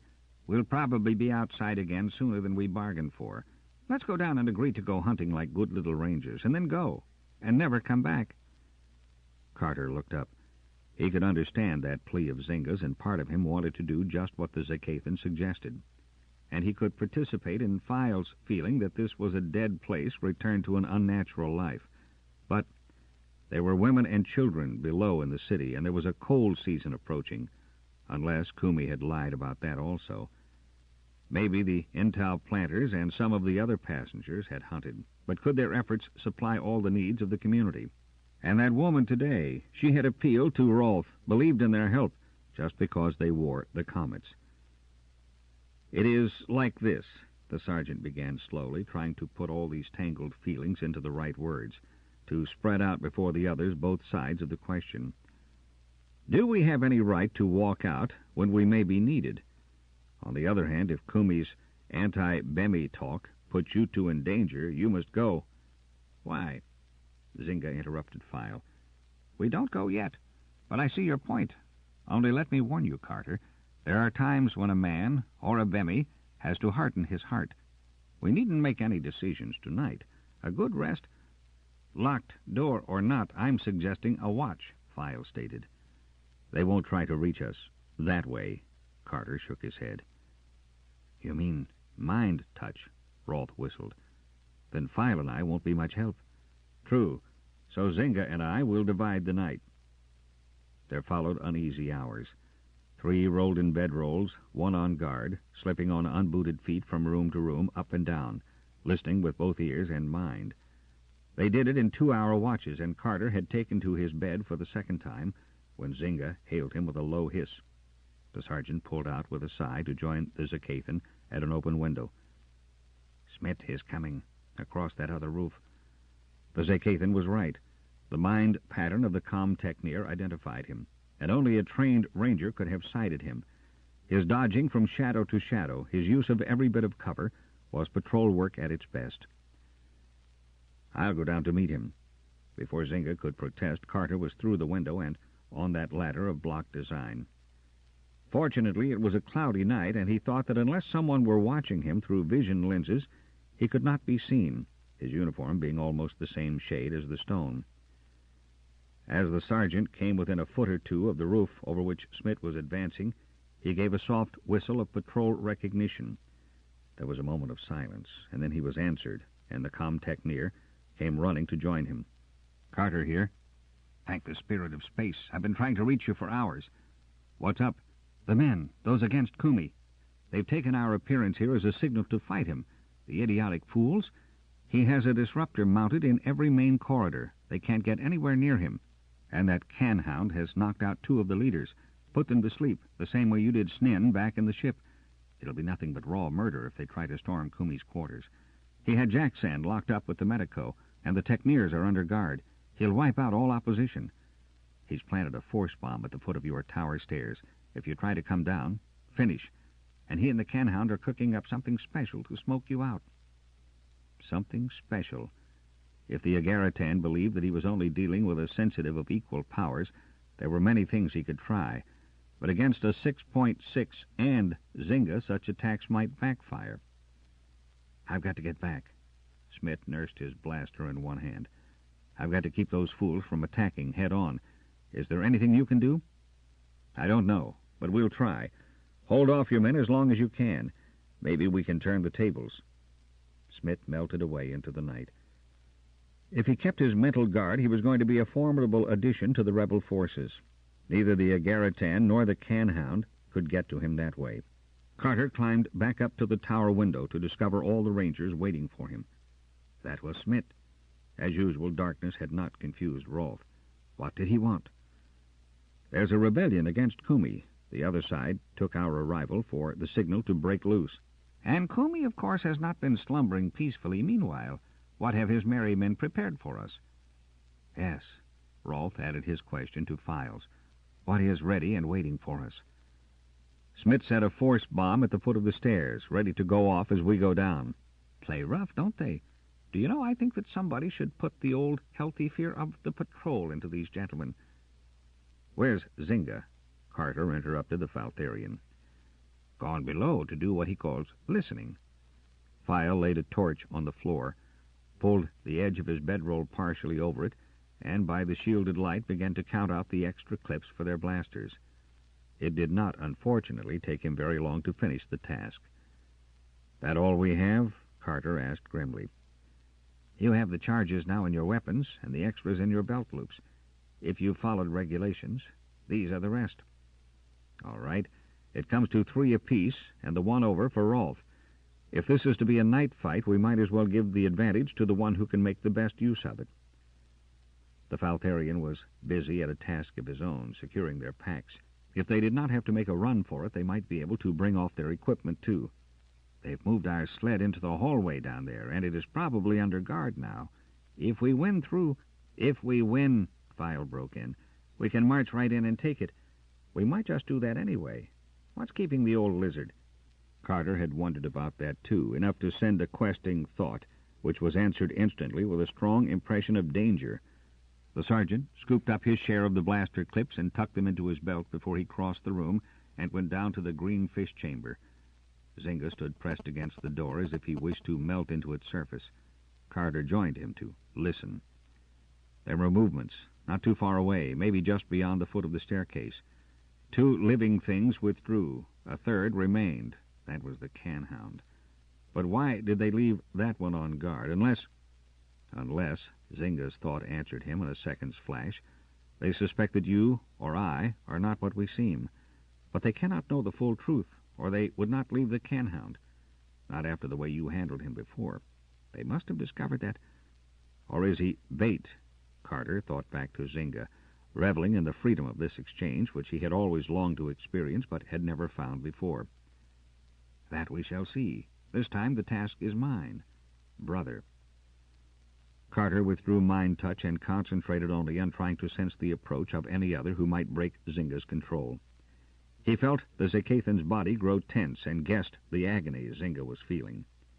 It was as if they had stepped out of time, planet time. Carter never knew how long they fought their soundless battle before he had to give a warning. One comes. He said that aloud, not daring to break in by thought. Zynga hissed a long sigh. He was bait of a sort, he answered in words, as if his thought power was almost exhausted. But not as we had feared. He has been under observation all the time. If he withdrew against orders, then they could assume that we were powerful enough to control him. So they suspect, but they do not know. You say, they. We face more than the Kumi and the Can-Hound? Kumi has learned to tap the mind energy of some others. How many I do not know. If a 5.9 can do that, what will he be able to raise himself to? A great deal of Carter's confidence was wiped out by the thought of that. Even with Zynga, could he face down a Kumi so reinforced? I suggest, Zynga said, a little dryly, as if he were shaken also, that we continue to stick to blasters as offensive weapons for a while. That way the odds are easier to assess. And we'll have to get out of here to be able to use those. If we leave that thing below, we'll know it at once. Which leaves us only one answer. We'll have to split up for now. You and Rolf take the outside route down and see what you can do in the general melee. File and I shall hold the fort and try to make two think as four. Carter could see the wisdom in that. As humans, Rolf and he would have a better chance of getting cooperation from the rebels. At the same time, the Bemi scouts would be safe from ruthless shooting. The climb down to the rooftop across which Smith had come was ridiculously easy. They paused there long enough to pull on their boots, and then snaked over it from shadow to shadow. When they reached the parapet, Rolf looked over. Then he dropped back and put his lips close to Carter's ear. 1 floor below there is a ledge. It leads to a lighted window. The drop is sheer. I do not think that anyone who may be in that room would expect company to arrive through the window. And how do you reach the ledge? Our belts hooked together and passed around this, here. The Faltharian put his hand on a tooth-shaped projection ornamenting the parapet. If Carter had an instant picture of what it meant to dangle so precariously over the edge of a sheer drop, he did not betray himself. It is good that we are both tall. Rolf buckled his belt to the one the sergeant reluctantly passed over. A short man could not make it. The Faltharian slipped the loop in one end of his improvised rope over the projection and climbed over the parapet. Holding his body at an angle, he half slid, half walked down the stone. Carter huddled against the edge and forced himself to watch. Then Rolf stopped, and the belt swung loosely in the sergeant's fingers. Not so skillfully as Rolf, Carter made the same trip, keeping his eyes fast on the stone before him, trying not to think of the darkness below. He inched downward for an eternity, and then Rolf's hand pulled him straight, and his boots touched the path of the ledge. He found that it was wider than it appeared from above. He could get all but a small scrap of heel onto it. "Anyone in the room?" Rolf demanded as they crept toward the window. Carter sent out the probe. "Not in the room. Near, though." The Faltharian answered that with a ghost of laughter. "We're almost as good as some of File's feathered friends. Here goes." He caught at the window frame and pulled himself against it, jamming open the casement with his knee. It gave a faint squeak of protest, and Rolf landed lightly on his feet within, where Carter joined him a second later. They were in a chamber where someone was at home. A pile of bedding lay on a bunk bed, which had been obviously torn out of ship's fittings. 2 expensive Valkanite luggage bags stood against the wall, and a table, also ship use, was piled almost to the sagging point with personal belongings. Rolf's nostrils wrinkled. "What a stink," he commented under his breath. Carter tried to remember where he had smelled that too-sweet curra blossom fragrance before. Fortis Kahn. When they had run against the secretary in the corridor that morning, he had certainly carried Cura Lily with him. And as if that identification had been either a summons or an entrance cue, the Vice-Sector Lord's man was coming toward them now. Carter had warning enough to plaster himself back against the wall by the door, and Rolfe, seeing his move, did the same on the other side of the portal. There was apprehension to be read in the mind of the man who was fumbling with the intricate ancient fastening. Fortis Kahn was afraid. The fastening was defying him, too, so that exasperation began to drown out the fear. He lost command enough to kick the panel as it gave. With such a medley of emotions uncovered, it would be easy for Carter to... The sergeant allowed him 4 steps into the room before he put the flat of his hand against the door and sent it shut again. Fortis Kahn spun around to face the small and deadly mouths of 2 patrol blasters, and at the sight all of his resistance crumbled at once. "Please!" His hands went up to his working mouth. He retreated backward without looking where he was going, until the cot caught him below the knees, and he plumped down upon it, as if he were as boneless as a Lydian Gelisar. As Carter walked toward him, the little man cringed, as if he wanted to burrow into the tangle of bedding. "One would begin to think, Carter, that this gentleman has a guilty conscience." Rolfe's words might have been the lash of a Tullen slaver's whip, the way Fortis Kahn reacted. He stopped trying to pull himself under the covers and sat stone still, his mouth trembling, his eyes glassy with, Carter recognized, pure fear.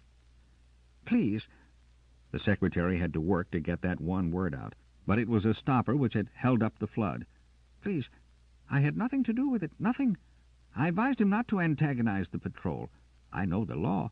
Why, I have a second cousin who is the clerk in your administration office on 60. I wouldn't go against the patrol, never. I had nothing, absolutely nothing to do with it."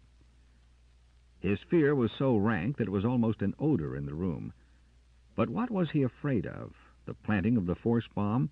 That trick with the can-hound? There was only one way to get at the full truth. And for the second time in his life, Carter ruthlessly invaded a fellow human's mind, breaking down the feeble block, exploring, learning what he wanted. In part. Fortis Kahn whimpered, was quiet. He would be quiet for a while now. Carter turned away. There was a lot to do. A pity that Kumi had not trusted the little man more, that there were such big gaps in his information. Gaps which might be fatal if the Rangers were not careful. The sergeant came back to Rolfe. "There's a force bomb under the tower stairs, all right, and the can-hound is set to trick us out and blow it up. Everyone is being moved out of the top floors here before it goes off. Kahn came back for some precious personal possessions. The stairs are under guard." "We could blast through. Rather noisy, though." "Yes. One thing I'm wondering about. Why all these staircases when they had gravity wells, too? Odd. Maybe important." "This was a state building," Rolfe reminded him. "Might use stairs for reasons of ceremony, like those Opolti, who fly everywhere except in the Aphids' quarter. No evidence of any other way down from here. What about the boys? If that can-hound gets tired of waiting for them to come out, he may just set the bomb off anyway and trust to luck to bag the game." "Yes." Carter stood stiffly. He was blacking out. First the corridors, then this room. Here's awareness of Rolfe, of Fortis Kahn, of his own person. He did it. His mind touched Zynga's. He gave the warning. Then he was back in the frowsy room, shaking his head dazedly, to see Rolfe crouched by the door, listening. Men, 2, 3 of them, were coming along the hall outside, straight for this room. 10. Battle. A sharp rap on the door froze both Rangers. "Kahn, we're moving out now. Come along." But Fortis Kahn was deep in a world of his own. "Kahn, you fool, come on." Carter made mind contact. Out there was the young ship's officer he had met early in the day. 2 others, human, non-sensitive. They were impatient because of fear, and the fear won out. After some garbled conversation which came through the door only as a murmur, they went on. Rolfe glided to the window and studied what lay below. "I take it that we have to move fast?" he asked without turning around. They were afraid, too afraid to linger very long. "What's below?" "Another roof outcrop, but so far down we couldn't hope to make it without a climber's sucker pads." We have a substitute for sucker pads. Carter rolled Fortis Kahn off the bed and set to work tearing its covering into strips, which Rolf caught up and knotted together. Working against time, but testing each knot, they produced a rough rope. "You first," ordered the sergeant. "Then this." He touched Kahn with the toe of his boot. "I'll come last. Over now. Time must be running out fast, or they wouldn't have been in such a hurry to clear out." Rolf was gone almost before he finished speaking. Carter hung over the windowsill to watch, but the Faltharian was so quickly hidden in the dark that only the movements of the rope told when he stopped climbing down and signaled a safe landing. Carter pulled the clumsy line back into the room, his palms wet against the torn cloth. There was a terrible urgency goading him. He tied the cloth loop under Kahn's arms and manhandled the secretary's limp body over the sill, lowering it as slowly as he could until a sharp jerk told him Rolf was in charge. Carter did not even wait until Kahn was untied before he was descending hand over hand. And as his feet hit the surface of the roof below, it happened. There was no sound at first, but the support under him danced. He fell flat and buried his head in his arms, not daring to watch what was happening above. Force bomb, all right. He had once before been caught in the backwash of one. Had Zinga and File escaped in time?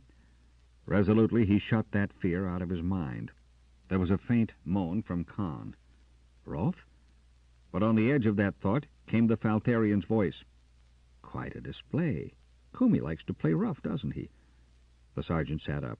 He was trembling, perhaps with reaction from that frenzied descent, but he decided mostly from the black rage which possessed him now whenever he thought of the Agaritan.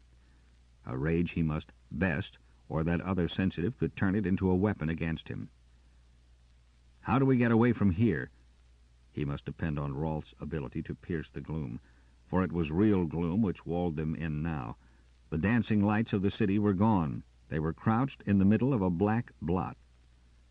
"Window over there, not too high to reach. What about this prize package? Do we have to lug him along?" "He'll wake by morning. Get him inside a room and leave him. I don't think they'll try another bomb." "Not unless they want to bring the whole place down around their heads. Let's go. If you'll take Kahn's legs, I'll heave his head." Carter stumbled along, trusting to Rolf to guide them. They reached a window, beat open the casement, and crawled through with their unconscious burden. "Aren't we in the wrong building now?" the sergeant wanted to know. "I thought we climbed down over there." "You're right. We're in a different one. But this was the easiest and quickest route out. Did the boys get away?" For the second time, Carter tried to reach Zinga, sent out those shafts of thought. Once, for a single joyful second, he thought he had made contact. Then it was gone.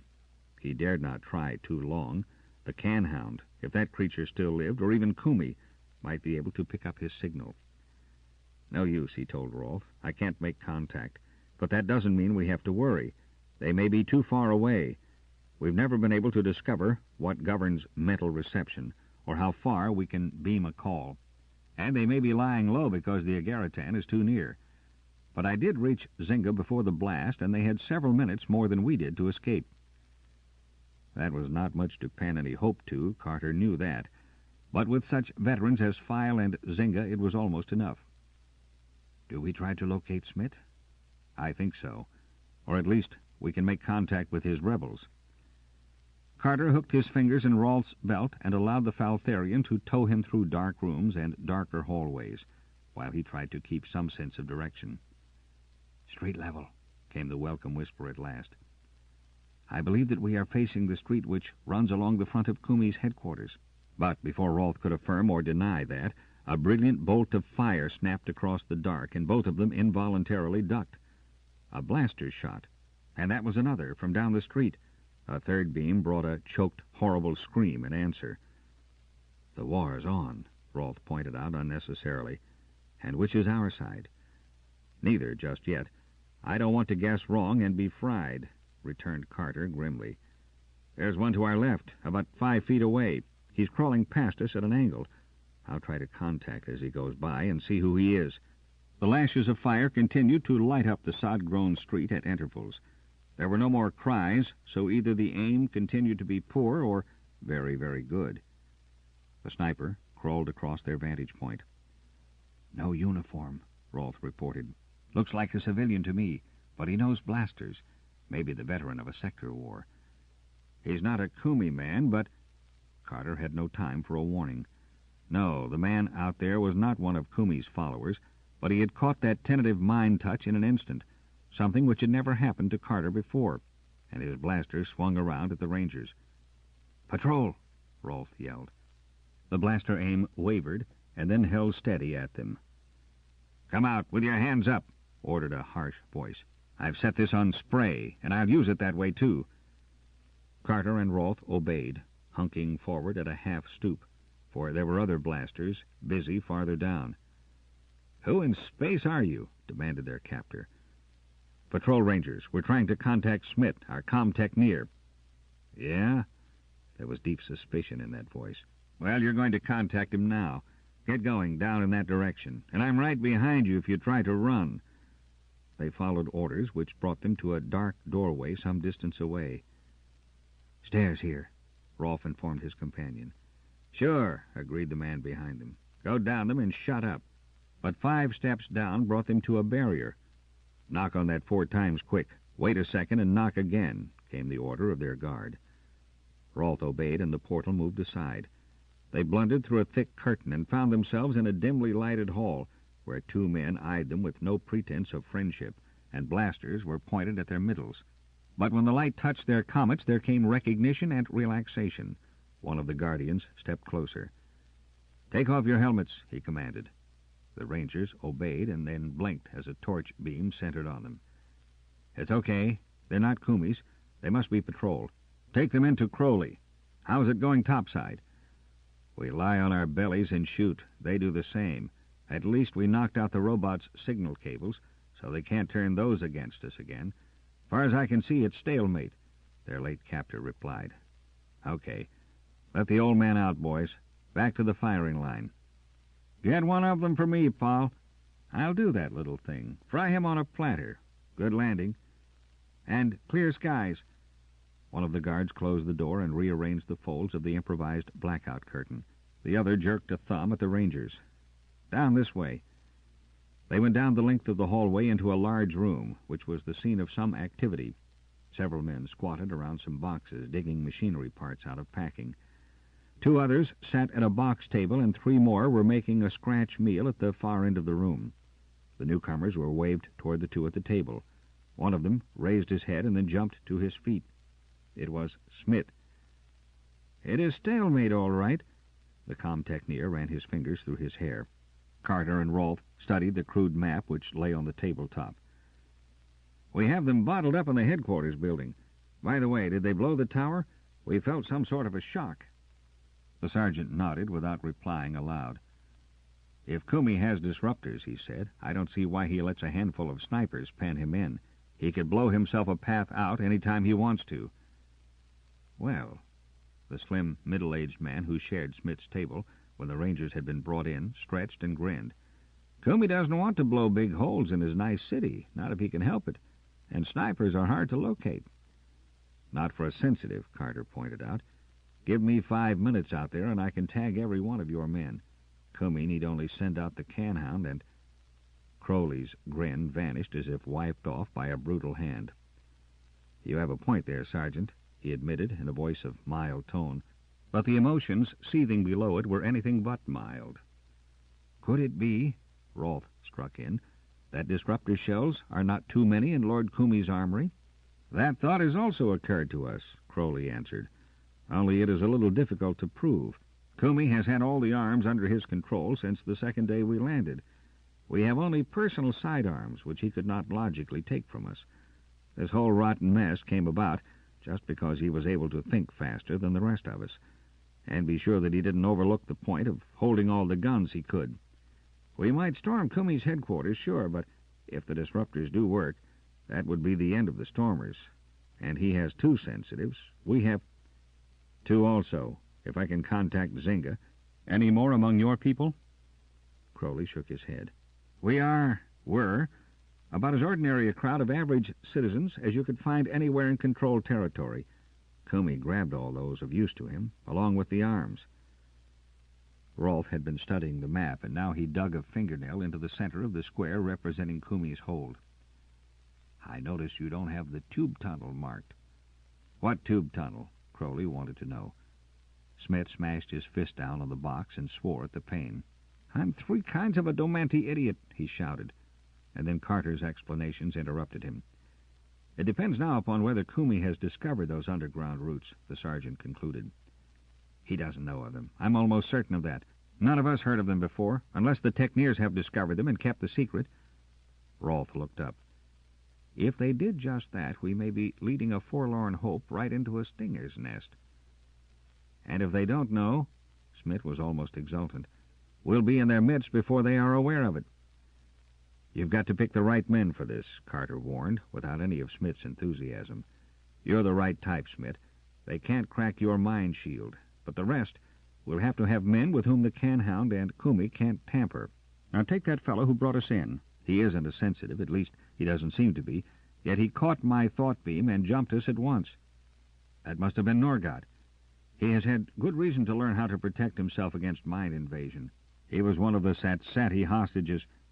So, Rolfe paid tribute. No wonder he was edgy when you tried to probe him, Carter. He ought to be a perfect choice for the boarding party. Boarding party, thought Carter fleetingly. Odd how the space terms stuck in their speech, even now when they were permanently earthed. Yes, he said aloud. Any more of his caliber around? Crowley beckoned to one of the men who had just finished eating. You're a sensitive, Sergeant. We'll leave the selection up to you. In the end, they assembled 8 men with mind shields tight enough to make them possibilities. Carter longed for Zynga and File, but so far nothing had been heard from the Bemi Rangers, although the rebel patrols had been alerted to keep watch for them. Together, the party of 10 descended one by one in the gravity well the Rangers had first discovered. There was a single car at the platform, and 3 was a very tight fit for the voyage. But they made it that way, with Rolfe at the controls, each trip forward and back. And at last they stood near the plate elevator under Kumi's headquarters.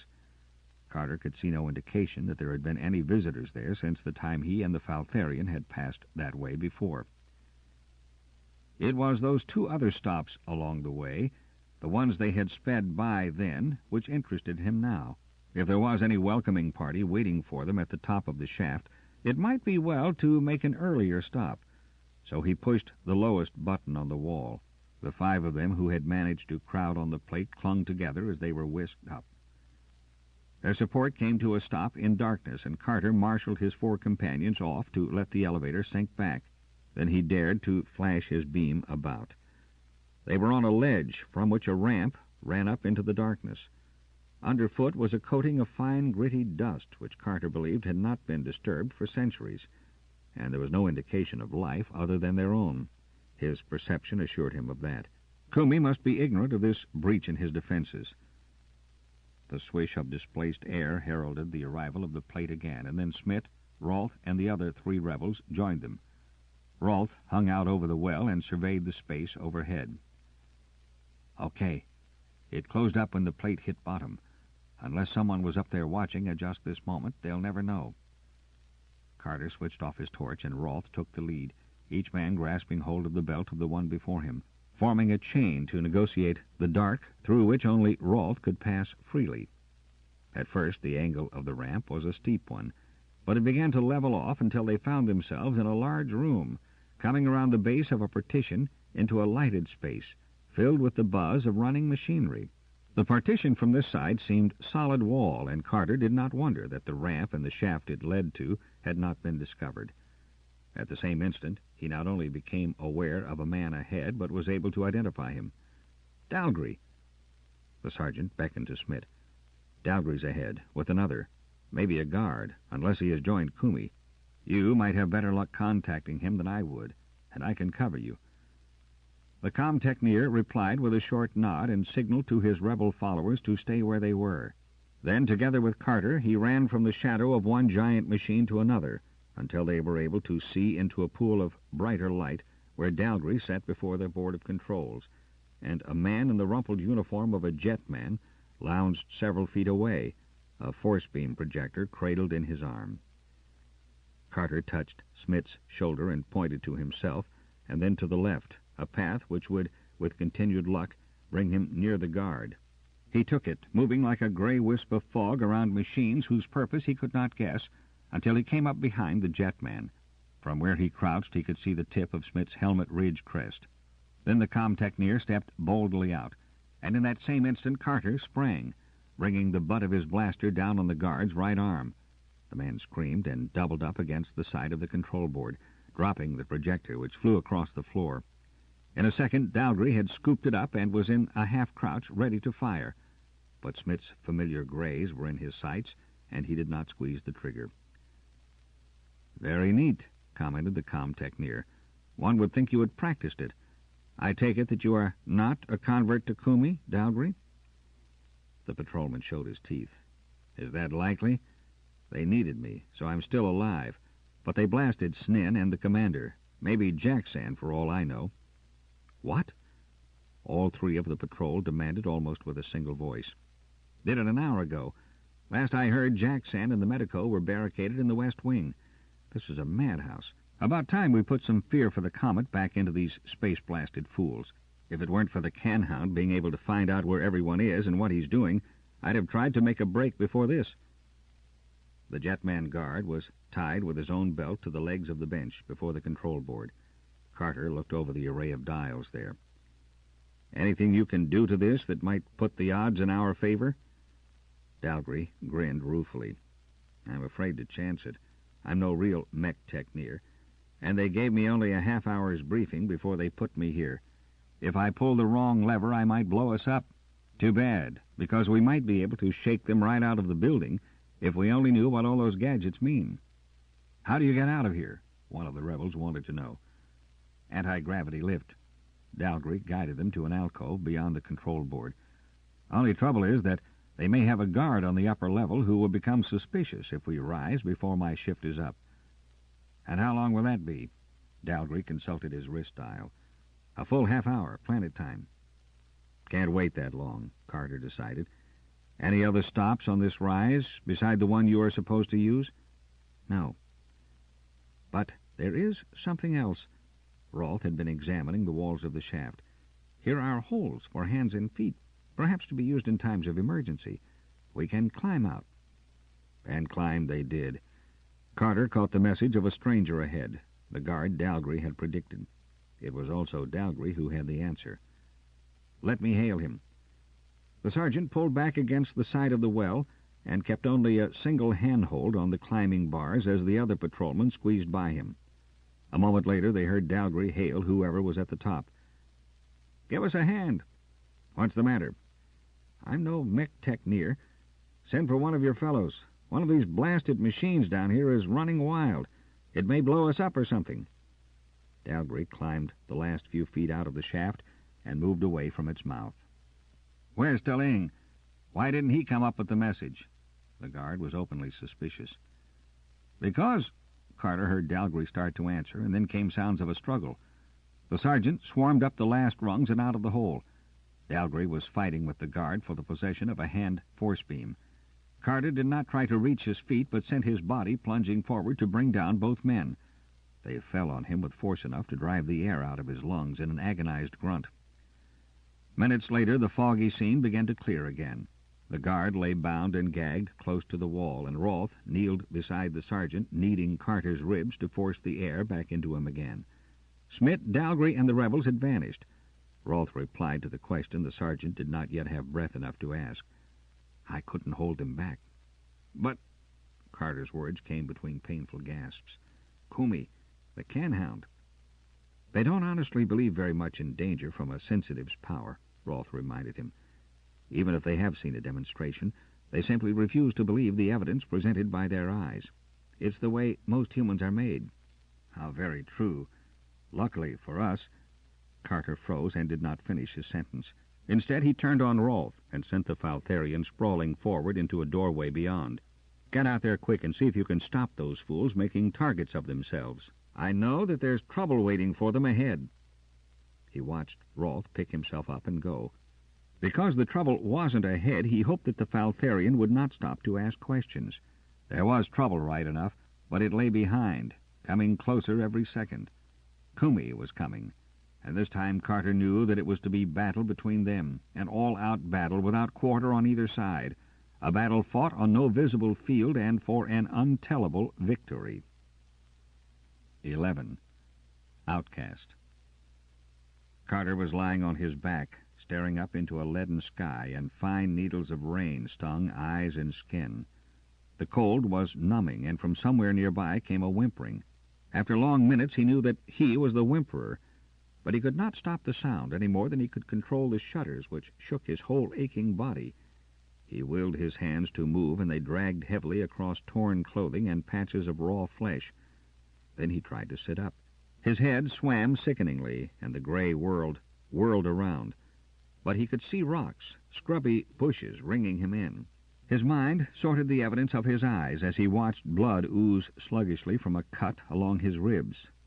He accepted the reality of the pain in his body, the stone ledge on which he lay, and the bushes. All were part of this world. This world? What world?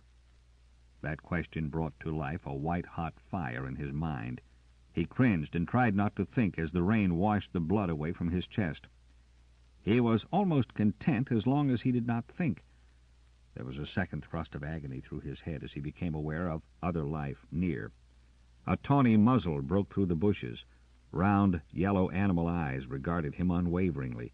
A cold curiosity touched his mind. He sent a silent appeal to it for aid, and the head vanished. Then he moaned, and his clumsy hands caught his spinning head. For he knew now that for him there was no help. Behind him lay a barrier which cut him off from the past. He sank from the torture that edge of memory brought him. But deeper than memory lay some hard core of resistance. It flogged him into effort. Panting, whimpering, he dragged his feet under him, and, clawing at the stone, got to his knees, and then to his feet. He lost his balance and fell down a steep slope into a stream. Pulling himself out of the flood, he huddled beside a tall rock and fought for memory.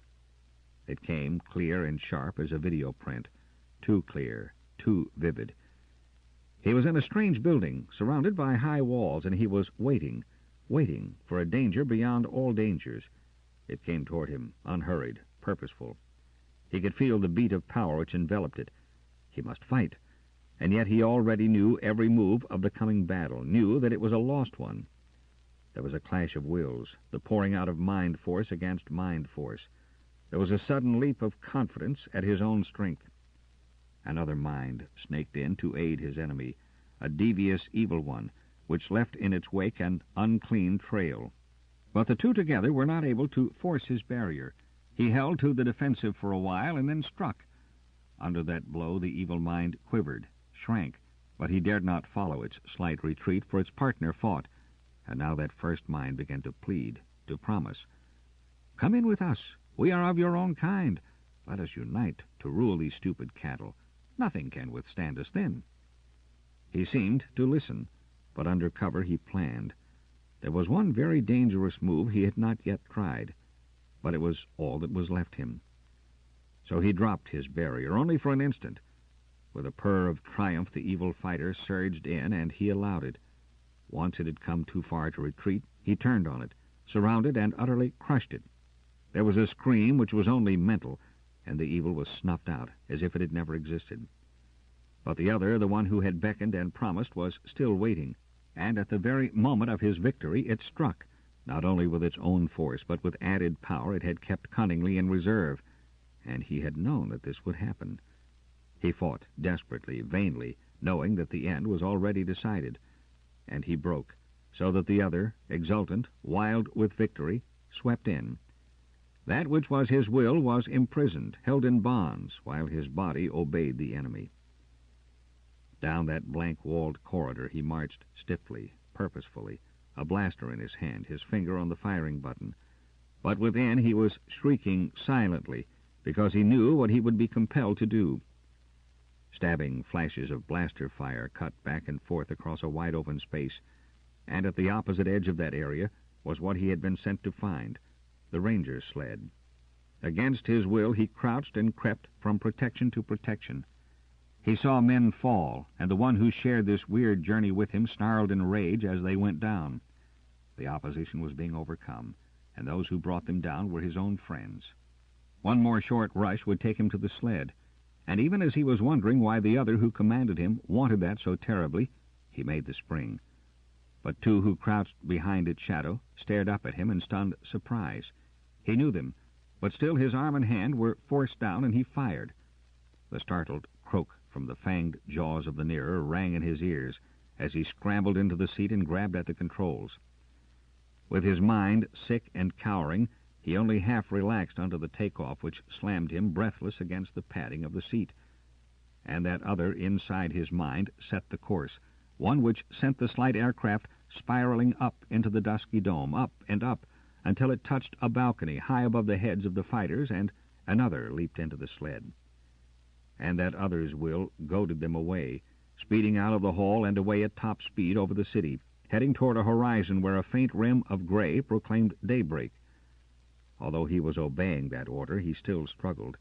It was a noiseless, motionless duel, carried on high above the ancient city, will against will, power against power. And it seemed to Carter that now the other was not quite so confident, that he was on the defensive, content to hold what he had rather than to attempt to strengthen his control. How did it end, that fight in the sky? Carter pillowed his aching head on the stone beside the stream and tried vainly to remember. But that was gone. He could only recall that he had blasted Zynga, that he had brought Kumi safely out of the city, that he had betrayed in his overconfidence and recklessness those who had most reason to depend upon him. And realizing all that, he closed his eyes and tried to blank out everything. Everything. Exhausted, he must have slept again, for he opened his eyes to be dazed by sun reflected from the water. He was hungry, and that hunger triggered the same instinct of self-preservation which had brought him earlier to the water. His hands were still slow and clumsy, but he managed to catch a creature which came out from under an overturned stone, and there were others like it. Toward evening he got to his feet again and stumbled along beside the water. He fell at last and did not try to struggle up. Maybe he dreamed, but he snapped to full wakefulness from a haze in which Zynga had called him. Awake, desolation closed in. Zynga was gone.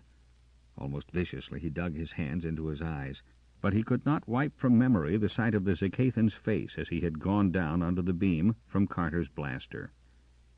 It would be best not to try to go on, to just stay here until he went into a world where memory could not follow. He was so tired. But his body refused to accept that. It was getting up to stagger on, and in time the stream led him out on a wide plain where tall yellow grass tangled about his legs and small nameless things ran squeaking from his path. In time the stream joined a river, broad and shallow, so that rocks in some parts of its bed showed dry tops under the sun. Bluffs began to rise beside the water. He climbed and slipped and slid painfully over obstructions, and he lost all count of time. But he dared not leave the water. It was too good a source of food and drink.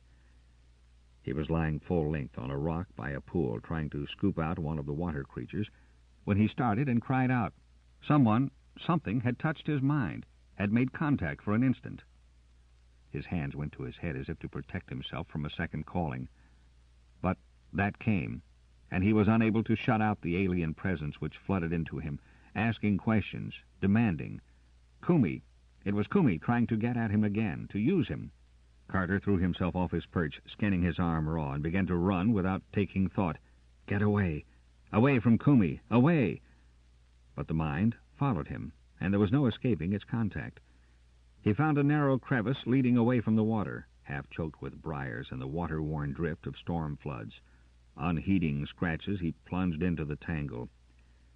It was a very small pocket ending in a hollow under the overhang of the bluff, and into this he crawled blindly, a child taking refuge from a monster of the dark. He curled up, his hands still pressed to his head, trying to blank out his mind, to erect a barrier through which the hunter could not pierce. At first he was aware only of the desperate pounding of his own heart, and then there was another sound, the swish of an airborne craft. The contacting mind was closing in. What frightened him so much he could not have explained, unless it was the memory of how the other's dominion had made him kill his own men. What Kumi had done once, he might well do again. And that fear of his was the other's strongest ally.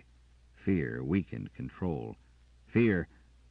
With his face buried between his arms, his mouth resting on the gritty soil under the overhang, Carter stopped fighting the pursuer and tried to subdue his own fear.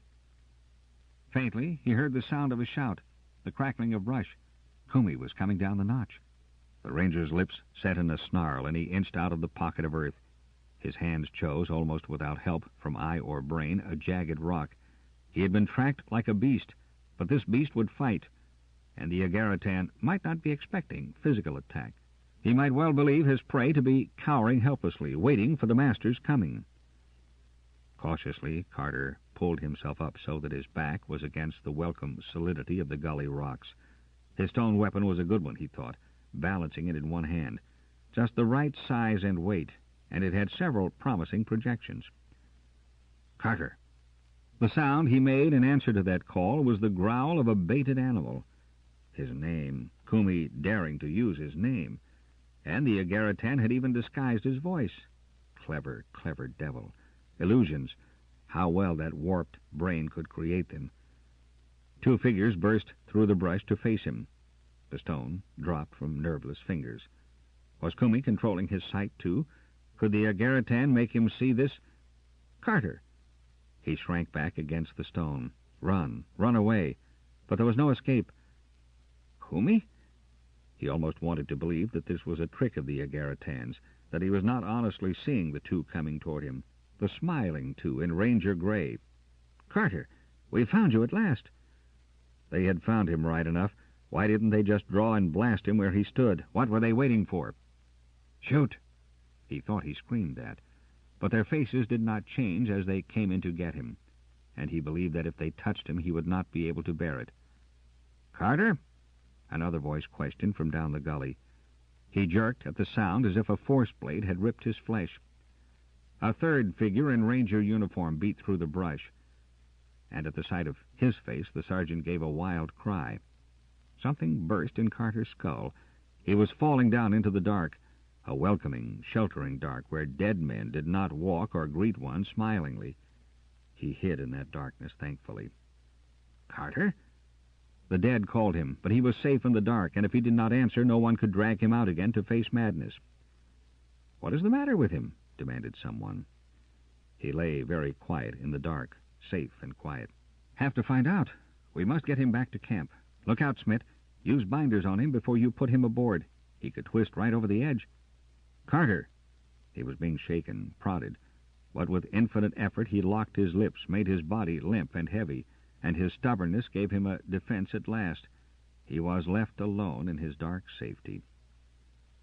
Then slowly he became aware of a warmth, a soothing warmth, and as he had at his first awaking in the wilderness, he lay still and felt his body come back to life.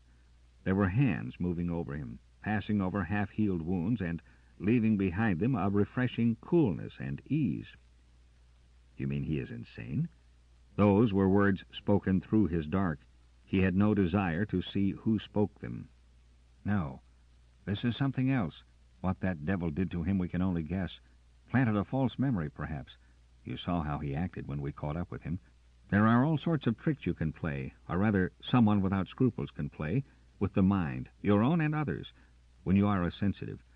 In some ways we are far more vulnerable than you who do not try to go beyond human limits. Where's Kumi? I'd like to... There was a cold and deadly promise in that, and something in Carter leaped to agree with it, and that act of emotion pushed him away from the safety of the dark. Wouldn't we all? But we shall, sooner or later. A hard edge was pushed against his lips. Liquid trickled into his mouth, and he was forced to swallow. It burned in his throat and settled into a pleasant fire in his stomach. Well, so you have found him? A new speaker broke through the mists about him. Greetings, Hagazikti. We have been waiting for you, sir. Maybe you can suggest treatment. So, and what is the matter with the rescued? I see no wounds of importance. The trouble is here. Fingers touched Carter's forehead, and he shrank away from that touch. It threatened him in some odd fashion. That is the way of it, eh? Well, we might have deduced as much. A false memory, or... He was running away, running through the dark, but that other was behind him, trying to compel him, and, with a moan of desolate pain, Carter found himself again in the hallway, facing Kumi and the can-hound, made to relive for the third time that shameful and degrading defeat and murderous attack upon his own comrades. So Kumi took him over. He must have used other minds to build up such power. Kumi. There was a hot rage deep inside Carter, burning through the shame and despair. Kumi. The Agaritan must be faced and conquered. If he did not do that, he would never feel clean again. But would he, even if he vanquished Kumi?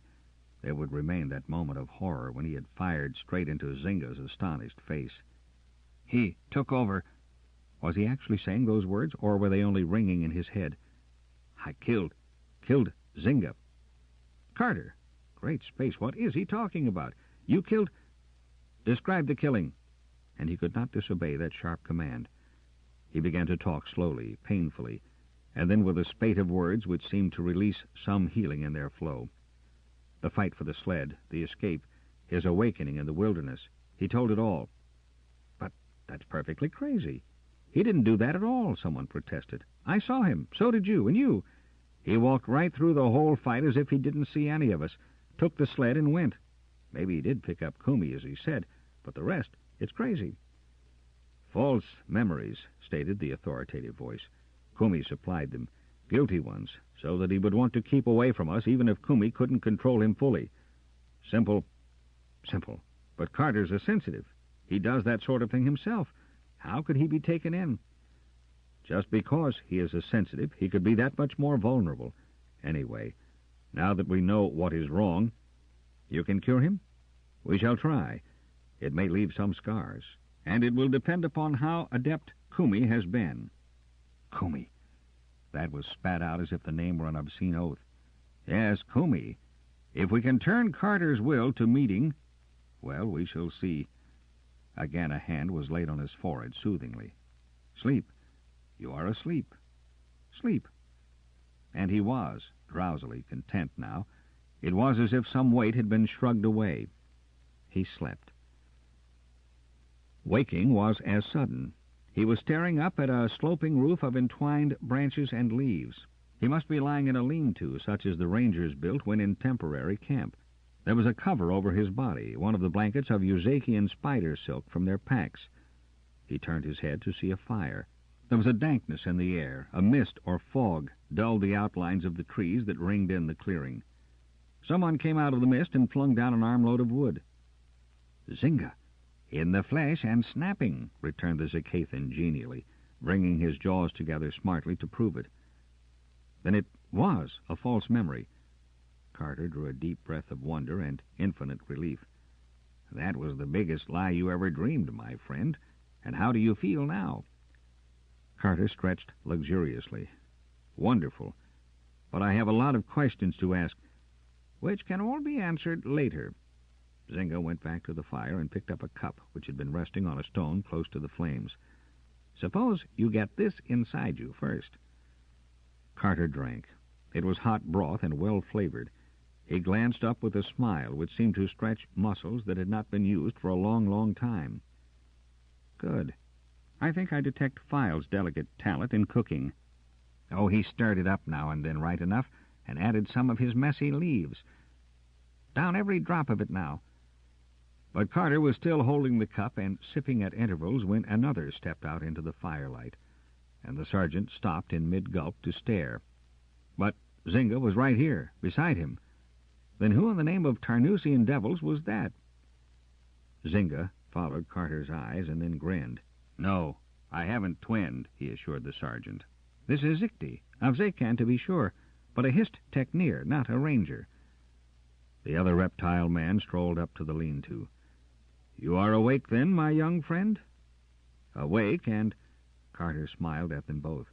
In my right mind again, I think. But it may take some time for me to sort them out.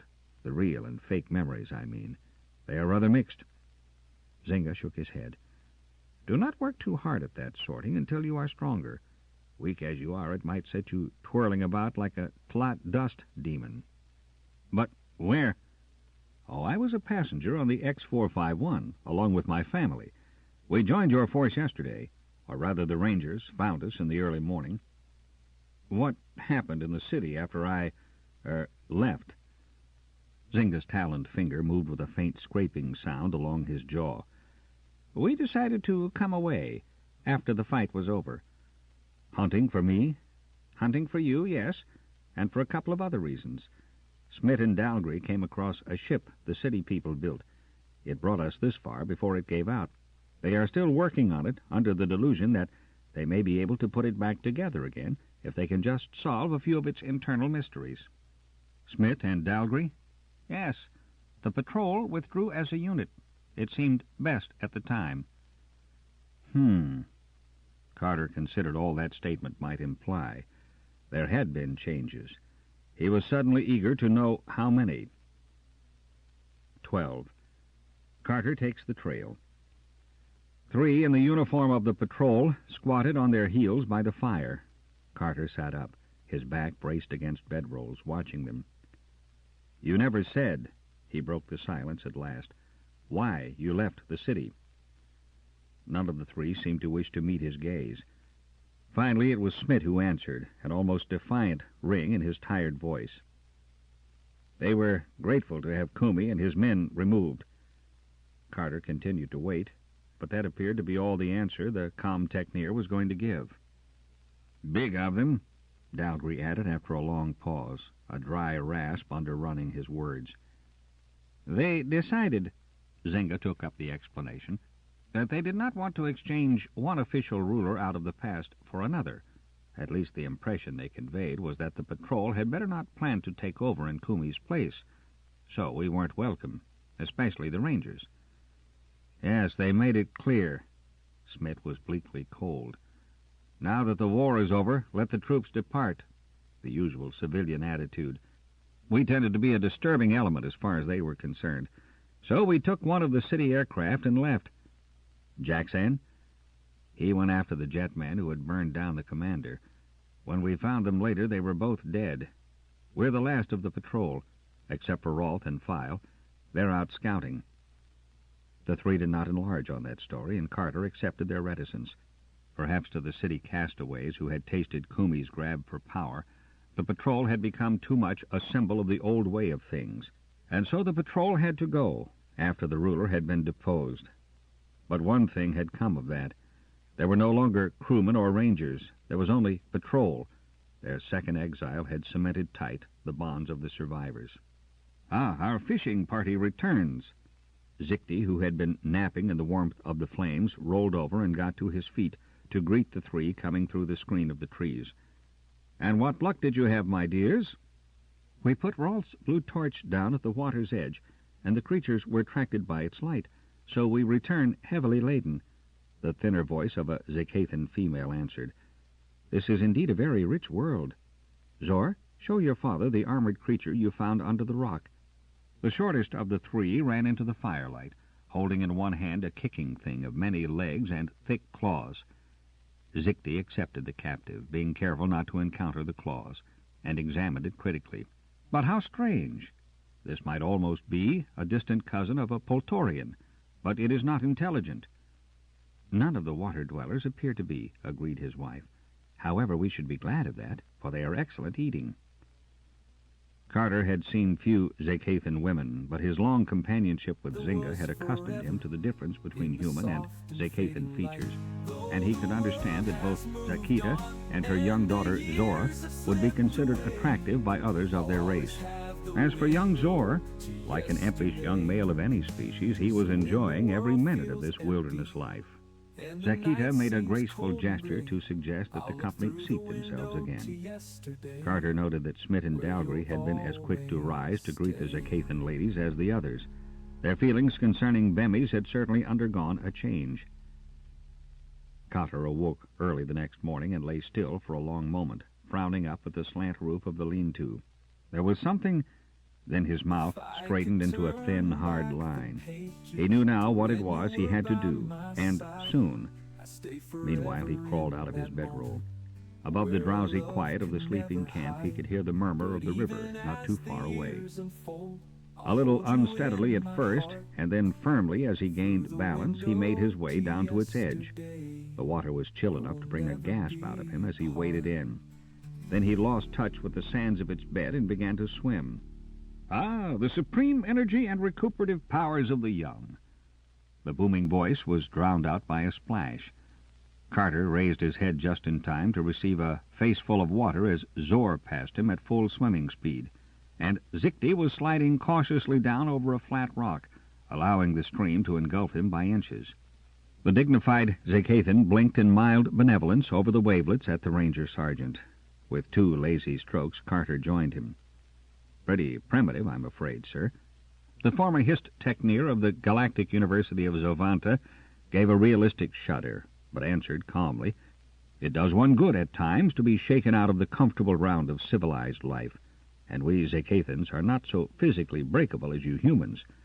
The general idea now held by my family is that this is a most delightful holiday, showing much more imagination on my part than they had believed possible. Zor, for one, has never been so happy." He grinned as he watched that small-scaled body shoot across the current of the stream in pursuit of a water creature. "But this is not a holiday, sir." Zikti's large grave eyes met Carter's. "Yes, there is that to take into consideration. Permanent exile."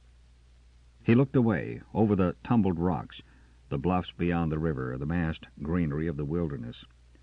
"Well, this is a rich world, and a wide, empty one. Plenty of room."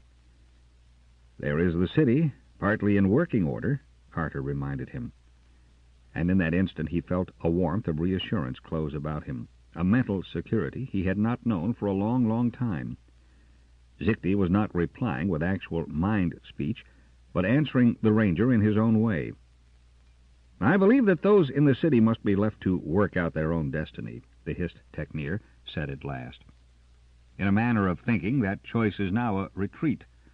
They wish life to remain as it always has been, but that is just what life never does. It goes up, one advances, or it goes down, one retreats.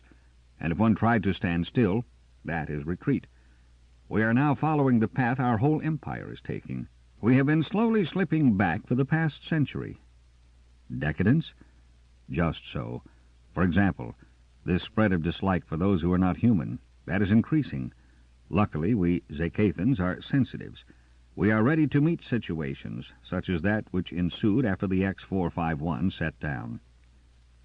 "What did you do then?" asked Carter, momentarily distracted. Zikti chuckled. "We landed, too, on a lifeboat.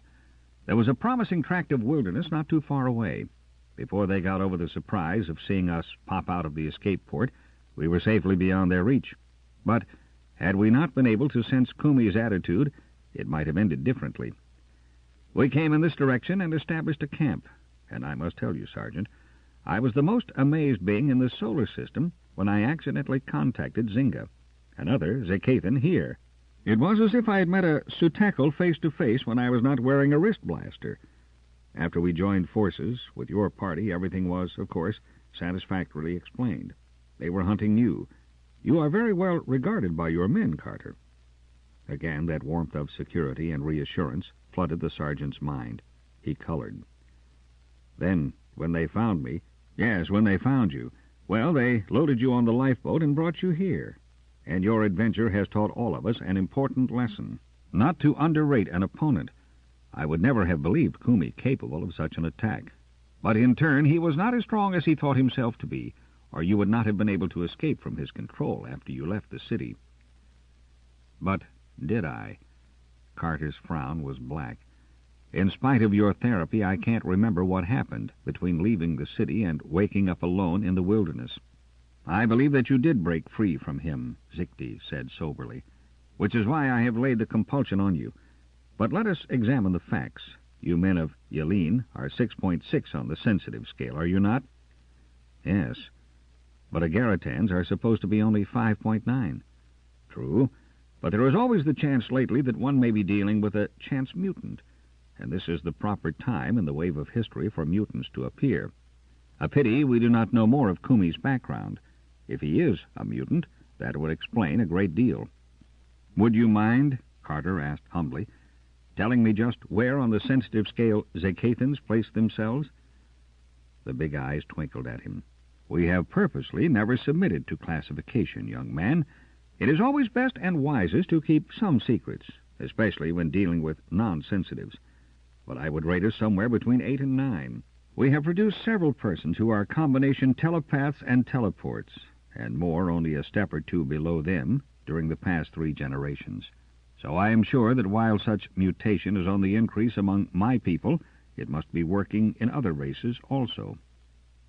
Mutants, Carter repeated, and he shivered.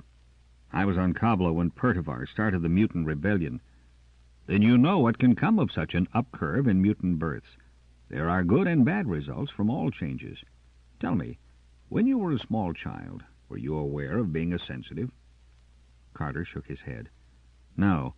In fact, I was never aware of my powers until I entered the Ranger Cadet School. Then an instructor discovered my gift, and I was given special training. You were a latent sensitive. Yelene was a frontier planet, its people too close to barbarism to know their full strength. Ah, to have such a vigorous world thrown away, the foul sins of war. It is just because things such as the destruction of Yelene are happening too often now that I am convinced our civilization is nearing its end. Now in this camp we are a strange mixture. He pulled himself out of the water and applied a towel with vigor. Zor, it is time to come, he called after his son. Yes, we are a strange mixture, a collection of odds and ends of the Empire. You and Rolf, Smith and Dalgry are human, but you are all of different races and widely separated stock. File, Zynga, and my family are non-human. Those back in the city are human and highly civilized. And, who knows yet, there may also be natives in this world. One might almost believe that someone or something was about to conduct an experiment here. He chuckled and sniffed the air. Ah, food, and I am indeed empty. Shall we go to see what lies in the cooking pots? But before they came up to the fire, Zikti touched Carter's arm. There is only one thought I wish to leave with you, my boy. I know little of your race. You may not be a mystic, although most sensitives tend to look beyond the flesh and seek the spirit, and you may have no religious beliefs. But if we have been chosen to work out some purpose here, it is up to us to prove worthy of being so selected. I agree, Carter returned shortly, but he knew that the other recognized his sincerity. The Zakathan nodded. Fine, fine. I'm going to enjoy my declining years, and to think I have been given this just when I thought that life was totally devoid of excitement. My dear, he raised his voice to address Sakita, the aroma of that stew is delightful. My hunger increases with every step I draw nearer to the fire. But Carter spooned up the soup mechanically. It was very well for Zikti to paint the future in such bold strokes. A Hist techneer by his training was always taught to look at the whole situation, not to study details. Now Ranger instruction worked in just the opposite fashion. It was the small details which mattered most, the careful study of a new planet, the long hours of patient spying upon strange peoples or animals, the rebuilding by speculation from a few bricks of a whole vanished civilization. And here and now they were faced with a detail which he and he alone must handle. He must render Kumi harmless. That was the thought which had held over from sleep that morning, had been part of his dreams, and was now crystallized into a driving urge. Living or dead, he must and would find the Agaritan. If Joyd Kumi were still alive, he was a menace to all of them. Odd. Carter shook his head as if to clear it. He was so haunted by that thought. Kumi was a danger, and Kumi was his business. Luckily, the Agaritan was no trained explorer woodsman. He must leave a trail so plain it would be child's play for a ranger to follow. They had been together when they left the city. Somewhere that night they had parted company. Had Kumi pushed him off the sled in the dark, intending the fall to kill him? If that were so, it would be a much more difficult task to locate the Agaritan. He would leave no footprints on clouds. The thing for Carter to do was to return to that ledge where he had first gained consciousness. That's 10, maybe 15 miles north. The sergeant started to hear the words come from Zynga's thin lips, picked out of his own thoughts. And, Carter, you do not go alone, not on that trail. He stiffened, but Zynga must know his protest without his putting it into words. That job is mine, the sergeant returned, his teeth set hard. Granted. But still I say you do not take such a trail alone. We have the lifeboat. It will cover ground with time-saving speed, and with it we can better prospect for any traces of Kumi's passing. That was good common sense, but it was no sweeter to swallow because it was logical. Carter would rather have left camp alone and on his 2 feet. It burned inside him that Kumi was his alone, and that he would not feel whole and well again until he had fronted the Agaritan and won. "Take 1 more day of rest," Zynga advised, "and then I promise we shall go. This matter of Kumi, it is one of importance. Others might not think so. He is alone in the wilderness. He can know very little about. The wilds may already have done our job for us. But he is Kumi, and so will continue to linger as a threat until we are sure of him. Did Zikti tell you that he believes him a mutant? Remember Pertivar and what that one was able to do, and Kumi is not going to win next time you face him." Carter smiled at the Zakathan, a smile which was hardly more than 10% humor. "Do you know, my friend, there I think you are right, and this time I do not believe that I am being too confident, the mistake I made before. He has no canhound, and surely no other brains to tap."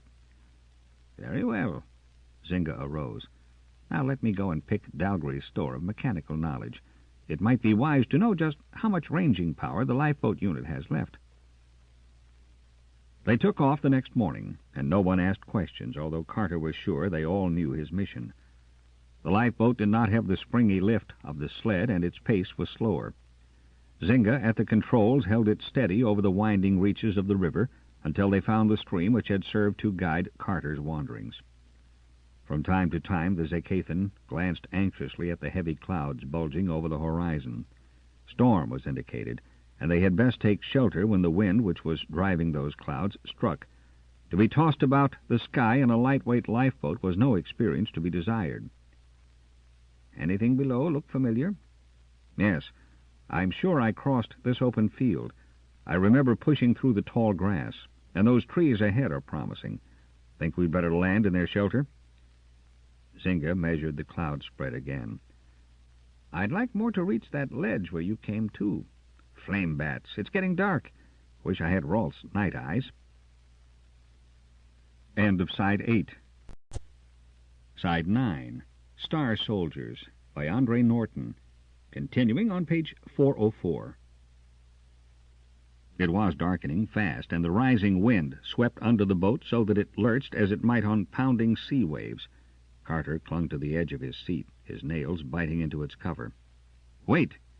He got the word out at the risk of a bitten tongue as the lifeboat bucked. Through the dusk he had caught a glimpse of a recent rock slide down the side of a hill beside the stream. "This looks like where I fell." They were already past the point, but Zynga circled back as Carter squinted through the storm dusk and tried to imagine how that same section would look to a man lying flat on the ledge near the top of the rise. The aircraft snapped out of the circle and veered suddenly to the right, across the crest of the hill. Carter's protest was forgotten as he sighted what had drawn Zynga's attention. The top of a tree had been shorn off, the newly splintered wood of the trunk gleaming whitely. With the pressure of expert fingers on the controls, the Zakathan set the lifeboat down on the slope of the rise, a piece of maneuvering which might have at another time brought honest praise from the sergeant. But now Carter was too intent upon what might lie just beyond the broken tree. He found a mass of crushed branches and the remains of the sled. No one, not even a master mech tech near, could ever reassemble what lay there now. The wreckage was jammed almost bow down in tight wrappings of withered leaves and broken wood, and it was empty. Zynga sniffed deeply as his torch revealed the bareness of that crumpled seat. "No blood, even. The question is, were either or both of you aboard when she hit?" Carter shook his head, a little awed by the completeness of the crack-up. "I don't think either of us could have been. Maybe he threw me out and—" "Yes, and if you fought back, that could have made him lose control, so this would happen. But then where is Kumi, or his remains? No mess at all." "Something would remain if he had been collected by a wandering meat-eater." "He could have jumped just before she hit," suggested the sergeant. "If he had an anti-grav on his belt, he could have made it on such a short fall without smashing himself." "So, we look for a few tracks now?" Zynga's long jaw jutted out as he glanced up at the sky. Rain is going to spoil that. For the clouds were emptying their weight of water at last. Together the Rangers stumbled through a beating downpour to the lee of a rock outcrop which gave a faint hint of shelter. The trees might have kept off more of that smothering blast, but Carter decided as he saw branches whiplash under the wind that might be more dangerous an asylum than the corner where they huddled gasping, the rain stinging their skin and finding its way through every crevice of their tunics and breeches. "It can't keep on like this forever. There isn't that much water," Carter said, and then realized that the drum of rain drowned out any but a parade ground pitch of voice. He sneezed and shivered and thought bitterly that Zynga was going to be proved right. This deluge would mask any trail Kumi might have left hereabouts. Then, in an instant, he snapped erect and felt Zynga's answering jerk. The Zacathon was as startled as he had been. They had caught a faint, very faint plea for help. From Kumi? Somehow he believed not. But it had come from a human, or rather from an intelligent mind. Someone or something which was alive, and reasoning was in trouble. The sergeant turned slowly, trying to center the source. The pain and terror in that plea must be answered. 13. Kumi's Kingdom. Due north. Zynga's gutturals reached him, and the Zacathon's keener perception was right. Can the lifeboat ride this? Carter's own experience with small aircraft had been limited to those of the patrol, and the stability of their exploring sleds was proved. They had been designed for rough going under strange weather conditions, but the machine they had to use now did not arouse any confidence in him. Zynga shrugged. Well, it isn't the sled, but the force of the wind is lessening, and we certainly can't start out on foot. They sprinted through the wall of falling water, and a moment later gained the cramped cabin of the lifeboat.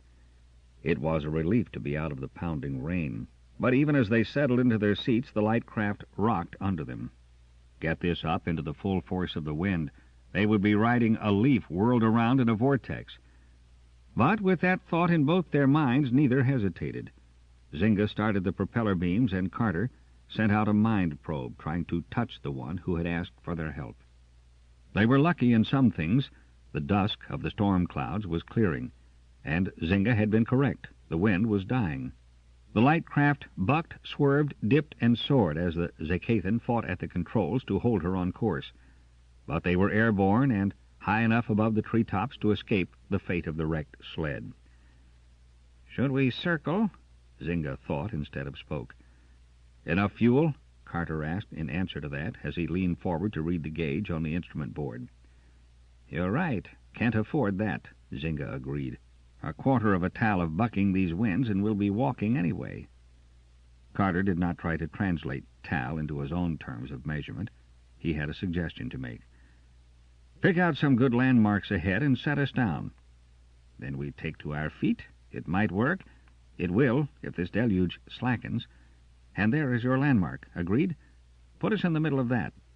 That lay about a mile before them, a wide circle of bare and blackened ground, covered with the charred stumps of trees, among which the thin green heads of saplings were beginning to show. Sometime not too far in the past, this section had been burnt over. Zynga brought them down where the stumps were fewer. And just as they left the lifeboat, that plea for help reached them again, the terror in it plainer. Carter caught something else. They were not the only living things to answer that call. There was a hunter on the trail ahead, a 4-footed hunter, hungry, one who had not fed that day or the night before. The slot of an old game trail led across the burnt land. Years of pressing hooves and pads had worn it so deep that it could be followed by touch as well as by sight. Carter's boots slipped into it easily, and he trotted on through the slackening rain toward a sharp rise of bare rock. The rock wall, which had once kept the fire from advancing, was broken in one place by a narrow gap through which the game trail led, and then it went down slope into the heart of a real forest. Not too far ahead was the hunter, very close to its prey. Carter caught the mind of the one who was trapped. It was human, but not Kumi. A stranger, hurt, alone, and very much afraid. A different mind. Now the hunter knew it was being followed. It hesitated, and Carter heard a cry which was hardly more than a moan. There was a screen of bushes through which he beat his way, and then he stood looking down at broken tree limbs and at a small, pitifully thin body pinned to the ground by one shattered branch. A distorted face was turned up to him, and he saw that the captive was no straggler from the city. Carter threw himself down in the soft muck and tried to lift the weight of the limb, but he could not shift it far enough for the other to escape, and now the hunter waited, just beyond a neighboring clump of bushes. "Yah!" That rising, horrible bellow was the battle cry of a Zacathan warrior. A blaster cracked above Carter's head. The tawny-furred body had been met in mid-spring by a searing shaft of flame, and the power of the beam bore it back, already terribly dead, into the very nest of leaves from which it had just sprung. A thick stench of singed hair and flesh curled about them. Carter went back to work. He was scooping the soft earth from under the branch when a shriek of pure, unreasoning terror whipped him around. The captive's face was a mask of naked fear, distorted out of human shape, but there was nothing there to fear. The giant cat was dead. Only Zynga stood there, slipping his blaster back into its holster. Only Zynga. But it was the Zacathan who aroused that fear. Carter did not need to give warning. The other ranger had sensed what was happening and disappeared, melting back into the bushes instantly. Carter saw the captive was limp now, eyes closed, unconscious. Well, if he would stay that way for a while, it would simplify the task. As silently as he had vanished, Zynga came back, and together they worked until they had that slim body free and straightened out between them on the ground. Carter's hands made quick and skilled examination. No bones broken. The worst damage is this. There was a deep and ugly gash across the ribs where a fold of the stranger's flesh had been pinned by a sharp stub. The body was thin. Outlines of ribs showed beneath the sun-browned skin. And the stranger was small and slight, very small to be full-grown or close to that, as Carter judged the boy to be. His head was covered with a tangled, mud and briar-filled mass of yellow hair, and there were downy sproutings along the lines of his jaw and across his upper lip. His torn garments consisted of a sleeveless open jerkin made of the hide of some animal and a pair of leggings of the same material, while there were strange bag-like coverings on his feet. Very primitive. A native? Zynga wondered. Or a survivor of another wreck. The Zacathan bit at one talon. Might be. But then, yes, if the stranger was the survivor of another galactic shipwreck, why his terror at the sight of you? The Zacathans were widely known, and they did not arouse fear. They had never been raiders. But Carter studied his companion objectively for the first time. Suppose one had never seen a Zacathan before. Suppose one's world was only inhabited by beings more or less like one's self. Then the first glimpse of those pointed fanged jaws, of that scaled skin, of the frill depending about a hairless head and neck, yes, it would be enough to frighten a primitive mind. Zynga nodded. He had followed that reasoning. Now he had an answer ready. I'll go back to the lifeboat and keep out of sight. You can try to discover where he came from and all the rest. If you move him, I'll follow. Natives here. What if Kumi finds them? But Carter did not need that implied warning. Get going now. I think he's coming around. Eyelids flickered. The eyes they had shielded were light blue, almost faded. First there was terror mirrored in them, but when they saw only Carter's human features, the fear went, and a sort of wary curiosity took its place. The sergeant probed lightly and found what he had suspicioned. This was no survivor of a space shipwreck, or if the lad was descended from galactic rovers, their landing on this forsaken world was many generations back. To make entirely sure of that, Carter asked his first question in the speech so common to all travelers of the stellar routes. Who are you? The boy was puzzled, and his surprise deepened into fear once more. He was not accustomed to hearing a strange tongue, apparently, and galactic speech meant nothing to him. Carter sighed and returned to the easiest methods of communication. He jabbed a thumb at himself. Carter, he said slowly and distinctly. The wariness remained, but the curiosity was stronger, and after a moment of hesitation the boy repeated the ranger's gesture and said, Ord. Ord. That might be the native term for man, but Carter thought it more likely a personal designation. Again, and with infinite caution, the sergeant tried mind contact. He expected some shrinking fear, but to his surprise and interest, the boy appeared familiar with such an exchange. Yet, surely, he was not a sensitive. Carter went deeper and knew that the stranger was not. Which meant only one thing. He had had in the past some dealings with a sensitive, enough not to fear the mind touch. Kumi. The sergeant's own signal went out to Zynga. The Zakathan was in the lifeboat, ready and waiting. Carter turned to Ord. Making the boy comfortable on a bed of boughs under the drooping branches of a neighboring tree, where the rain could not drench him so completely, he went to work. Some time later, with mind touch and a fast-growing vocabulary, he learned that Ord was one of a tribe who lived a roving life in the wilderness. Any mention of the city sent him into shivering evasion. It was, in some manner, taboo. Those shining places had once been the homes of the sky gods. But now the gods return, Ord was continuing. Carter's attention snapped to alert. The gods return? Even so, one has come to us, seeking out our clan, that we may serve him as is right. What is the appearance of this sky god? Asked the sergeant, keeping his voice carefully casual, as if it mattered very little. He is like unto you, but... Ord's eyes widened. But then, are you also of the sky gods? And he made a gesture with crossed fingers pointed at the ranger. Carter took the plunge. After your way of speaking, yes, I come out of the sky, and I am trying to find the god who is now among your people, Ord. The boy moved uncomfortably, inching away from the sergeant. His hand fell on his bandaged side, and he looked up with the old wary suspicion. He said that there were those who might come hunting him, night demons and doers of evil, and terror colored his voice again. When first you came upon me, I thought I saw with you such a one, a demon. His voice slid upscale until it was almost a scream. Do you see him now, Ord? I alone am here with you, and you say that I look like the sky god who is with your people.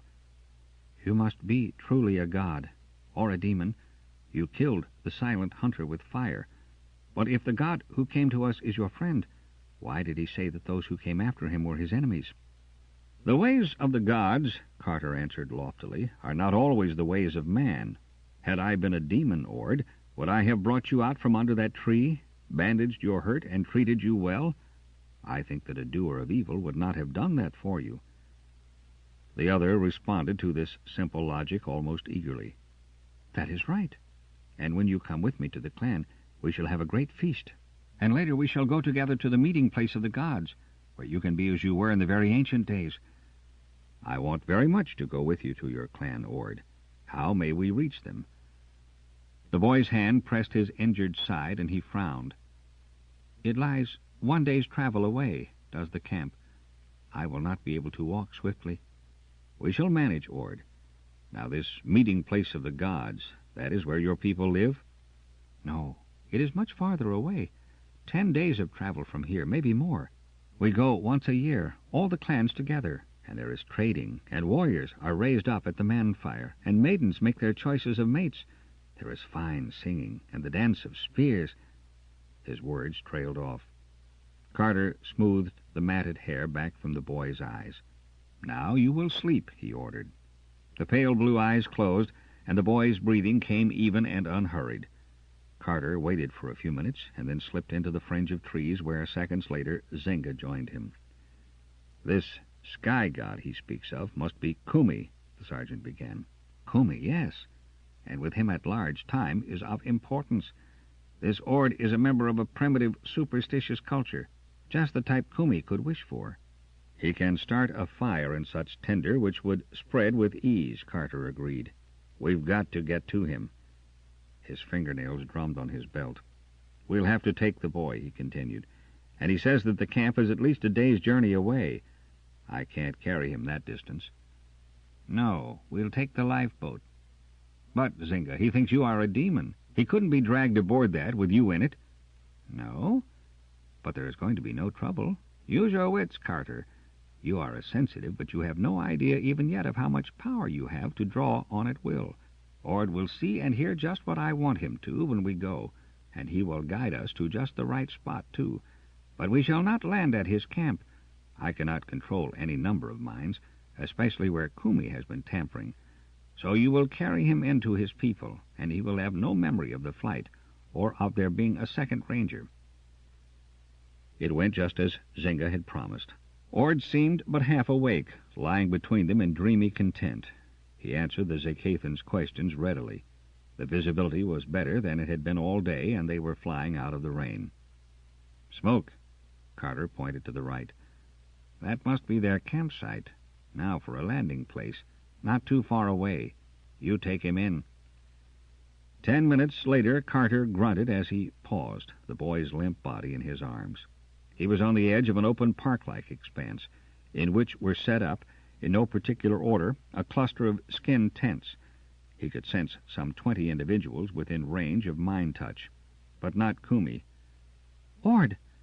A girl was running toward the ranger, long braids of the same yellow hair as the boy's, swinging over her shoulders.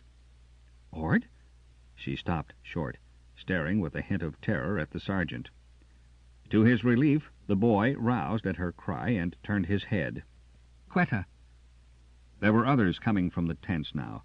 3 men, hardly taller than the boy, moved warily along, their hands not far from the hafts of the long knives at their belts. Their cheeks and chins were covered with thick mats of hair. They were furred almost like animals. "What you do?" The demand came from the tallest of the 3. "Your boy, hurt. I bring him." Carter shaped the unfamiliar words slowly and as clearly as he could. "Father, this is a sky god. He seeks his brother," Ord added. "The sky god is away. He hunts." Carter gave silent thanks for the chance to learn the ground before Kumi's return. "I will wait." They did not dispute that. Ord was taken from him and established on a pile of furs in the largest of the tents, and the ranger was given a mat by the fire and offered a steaming bowl of stew. He ate hungrily, but it was not appetizing stuff.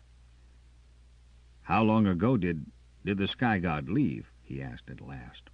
Wolf, the hairy chieftain, and Ord's father squinted and sucked upon a tightly rolled stick of dried leaves, which he hit lit with a blazing splinter, and moved contentedly between his bearded lips, puffing out a gray, acrid smoke. "With the first light. He is very clever. With his magic he holds fast the beasts until the young men can spear them. We feast in plenty since he came to us. He will go to the meeting place of the gods, and there call upon his people, and they shall come to us. Our maidens shall marry with them, and we shall be great and rule this land." "Your people have lived here always?" "Yes, this land is ours. There was a time of burning fire, and the gods departed into the sky. Then we were left behind. But we knew that they would come again and bring a good life with them, and so it has come to pass. First came Kumi. He had trouble with the name. Now you are here. There will be others, as the old ones promised." He puffed silently for a moment or two, and then added, "Kumi has enemies. He said that the demons fear that he may make us great again." Carter nodded. He gave every appearance of listening closely to what the chieftain was saying, but he was listening with more than ears alone. They were expert woodsmen, these natives. For the past 5 minutes they had been creeping into position in the dark behind him. They planned a sudden rush, a neat enough idea. It might have worked with a non-sensitive caught in the trap. As it was, he could turn and put hand on every one of them, and he must make some move before that rush came. "You are a great and clever chieftain, Wolf, and you have many strong warriors. But why do they lurk in the dark like frightened children? Why does he with a split lip crouch there?" The sergeant pointed to his left. "And the one with the 2 knives there." His hand moved from side pocket to the fire as Wolf's head jerked around. A tongue of greenish flame shot up to bring light to the faces of the men who had believed themselves completely hidden. There was a wild animal howl of fear as they threw themselves back out of that betraying light. They scattered, but to give full credit to the chieftain's courage, he did not move. Only the roll of leaves dropped from his mouth to singe the hide legging on his right knee. If I were a demon, Carter continued in his ordinary voice, those would now be dead men, for I could have slain them as they hid. But I have no hatred for you or your people in my heart, Wolf. You are Kumi's enemy, returned the other flatly. Has Kumi said so, or do you only guess that? Let us wait until he returns. He has returned. The chieftain did not turn his head, but there was a subtle alteration in his voice, a quickening of intelligence in his eyes, as if another personality now inhabited the squat body. Carter got to his feet, but he did not draw his blaster. He could only use that weapon for a last defense. Surely the Agaritan wouldn't hurl these poor fools at him. That I shall believe when I face him. Gods do not fight from behind others. So say the noble patrol, the fearless rangers. Wolf's lips twisted as he shaped words entirely alien to his own tongue. You are still bound by those outmoded codes? The worse for you. But I am glad you have come back to me, Sergeant Carter. You are a better tool than these brainless woods runners. And before Wolf had half finished that speech, a bolt of mental force struck Carter. If Kumi had not betrayed himself by words, he might have had a better chance. But the ranger was armed and prepared, and into him flowed Zynga's support, so that he stood smiling faintly in the firelight as he parried and thrust in the silent, motionless duel. Kumi did not try heavy assaults. Instead, he used quick rapier stings of attack, which one must guard against constantly. But Carter's confidence grew, and he was doing all the work, he realized with mounting exultation. Zynga was only in watchful support. Let Kumi be a mutant of unknown powers. He was going to meet his match now in a frontier barbarian from a vanquished planet. The ranger had a second's flicker of new knowledge. Yelene had been burnt off because an Agaritan had realized the threat of that world. His confidence grew. Perhaps Yelene had been the check upon the growing Agaritan ambition. Very well. A man from Yelene was about to avenge both his people and his world. 14. Plague. But that confidence was to be suddenly shaken. The pressure exerted by Kumi stopped as quickly as if some force blade had cut it. And in place of that darting attack, there was a confused boiling of unrelated thoughts and impressions. Was that to lure him from behind his block, to set him up for some more subtle attack? But Carter remained wary, ready to meet what came. And it came with a wild blast of desperation, as if the Agaritan must win at once. That ebbed, and still the sergeant was on guard, believing that the other had withdrawn to gather his forces for another assault. And by thinking that, he almost died. For the attack which came was not mental but physical, a lance of blaster fire. With a choked cry of pain, Carter dropped. He lay flaccid in the glow of the flames. The chieftain shook his head and stared almost stupidly at the limp body of the ranger. He was still in the process of getting to his feet when another came out of the shadows and approached the fire, a gleaming blaster in his hand. Got him! There was an odd hesitation in those words of triumph, and before he reached the body, the newcomer stopped and half raised his hand to his head. Then his face twisted, and he cried out. The blaster fell to the ground, bounced, and landed close to the body of his victim, and a second later he too had crumpled up. Carter raised himself. His hand went to his left shoulder. The Bliss hide jerkin had taken some of the force of the blast, and it had not been well aimed. He had a nasty burn, but he was still alive, scooping up Kumi's blaster as he got to his feet. That blaster. Why had Kumi tried to burn him down? The sergeant was sure that the Agaritan relied on mental power. The weapon was entirely out of character. Kumi was too civilized, too self-confident. And how in the world had he been able to knock the Agaritan out so easily just a minute ago? Why, Kumi had reacted to his bolt as if he had had no mind blocks up at all. As the ranger bent over him, Kumi stirred and moaned faintly. The Agaritan's breath came in painful gasps, his chest laboring as if he were fighting hard for every lungful of air. But that was not natural. What was wrong with the man? Kumi? What does? Wolf hovered timidly by the two. Carter shook his head. Turn him over, he ordered briefly. The chieftain obeyed gingerly, as if he dreaded touching the man on the ground. Carter went down on one knee, setting his teeth against the sharp twinge of pain that motion cost him. In the firelight, the Agaritan's sharp features were plain to see. His mouth was open and he was gasping. There was a faint, dark shadow pinching in above his beaked nose and about his lips. Carter stiffened. "Empire fever," he broke out, though Wolf could not understand. It was a common enough disease. He had had a bout with it once himself. The remedy was galdine. But before the medicos had discovered that drug, Empire had been serious all right. A man who caught it strangled to death because muscles locked against breathing. Galdine. But where could one find galdine here? Did they carry it in their packs of ranger equipment? He tried to remember if it were included. It might not be. Their immunity shots were supposed to leave them free from the necessity of carrying such supplies. In the meantime, Kumi was going to die unless he could get air, and he, Carter, couldn't apply artificial respiration with a blast-burned shoulder. "You," he turned to Wolf, "put your hands here, then push hard and let go, like this. 1, 2, 1, 2. With visible reluctance, the chieftain obeyed orders. Carter contacted Zynga. "Okay," came the calm response. "We'll try for galdine in camp if you can hold on. Give me 2 hours, maybe 3. Carter bit hard on his lower lip. Little hot waves of pain spread from the burn. "Get going," he flashed back. Wolf glowered at him from under the tangle of his thick hair. "Why must I do this to Kumi? If you fail to do it, he will die." For a moment the rhythm ceased as the chieftain looked at the ranger in open surprise. "But there is no wound upon him, and he is a sky god, one of those of all knowledge. Have you laid a spell upon him, being his enemy?" "There is no spell."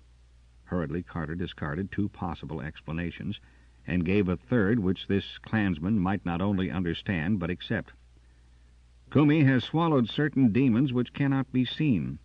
They do not wish to come forth, but they must be forced to do so, or they will slay him as surely as if your knife had torn him open." Wolf considered this and went back to his task. The manpower and woman power of the camp ringed them in. And as Wolf began to tire, Carter arbitrarily chose the nearest and strongest of the men and set him to work in the chieftain's place. The sergeant watched Kumi's face narrowly. He could not be sure, but he was almost certain that some of the strain was passing. It might be that the first attack would be over before Zynga returned. Empire came in cycles, he recalled. If the first disastrous paralysis of the disease did not kill, there was a period of relief before the second attack began. For that second crisis, only galdine was the answer. If not treated with it, the patient generally succumbed. The fever, which had faded in 4 generations to light attacks of mild discomfort, had once been a plague which had devastated whole planets. Yes, Kumi was definitely breathing easier. At a sign from the ranger, the man now working over the Agaritan stopped, but the vice-lord continued to draw shallow breaths. Carter touched the dank skin of the sick man's face. The characteristic cold sweat was beading on forehead and upper lip.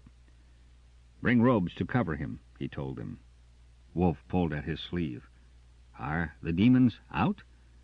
"They have withdrawn. They may yet return." A woman squirmed by the line of men and tossed a tanned skin in the general direction of Kumi, but she came no closer to draw it over the unconscious man. Carter pulled it awkwardly into place himself. The natives were edging away. Wolf had retreated to the other side of the fire, where he hovered nervously, as if in 2 minds about whether to follow his people into the tight group of whisperers by the tents. 2 hours, Zynga had said, maybe 3, and perhaps no galdine after all. Carter didn't like to see the natives gathering that way, to hear the whispers hissing in the dark. They couldn't start any trouble without his knowledge, but he was 1 man against 20 or more of them. He had 2 blasters, which he could only use as a very last resort. The years-long conditioning of the rangers would not permit him to fire until it was absolutely necessary in order to save his life. "You—" That weak thread of voice came from beside him. Kumi was awake. "What?" the Agaritan began with a question. Carter answered with 1 word. "Empire." "Beaten by a virus." There was self-contempt in that.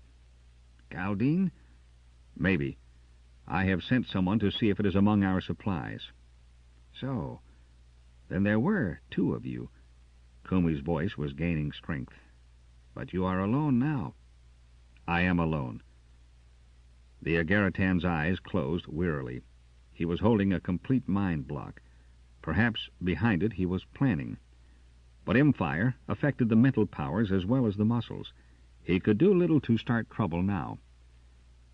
"You are going to have difficulties with the clan, you know." He was continuing in a conversational tone, a sort of malicious amusement just below the surface. "I've had time to indoctrinate them pretty thoroughly. They are not going to take kindly to my collapse. They'll believe that you've tried to murder me." Carter did not answer, and his silence appeared to sting Kumi to another effort. "You won't win this bout, Ranger, any more than you won the last. If I die, you'll go down under their knives and spears. A fitting end for a barbarian." The sergeant shrugged, although that motion almost wrung a cry of pain from him. Kumi's half-open eyes narrowed, and a grin drew back his lips in an animal snarl. "So I did mark you. Well, that will make you easier meat for Wolf and his men when the time comes. You have it arranged? Very neatly, I suppose." Carter dared to yawn. He might not be able to read what was going on behind the Agaritan's block, but he could guess how he himself would answer such an impasse, and he gave Kumi credit for devising something as easy. "I will be taken care of, and then you will lay an ambush for whoever comes with the Galdine. It will be simpler to get it from a dead man." But Kumi's eyes were closed again, and he gave no sign that the other might have scored. Carter looked to Wolf. The chieftain was sitting cross-legged again, staring into the fire. Was Kumi busy now, making mind contact with that hunched figure? The sergeant sighed. During the past few days he had discovered that there were vast unexplored possibilities tied up with this gift of his. Why, the adept who had schooled him had known practically nothing. He knew that after meeting with Zikti, discovering communication with Zinga. If he had their ability now, he might well be able to intercept any orders or suggestions the Agaritan was trying to plant in Wolf's mind. He had no idea of the extent of Kumi's power. If he were a mutant, anything was possible. The rest of the clan were still bunched in the dark by the tents, but they were squatting down. There was no immediate danger of attack. He had only to be alert and ready. Time passed leadenly. Now and again someone crept up to feed the fire. Wolf drowsed and awakened with a jerk of the head.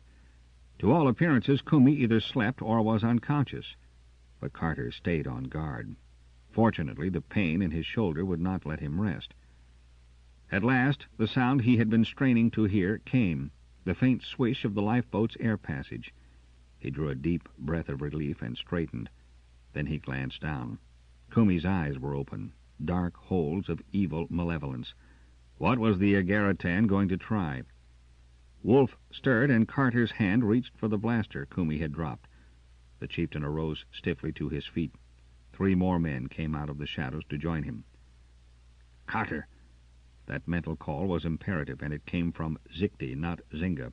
"There is no Galdine." Even as the message reached the ranger, Kumi uncoiled, his legs flailing out in a move which might have brought Carter down had he not sprung backward at the same instant. The Agaritan was crazy if he thought he could ever surprise a sensitive, but by his maneuver the Vice-Lord had been able to get to his hands and knees. This was it. Carter lurched to the left, keeping the fire between him and the clansmen who were moving to come up to him. They had their knives out, and he couldn't turn his blaster on the poor fools. He couldn't. He lashed a kick at Kumi, who, reflexes weakened by the fever, could not dodge the blow. As the Agaritan sprawled flat on his face, the ranger hurtled his body and began to back toward the woods in the general direction of the hidden aircraft. Seconds later, he heard a welcome voice behind him. "I have them covered, Carter. Kumi controls them." "Okay, I've got him too. Fall back to the trees. Zikti is waiting for us." Rolf spoke calmly as he stepped out of the shadows to stand shoulder to shoulder with the sergeant. Kumi caught at Wolf as the chieftain passed him. Using the native as a support, he pulled himself up on his feet. "So, you don't have Galdine," he spat at them. His face was no longer malevolent. It was twisted and white with pure fear. "I may be a dead man," he went on softly, "but I still have time to finish you, too. He released Wolf suddenly and pushed him at the Rangers. "Kill!" he screamed. "We'll do what we can for you," Carter said slowly. The Agaritan was holding himself erect with an effort which was draining the last resources of his strength. "Still living by the code, fool! I shall live to see your blood, barbarian!" "Ah!" The scream was shrill, and it bit Rawley at the nerves. It could only have been torn from a woman's throat. Wolf and his men half turned just as a second scream broke. There was a frenzied gabble of words which Carter did not catch, but Zichte's thought translated for them. "One of this tribe, a maiden, has fallen ill. They believe that the demons of Kumi have entered into her." Wolf had gone to the source of the screaming. Now he came back into the firelight, walking heavily. "The demons," he spoke directly to the Agaritan, "are in Quetta. If you are truly a sky god, bring them forth." Kumi swayed, conquering the weakness of his body by sheer power of will. "It is their doing," he pointed to the Rangers. "Ask them." But Wolf's attention did not waver. "Kumi is a sky god. He has sworn it. These have not sworn it. Kumi brought the devils hither in his body. They are the devils of Kumi, not the devils of my people. Now let Kumi summon them forth out of the body of my daughter." Kumi's ravaged face, gaunt and hollowed, was a mask of pain in the flickering light. His black eyes held on the Rangers. "Galdine." Carter saw the Agaritan's lips form the word. Then slowly, as if he were fighting to the last, he lost control and toppled forward into the trampled dirt and ashes on the very edge of the fire. Wolf stooped and twisted his fingers in the Agaritan's cropped hair, fumbling for a hold, and then he jerked up the head. But Kumi had not lost consciousness, and before either of the horrified Rangers could move, the chieftain drew his knife in a quick stroke across the stretched throat of the vice-lord. "Here is an open door for the devils to enter," he remarked, "and also much blood for them to drink. May they speedily find it." He wiped the knife on Kumi's tunic. "Sometimes it takes very much blood to satisfy the thirst of a strong demon," he ended as he looked up at the Rangers. Rolf's blaster was ready, but Carter shook his head. Together they backed into the darkness under the trees.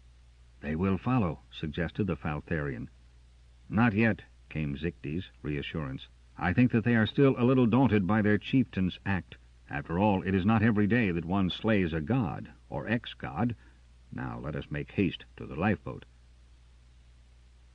It was morning again, and there was a sun bright and hot across Carter's knees, but his thoughts were dull and gray. "We couldn't do anything to help them," Smith was making his report. "If we had had the Galdine, maybe, if they would let us near them. But we have tried during these last 3 days. When Dalgry and I went there 2 hours ago, one of them crawled out just to throw a knife at us. Most of them must be already dead." He spread out his hands in a gesture of defeat. "I do not think any will be alive by nightfall." 20 people, maybe more, murdered. "It was murder," Carter returned bleakly. "We don't catch it," Dalgry wondered. "Immunity shots, and the Zacathans have never come down with M-fire. But this is the way it used to hit, when it was a plague. It hasn't been like this for years.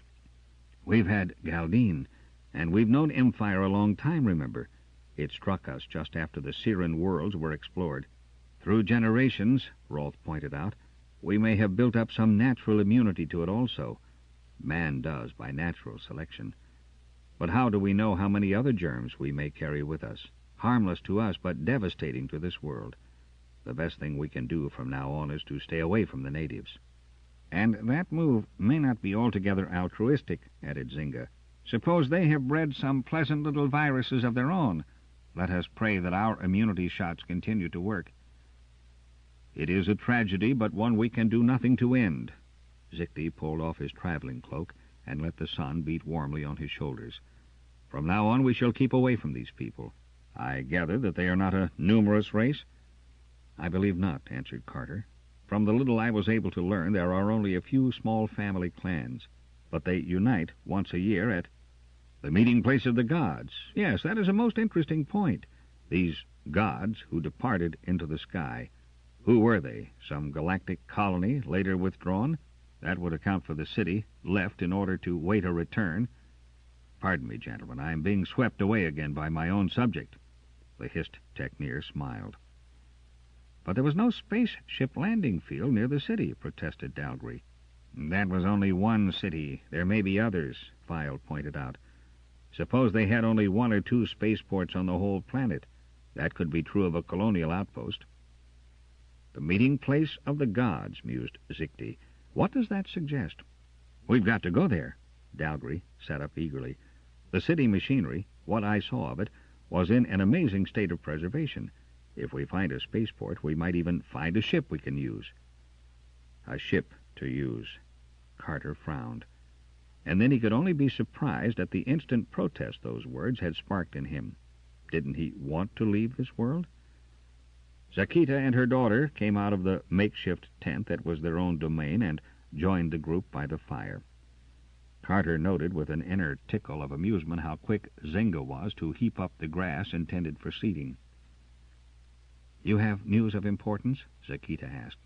There may be an ancient spaceport near here. The native boy told Carter of a meeting place of the gods, which suggests possibilities, replied her husband. So, Zakita considered that. But Carter caught a fleeting impression that she was not altogether pleased with that news. Why? A Zakathan lady of the highest rank, for the gold forehead paint she wore proclaimed her an Isiti, one of the fabulously wealthy and noble 7 families, certainly would rejoice at the chance to return to galactic civilization as quickly as possible. Techneer Dalgry believes that if we find one of the old ships, we might be able to activate it again, since the machinery in the city was in such an excellent state of preservation. They used a city form of aircraft to come here, remember? I hope that any spaceship we might discover would last longer than that did. Dalgry stuck in ruefully. It did bring us this far, but then it went to pieces. An important point to consider. Carter met Zakita's eyes, and it was almost as if he read in them some subtle encouragement. I have no desire to blast off in a ship which will go powerless after we hit deep space. I can think of many more effective and less painful ways of committing suicide. But we can visit this meeting place of the gods. Dalgry was almost pleading. I would say yes, if we can keep free of the natives. It is time for their annual pilgrimage there, and we can't mingle with them. Kumi infected and killed that clan just as truly as if he had taken a disruptor to their camp. We can't be walking death to a whole nation. Very true, Zichty agreed. Let us do this. Send out a scouting party to make mind contact with some clan bound for this assembly. But our men must keep out of sight. The natives thus discovered will serve us as unconscious guides. Once contact is established, we can follow with our supplies. Will the lifeboat be of any more service? It can go 20, maybe 25 miles. Dalgry answered that with authority. Well, walking is good for the figure, Zichty continued good-humoredly. What do you think, Sergeant Carter? You have the best solution, Carter returned. Zynga got up, crooking a taloned finger in Rolf's direction. Let us go out by night. Owl Eyes here can watch, and I can think us into contact. Should we find what we seek, you shall speedily know of it. 15. The meeting place of the gods. Before midnight they received the message they had been waiting for. Zynga and Rolf had found a clan of natives camped for the night, and had made sure that they were en route to the meeting place of the gods. In the late afternoon of the next day, the rangers abandoned their own camp and set out on the trail blazed by their unknowing guides. On the 8th morning, both Carter and the Zacathans caught the warning of a multitude gathered not far ahead. They must be approaching their goal, and picking a well-sheltered and secluded thicket, they made camp, sleeping uneasily by turns until nightfall, when Zynga, Carter, and Rolf set out to learn the general lay of the land before them. It was not the lights of a city which lit aglow in the northern sky to beckon them, but the rising flames of at least 100 campfires. The 3 rangers moved gingerly about the rim of the wide, shallow cup which held the clan rendezvous, avoiding any near contact with the few stragglers still coming in. There is a spaceport. How can you be sure? Demanded Carter, striving to see what had made Rolf declare that with such firmness. The ground, over all this depression, it has been blasted time and time again by take-off back flares, but it's old, no new scars showing. All right, so we've located an old spaceport. Zynga sounded irritated, almost disappointed. But a port isn't a ship. See any of those, Bright Eyes? No, Rolf returned calmly, but there is a building on the other side.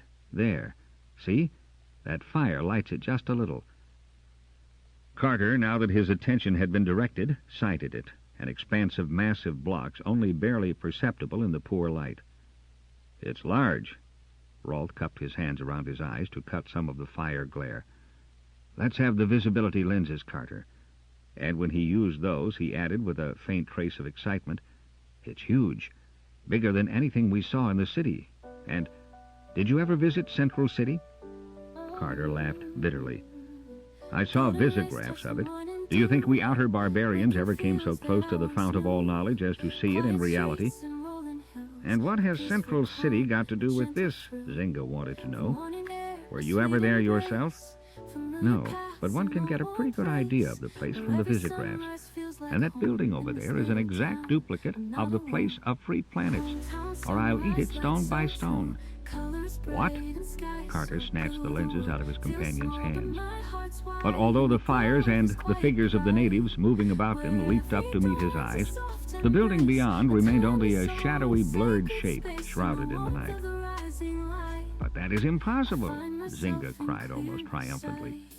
Even the newly hatched know that the place of Free Planets is archaic, designed by architects who lived so far in the past we don't even know their names or home worlds, and it has never been copied. Except that it has. Right here, Rolf returned stubbornly. I tell you, there is something odd about this world. Those tales you heard, Carter, of the gods who took to space, that city left waiting, ready for its owners to return, this place where the natives have a tradition that they must gather at regular intervals to await such a homecoming, it all adds up. If we only knew how to add... Yes, agreed Carter. There is some mystery here, a bigger one maybe than we have ever tried to solve before, in spite of our system ranging. Mysteries, Zynga scoffed. And now, my friends, we had better withdraw in a hurry, unless you wish to be trampled by a select party from below. But Carter had received the same sense warning and was already creeping on his hands and knees back from the rim of the ancient spaceport. If we made a wide circle to the west, Rolf pointed out, we might be able to come out behind that building and see more of it. So the Faltharian wanted to see more of it. Carter shared his impatience. A solitary building which resembled the sacred place of Free Planets. He must get to the bottom of the mystery. He had to. A world not included on even the most ancient routing tapes he had seen. In a solar system so near the rim of the galaxy that it had been overlooked, or forgotten, centuries before he was born. Yet here, beside an age-old spaceport, stood a replica of the oldest and most revered public building ever built by human beings. He must find out why, and who, and what. During the next few hours they made the western circle Rolf had suggested, and when just before dawn they were joined by the other rangers and patrolmen, they were behind the building. Carter's eyes were grainy from lack of sleep, but excitement would not let him go back to their camp. He had to see what Rolf had described. They moved from cover to cover, at last crawling snake-wise to reach a point from which they could see clearly. Rolf was right. Dalgry's voice rose to a squeak in his amazement as he looked down at the white mass. My father was stationed at headquarters one year. We lived in Central City. I tell you, that's the place of Free Planets down there. Carter's hand pushed him flat. All right, we'll take your word for it, but keep your voice and your head down. Those men below are trained hunters. They could easily spot you. But how did it get here? Dalgry turned an honestly bewildered face to the sergeant. Maybe. Carter brought out the thought which had been born in him during the night. This came first. Came first? Smith wriggled up and screwed the lenses tight to his eyes. Came first, but how? You mean it could be that old? Breathed Rolf. You've the lenses, Smith. Take a good look at the edge of the roof and the steps leading up to the portico. Yes, the com-techneer agreed a moment later. Erosion. That place is very old. Older than the city, even, he added. Unless, being set out alone in the open had hastened decay, I'd like to have a closer look. Wouldn't we all? Zynga interrupted him. How long do you suppose our friends down there are going to sit around? Some days, at least. We'll just have to button up our curiosity until they do leave, Carter answered. It'll probably keep us busy to just elude parties coming in and going out. We had better stay some distance away from now on. Smith uttered a slight groan of protest, and Carter could sympathize with him. To be so near, and yet have to refrain from covering that last quarter-mile which kept them from the mystery, was enough to irritate anyone. But they did withdraw, and there was no argument over the wisdom of keeping aloof from the natives.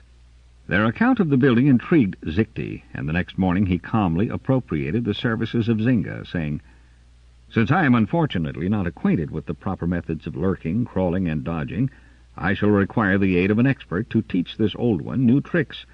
Alas, even when removed, perhaps permanently, from my lecture halls, I cannot suppress my desire to collect knowledge. The customs of these natives are certainly of great interest, and with your permission, Sergeant, we shall lurk and crawl to watch them." Carter grinned. "With my permission or without it, sir. Who am I to interfere with the gathering of knowledge? Though, Zicti caught his thought smoothly, it may be the first time in many years that one of my rank has gathered source material personally in the field. Well, perhaps that is one of the ills of our civilization. A little personal attention can often stop leaking seams, and a fact learned from a fragment of one culture can be applied to salve the ills of another." Carter ran his hands through his hair. "They are a good people, primitive, but we could help them. I wish, if we only had the medical skill and learning, we could mingle with them in safety. Or you could. Whether they would ever accept a Bemi," Zicti stabbed a talon at his own arched breast, "is another question. Among primitives, what is the general attitude toward the unknown? They fear it." "Yes, that poor boy thought that Zynga was a demon," Carter replied reluctantly. "But in time, when they learned that we meant them no harm—" Zicti shook his head regretfully. "What a pity that we do not have a medico among us. That is one of the few limitations of our present situation which bothers me." "You are ready to march, Haga Zicti?" Zynga came up to them, bowing his head and addressing the elder Zakathan with one of the 4 titles of respect, which confirmed Carter's suspicions that the Hist Techneer was a noble on his own world. "Coming, my boy, coming. There is one thing which I and my household may thank the First Mother for," he added, "and that is that we have such companions in misfortune." Carter, warm with pleasure, watched the 2 Zakathans out of sight. He realized that Zicti, much as he withheld from giving any opinion until asked, or from intruding upon the ranger councils, was a leader. Even Smith and Dalgry, for all their inborn suspicion not only of unhumans but also of sensitives, had fallen under the spell of the urbane charm and serene good nature of the Hist Techneer and his family. The patrolmen fetched and carried cheerfully and readily for Zakita and Zora, and preserved a lordly big brother plagued by small tag-along attitude toward Zor. Just as the difference between ranger and crewman had vanished, so had that between human and Bemi. "And what are you thinking of when you stand there smiling at nothing at all?"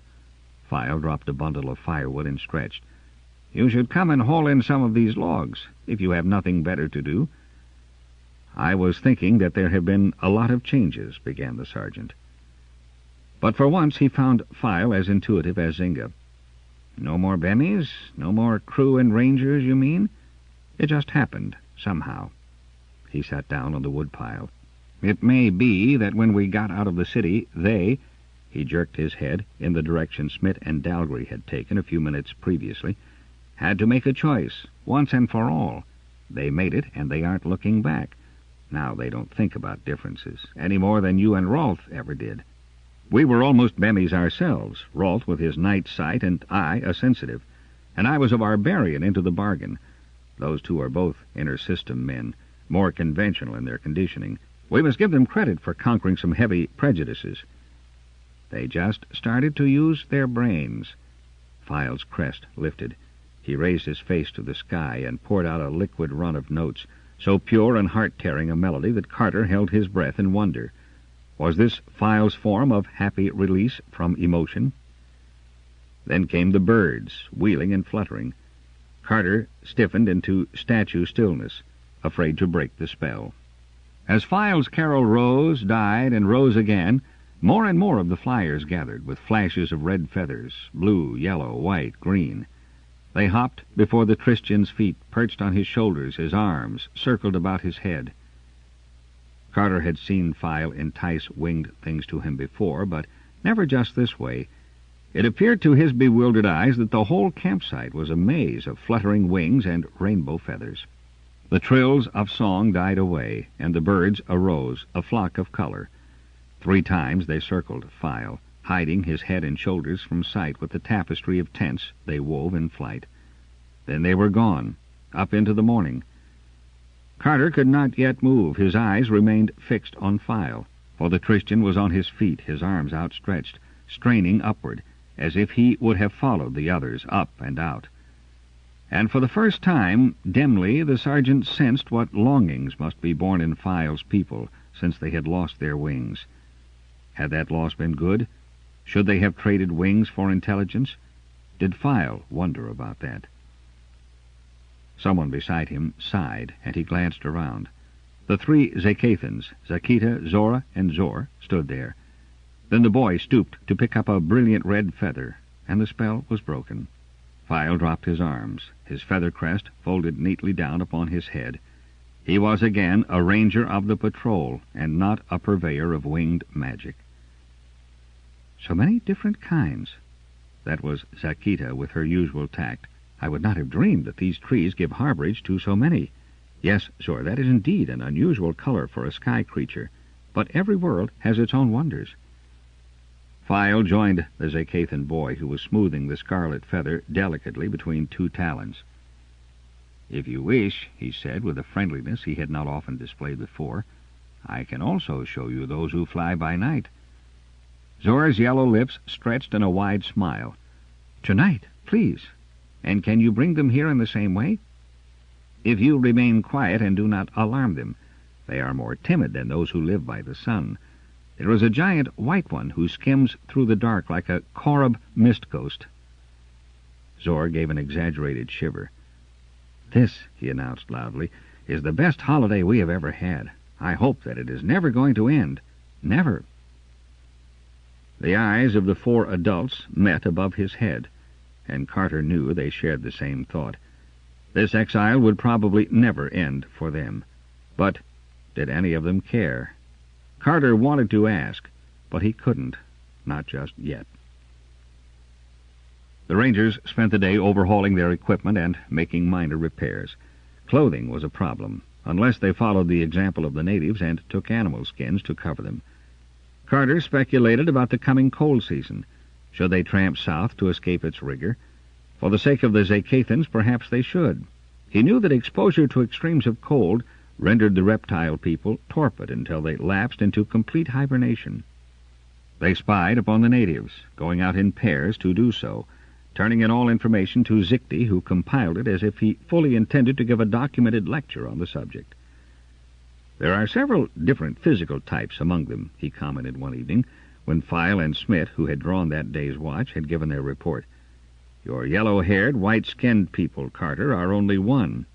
Now File has seen this clan of very dark-skinned, black-haired men. By their light clothing and strange equipment they are from a warmer country," added the Christian. "Odd, such dissimilar races on the same world. But that is a humanoid characteristic, I believe," continued the hissed techneer. "I should have had more grounding in humanoid physiology." "But they are all very primitive. That is what I can't understand." Smith wore a puzzled frown as he spooned up the last of his 2. "That city was built, and left all ready to run again, by men who were at a high state of technological advancement. Yet all the natives we have discovered so far live in tents made of animal hide, wear skins on their backs, and are afraid of the city. And I'll swear that that pottery I saw them trading today was made out of rough clay by hand." "We don't understand that any better than you do, my boy," answered Zikti. "We never shall unless we can penetrate the fog of their history. Some powerful memory, or threat, has kept them out of the city. If they ever possessed any technical skill, they forgot it long ago, maybe by deliberately suppressing such knowledge, because it was sacred to the gods, perhaps because of a general drop in a certain type of intelligence. There could be many explanations." "But Could they be the remains of a slave population left behind when their masters emigrated? Ventured Rolfe. That, too, would be an answer. But slavery does not usually accompany a highly mechanized civilization. The slaves would be machine tenders, and the city people had robots which would serve them better in that capacity. It seems to me, began File, that on this world there was once a decision to be made, and some men made it one way and some another. Some went out, his claws indicated the sky, while others chose to remain, to live close to the earth and allow little to come between them and the wilds. Carter straightened. That seemed right. Men choosing between the stars and the earth. Yes, it could have happened just like that. Maybe because he himself was a barbarian, born on a frontier world where man had not long taken to space. He could see the truth in that. And perhaps because File's people had made just such a choice long ago and sometimes regretted it, the Christian had been the first to sense the answer to the riddle here. Decadence. Degeneracy, broke in Smith. But Zakita shook her head. If one lives by machines, by the quest for power, for movement, yes. But perhaps to these it was only a moving on to what they thought a better way of life. A moving on. Carter's mind fastened on that eagerly. Maybe the time had come for his own people to make a choice which would either guide them utterly away from old paths or would send them falling back. Time continued to drag for the watchers until the last of the natives departed. They even waited another 5 hours after the last small clan left, making sure that there would be no chance of being sighted by lingerers. And then, in the middle of an afternoon, they came down the slope at last, picking their way through the debris of the campsite and around still smoldering fires. At the foot of the stairs which led to the portico of the building, they left their packs and bundles. There were 12 broad steps, scored and pitted by winds of time, with the tracks of hide sandals outlined in dried mud, where the natives had wandered in and out. Up these steps they climbed and passed through lines of towering pillars into the interior. It would have been dark inside, but the builders had roofed the center section with a transparent material, so that they could almost believe they still stood in the open. Slowly, still in a compact group, they came down an aisle into the very middle of the huge hall. Around them on 3 sides were sections of seats, divided by narrow aisles, each ending at the floor level in one massive chair on the back of which was carved, in such high relief that time had not worn it away, a symbol. On the 4th side of the chamber was a dais, supporting 3 more of the high-backed chairs of state.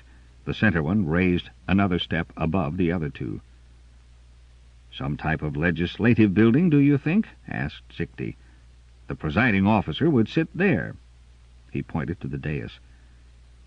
But Carter's torch beam fastened on the sign carved on the nearest of the side chairs.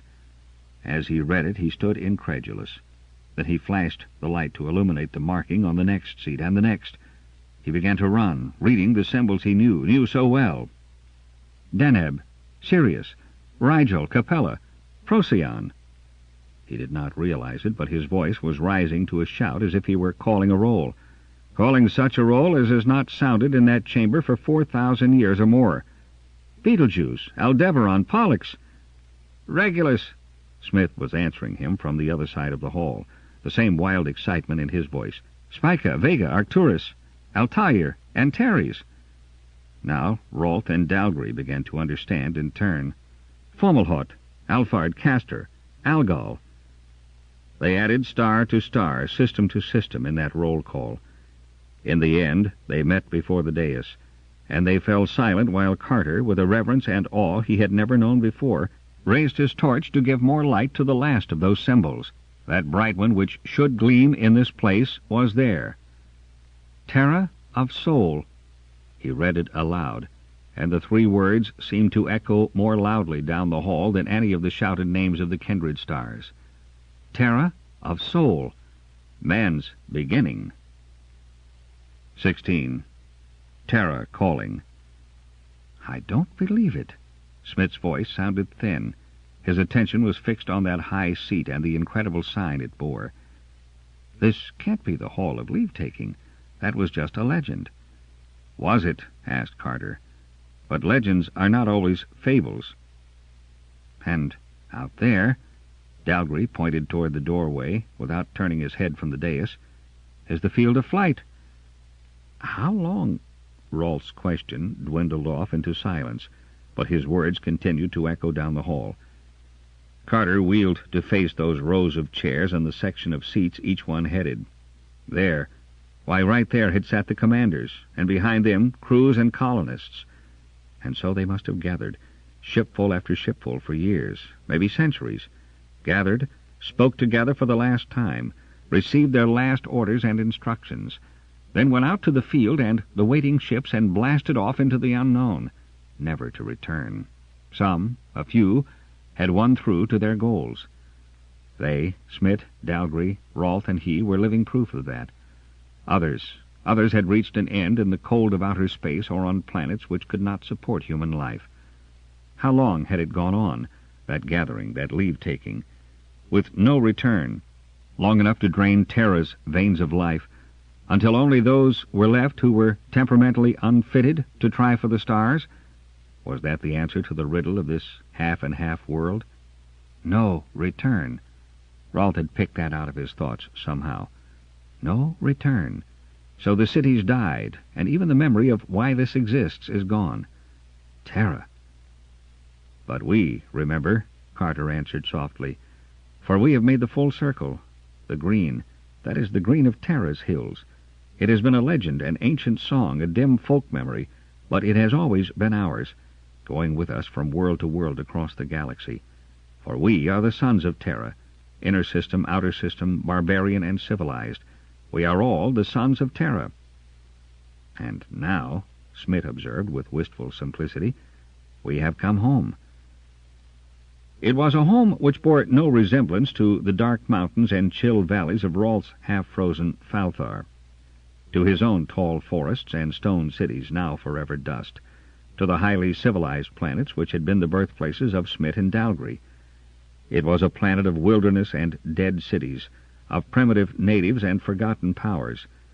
But it was Terra, and as different as their races might be today, they were all originally of the stock which had walked this earth. Once more he surveyed that assembly of empty seats. Almost he could people it. But those he summoned to sit there could not be the ones who had once done so. The men of Terra had been gone too long, were scattered too far. He walked slowly down the center of the hall. The Zacathans and File had drawn apart. They must have watched with amazement the actions of the humans. Now Carter tried to explain.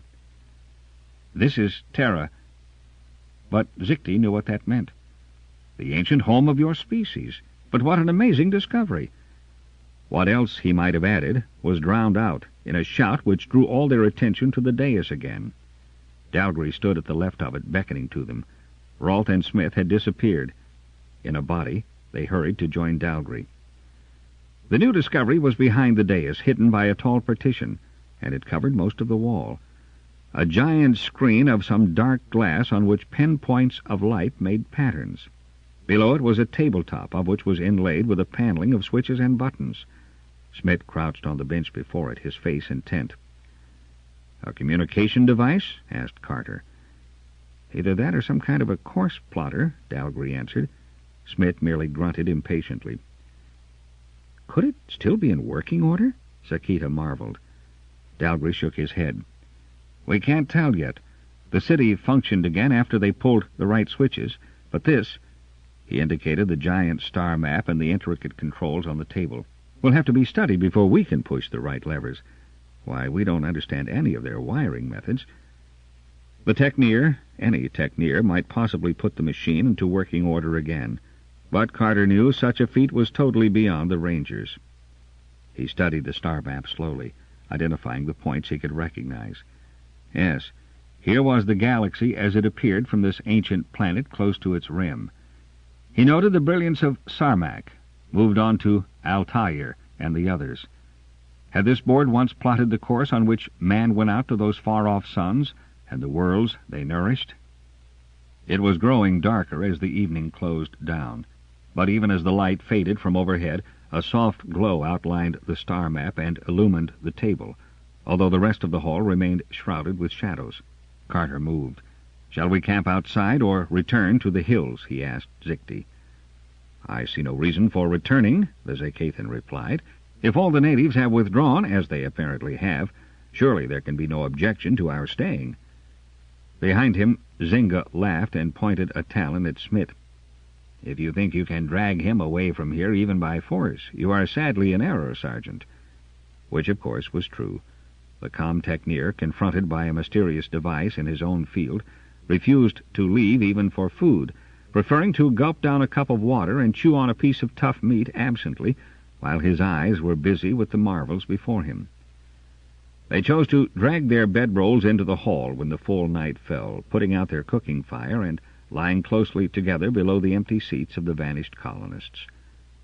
"There are," Zichte's voice boomed through the emptiness, "no ghosts in this place. Those who gathered here once were already voyaging on in spirit, even as they sat here, eager to be gone. They have left nothing of themselves behind." In a way, Rolth agreed, that was also true of the city. It was discarded. Carter produced the right word as the Falfarian hesitated. Discarded as might be a garment grown too small for its wearer. But you are right, sir, we shall meet no ghosts here, unless Smith can awaken some with his tinkering. Is he going to stay there all night? Naturally, Zynga replied, and let us hope that he will not raise any voices out of the past, even out of your human past, friend. I have an odd desire to spend this night in slumber.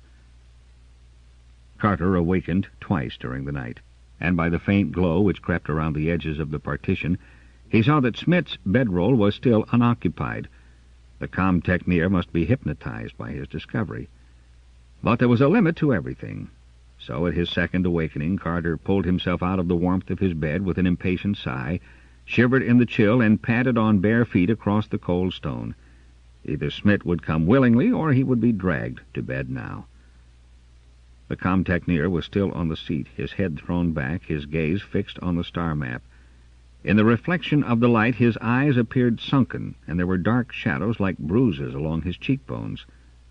Carter followed the direction of the other's set stare. He saw what held Smith fascinated, blinked, and gave a gasp. There was a red dot on the black glass surface, a dot which moved in a steady curve. "What is it?" Smith replied without taking his eyes from the traveling dot. I'm not sure. He passed his hands across his face. "You do see it, too?" "I see a red dot moving, but what is it?" "Well, I've guessed." And Carter knew the nature of that guess. A ship, moving through space, headed in their general direction. Coming here? It's on a course, but how can we tell? Look! Another dot had sprung into being on the screen, but this moved with a purpose. It was on the track of the first, a hunter on the trail. Carter pushed down beside Smith on the bench. His heart was thumping so that he could feel the sullen beat of blood in his temples. It was very important, that flight and pursuit. Somewhere within him he knew that. So important he feared to watch. The first dot was moving in a series of zigzags now. Evasive action. Smith mouthed the words. He had served on a battle cruiser, Carter knew. What kind of ships are they? If I understood this, Smith swept his hand over the controls before him, maybe I could answer that. Wait! The first dot engaged in a complicated maneuver which had no meaning as far as the sergeant could see, but which flipped it back on a level with its pursuer. That's a patrol ship. It's offered battle. But why? They were even, those two dots, and then a third appeared on the board. It was slightly larger and moved more slowly, avoiding the two which would shortly be locked in combat. And in making the arc to avoid the flight, it headed straight toward Sol's system. Covering action, Smith translated. The patrol is covering for this other ship. A suicide mission, I think. Look, their battle screens are up now. A faint, very faint orange haze encircled the two dots near the outer verge of Sol's system. Carter had never been in space action, but he had heard enough tales, seen enough visographs, to be able to create in his mind a picture of the struggle now beginning. The larger dot had no part in the struggle. Instead, it crept at its snail's pace on and on, away from the deadlocked fighters. Pressure of screen against screen. And when one of those screens failed, flaming and instant death. That was a patrol ship out there holding the enemy at bay while a defenseless prey escaped. If I could only read this! Smith smashed his fists against the edge of the table. On the board, a tiny bubble of light blazed suddenly to light. Set off by the ship coming this way? Smith nodded. Could be. He leaned forward with quick decision and pressed his finger on the button set under that pinprick of light. There followed sound, a vast roar as of rushing winds. They stared at the map, almost deafened. And then through the roar came the chatter of something else, a sharp clicking which formed a pattern. Smith jumped to his feet. Patrol summons! Patrol summons! TARS! TARS! Carter's hand reached for a blaster he was not wearing, the old call to action for the service. He heard amazed cries behind him. The others were up, crowding around the partition to see and hear what was happening. The beat of the summons echoed hollowly through the building. It might go on until the end of that battle, or until there was some answer. But no answer came. The haze about the dots thickened until they were completely hidden in it, and each spot was a stationary fire. Top pitch! That was Dalgry breathing the words down Carter's back. Reaching overload fast. They can't take that much longer. They can't. Tar! One spot swept from orange to yellow, to incandescent white. It was an instant of splendor, and then it was gone. They blinked blinded eyes and looked again, but there was nothing. Nothing at all of the two fiery spots. The dark glass of the screen where they had been was as bare and cold as the wastes of outer space it represented. Both. Out. Dalgry was the first to speak. Overload, and it blasted them both. One ship took the other with it. But the third, it is still intact, Zichty pointed out. That was true. The battle had wiped out two ships, but the third dot still moved, the one which the patrol ship had died to save. It was on course, toward Sol and Terra. The clicking sound changed, made another series of coded calls. Smith listened and read them aloud for his companions.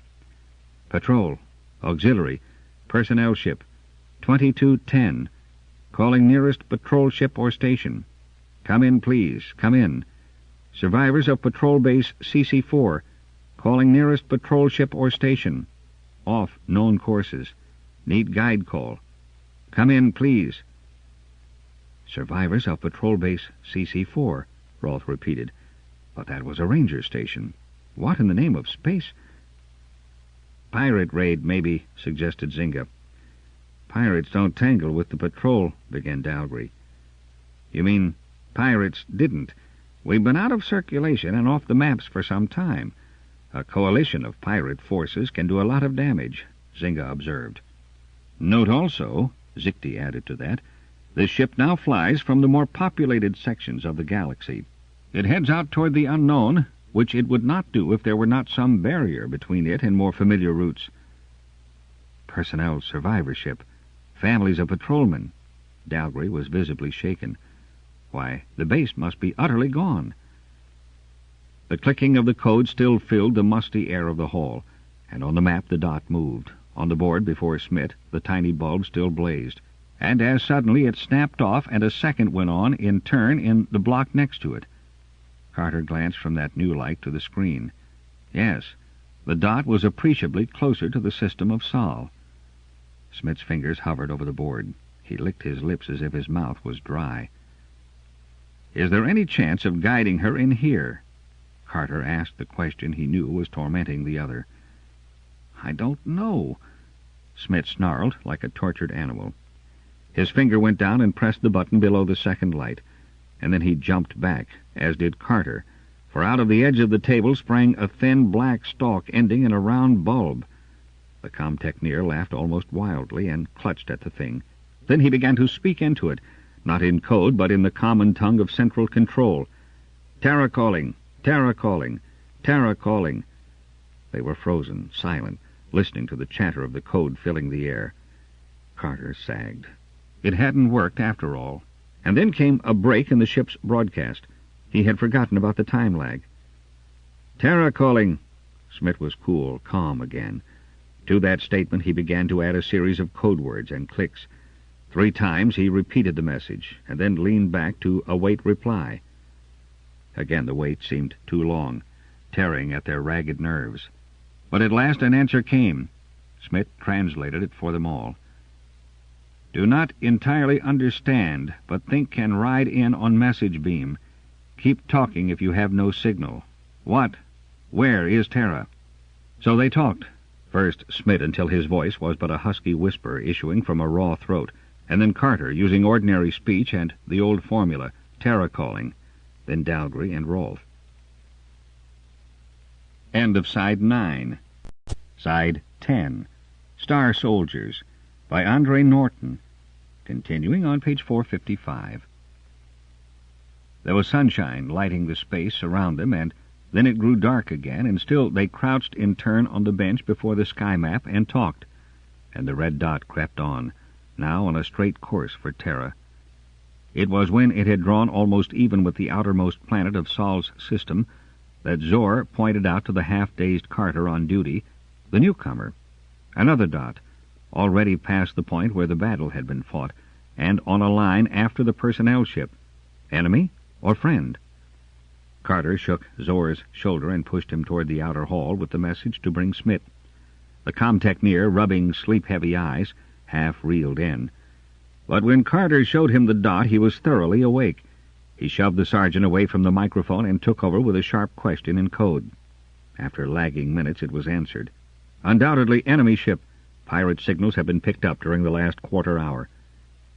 To Carter's sick eyes, the enemy ship was darting across space. It was now a race in which the patrol ship might already be the loser. And even as he thought that, there was a flash of light on the control board. The enemy was now within hailing distance. Smith turned a grim face to him. "Get one of the Zacathans and file. If they can talk in their own language, it will be better than using control speech or the code as a guide. There are few Bemmies in pirate crews. All the ship needs is a steady sound to center her finder on—" But he spoke his last words to empty air. Carter was already on his way to rout out the others. Seconds later, Zynga slipped into Smith's place, hooked his talons around the stem of the phone, and unloosed a series of hissed sounds which certainly bore no resemblance to human speech. When he tired, file was ready, and then twittering and fluting broke across space to talk the ship in. But ever relentlessly behind it came that other dot, seeming to leap across great expanses of space, as if such stretches were nothing. Zora brought in a canteen of water, and they all drank feverishly. They ate, after a fashion, too, of whatever was thrust into their hands, unknowing and untasting. The patrol ship passed more planets. Then a third light snapped on the board. Zora came running in. "There is a big light, reaching into the sky," he shouted shrilly. Carter jumped to his feet to see that for himself when a sound of ship's code stopped him. "Pulse beam picked up. We can ride it in, if we still have time." Zynga let go of the phone, and as one they hurried out into the open. Zora was right. From the end of the roof directly over the control table, a beam of light speared into the evening sky. "How did that—" Carter began. "Who knows," Dalgry replied. "They were master techneers in their day. That must pulse strongly enough to be picked up by a ship approaching this planet within a certain distance. At least we can now stop talking." In the end, they drifted back to the map to watch the ship and its pursuer. The gap between those two was narrowing, too quickly. A last light flashed on the control board. It was warning red. "Ships entered the atmosphere," Smith guessed. "Get everybody inside here. It may not land on the field, and the power wash will be brutal." So they waited inside the ancient hall of leave-taking, and they heard rather than saw a ship land on a field which had not felt the bite of spaceship's fire for at least 1,000 years. But it was a good landing. Smith remained at the board. "The other is still coming!" His warning rang out to hasten the others. Still coming. They might lose even now, Carter thought, as he watched the exit bridge swing out from the side of the rusty old tub perched in the field. All the enemy would have to do would be to hover and blast them with missiles. He wouldn't have to land, but when he pulled out again he would leave nothing behind but a blackened and lifeless waste. If they could get the refugees into the hall, they might have a chance to survive that, a very thin one. The sergeant ran to the edge of the smoking landing area and waved at the figure who had appeared on the bridge. "Get your people off and into the hall," he shouted.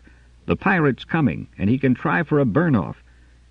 He saw the jerk of an assenting nod and heard orders.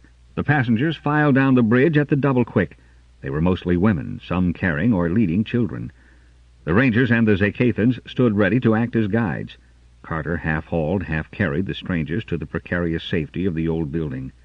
Then, when the flow of refugees ceased, he hurried back to the bridge. "All out?"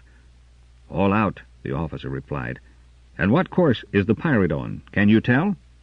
Zynga came running toward them. "Pirate coming in on the same course." The officer turned and went inside the ship. Carter drummed nervous fingers on the guardrail of the bridge. What in the name of space was the fellow waiting for?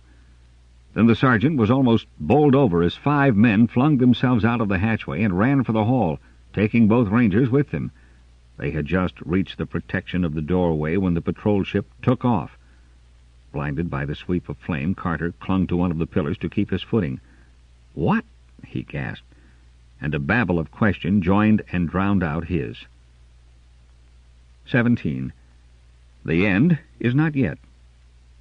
The hard surface of the partition ground into Carter's back as the pressure of the crowd jammed him against that barrier. All the refugees were there in the narrow space behind the control table, tense, expectant, with no attention for anything but the sky map on the wall. Beside the sergeant, a tall girl in the battle-stained tunic of a civilian supply assistant muttered half aloud to herself, "There's only one of them. By the grace of the 3, there is only one for him to face." Her one was that ominous red dot of the pirate ship still on course to Terra, headed without doubt for the very point on that planet where they now stood.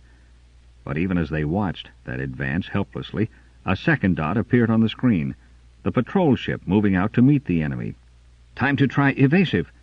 Carter caught the urgency in that man's voice, rising from the mass of watchers. "Evade, chorus." And as if that half-order, half-plea had actually reached across space, the course of the patrol ship changed. It seemed now as if it were attempting to make a futile run for safety, trying to elude the pirate. Out there a single brave man swung before a control panel, enmeshed in a pilot's web, prepared to fight a last battle to save his fellows. One lone patrolman. He continued to evade skillfully, altering his course just enough each time to draw the enemy after him, to persuade the other ship into pursuit and away from Terra. He had his screen up, as the haze testified. That should act as a flaunting challenge to the pirate. The impulse of the pursuer would be to follow, to beat down the weak barrier, to put on a traction beam and warp in the patrol ship. Only what Captain Chorus flew was no longer a ship. It was a single deadly weapon, and the enemy who strove to overtake and capture it would only trigger his own death in the same instant that he drew it in. Carter heard sobs, subdued, and little angry mutters from those about him. "He has the warhead ready." That was the girl. She was talking as if to reassure herself, not to inform anyone else of what lay behind that silent battle out in the dark between worlds. "We were going to blow it if we were taken. He'll trigger it when they beam him in." Her voice was hoarse, almost fierce. The red dots moved as fighters sparring for an opening, making patterns on the screen. Carter, though he was ignorant of space maneuvers, guessed that he was now watching the last fight of an inspired pilot, and yet to the pirate it must appear that a weak ship was trying desperately to escape. "If only they don't suspect." The girl's tone was that of a prayer. Spirit of space, keep them from suspecting. The end came as the patrol pilot had planned it. A glow of battle screens hazed both ships, and then the one surrounding the patrol ship disappeared. The dots moved toward each other. The pirate had clamped a pincher beam on its prey, was dragging the helpless ship to where they could lock airlocks for boarding. At last the dots touched. A flower of fire burst on the screen. It glowed for only a second and then died, to leave nothing behind it. Nothing at all. The map was as blank as it had been when first they found it. Only the specks, which were stars, sparkled with aloof chill in the void. No one in the crowd moved. It was as if they did not believe in the truth of what they had just witnessed, that they did not wish to believe. Then there was a single sigh, and the tight mass broke apart. People drifted, with eyes which seemed to see nothing, out into the hall. Except for the shuffle of feet over the stone, it was very quiet. Overhead, the gray light of another dawn gave a pale radiance. Carter stepped up on the dais. He rested one hand on the back of the chair, which was Tara's, and looked closely for the first time at these new companions in misfortune. They were a mixed lot, both as to race and species, as might be expected from a patrol ranger base. There were 2 more Zacathans, a pale-faced woman, and 2 children, with the goggles of the Faltharians hanging from their belts, and he was sure he had seen a feather crest, which could only have graced the head of a Christian. "You are in command here?" Carter's attention flickered from the refugees to a girl, the same girl who had stood beside him to watch the battle, and 2 men standing together at the foot of the dais. Automatically Carter's hand arose to touch a helmet he no longer wore. "Ranger Sergeant Carter of the Starfire. We crashed here some time ago. Our party consists of 3 other rangers, a comm techneer, and an arms techneer." "Medico-techneer Wilson," the shorter of the 2 men responded in a low and surprisingly musical voice. "This is 3rd Officer Moxon of our base ship, and Acting Sergeant Adrana of the headquarters section. We are entirely at your service, Sergeant." "Your party?" "Our party," Wilson answered quickly, "numbers 38. 20 women and 6 children are ranger dependents, 5 crewmen under Moxon, and 6 supply corps women with Sergeant Adrana, and myself. As far as we know, we are the only survivors of base CC-4. "Zinga, File, Rolf." Carter gave the order which came naturally to him. "Firewood detail, and get some fires going." He turned back to the medico-techneer. "I take it, sir, that you haven't much in the way of supplies?" Wilson shrugged. "We have only what we could carry. It certainly isn't too much." "A hunting party out too, Zinga. Smith, take over the communication board again. We don't want to be caught napping if there is another ship on its way." "Any of your men know comm, sir?" he asked Moxon. Instead of answering directly, the 3rd officer turned on his heel and called down the length of the hall. "Havre." One of the men in crew uniform came running. "Comm work," his officer grunted, "under this techneer." "I take it that we can live off the country, since you mentioned hunting?" Wilson asked. "This is an Earth-type planet. We found it hospitable. In fact, this is Terra, you know." Carter watched the medico-techneer closely to see if that registered. It took a second or 2, but it did. "Terra." Wilson repeated the word blankly, and then his eyes widened. "The home of the Lords of Space. But that is a legend, a fable." Carter stamped on the dais. "Fairly substantial fable, don't you think? You are in the hall of leave-taking now. Look at the seats of the 1st Star Rangers, if you wish." He pointed to the chairs. "Read what is carved on the back of this one. Yes, this is Terra of Sol." "Terra?" Wilson was still shaking his head wonderingly when Carter spoke to the girl. "You have your corps women. Can you take charge of the women and children?" he asked abruptly. This sort of duty was beyond his experience. He had established field camps, led expeditions, fought his way back and forth across many weird worlds in the past, but never before had he been responsible for such a group as this. She started to nod, flushed, and raised her hand in salute. A moment later she was back circulating among the tired women and the fretful children, aided by the Zacathan family. "Any chance of there being another pirate after you? What did happen at the base?" Already forgetting the women, Carter began to question the medico-techneer. "The base was wiped out, but things had begun to go wrong before that. There has been a breakdown somewhere along the supply and communication route. Our yearly supply ship was 3 months overdue even before the attack. We'd received no messages from Central Control for 2 weeks. We sent out a cruiser, and it never returned. Then the pirate fleet came in. It was a fleet, and the whole raid had been carefully planned. We had 5 ships on the field. 2 raised and accounted for 3 of the pirates before they were blasted out. We manned the perimeter guns as long as we could and cleared the air for the survivors to take off. What caught us napping was that they came in under false colors, and we accepted them as friendly until too late. They were Central Control ships. Either some section of the fleet has mutinied or something terrible has happened to the whole empire. They acted as if the patrol had been outlawed. Their attack was vicious, and because they had come in with all the proper signals, we weren't expecting it. It was as if they were the law."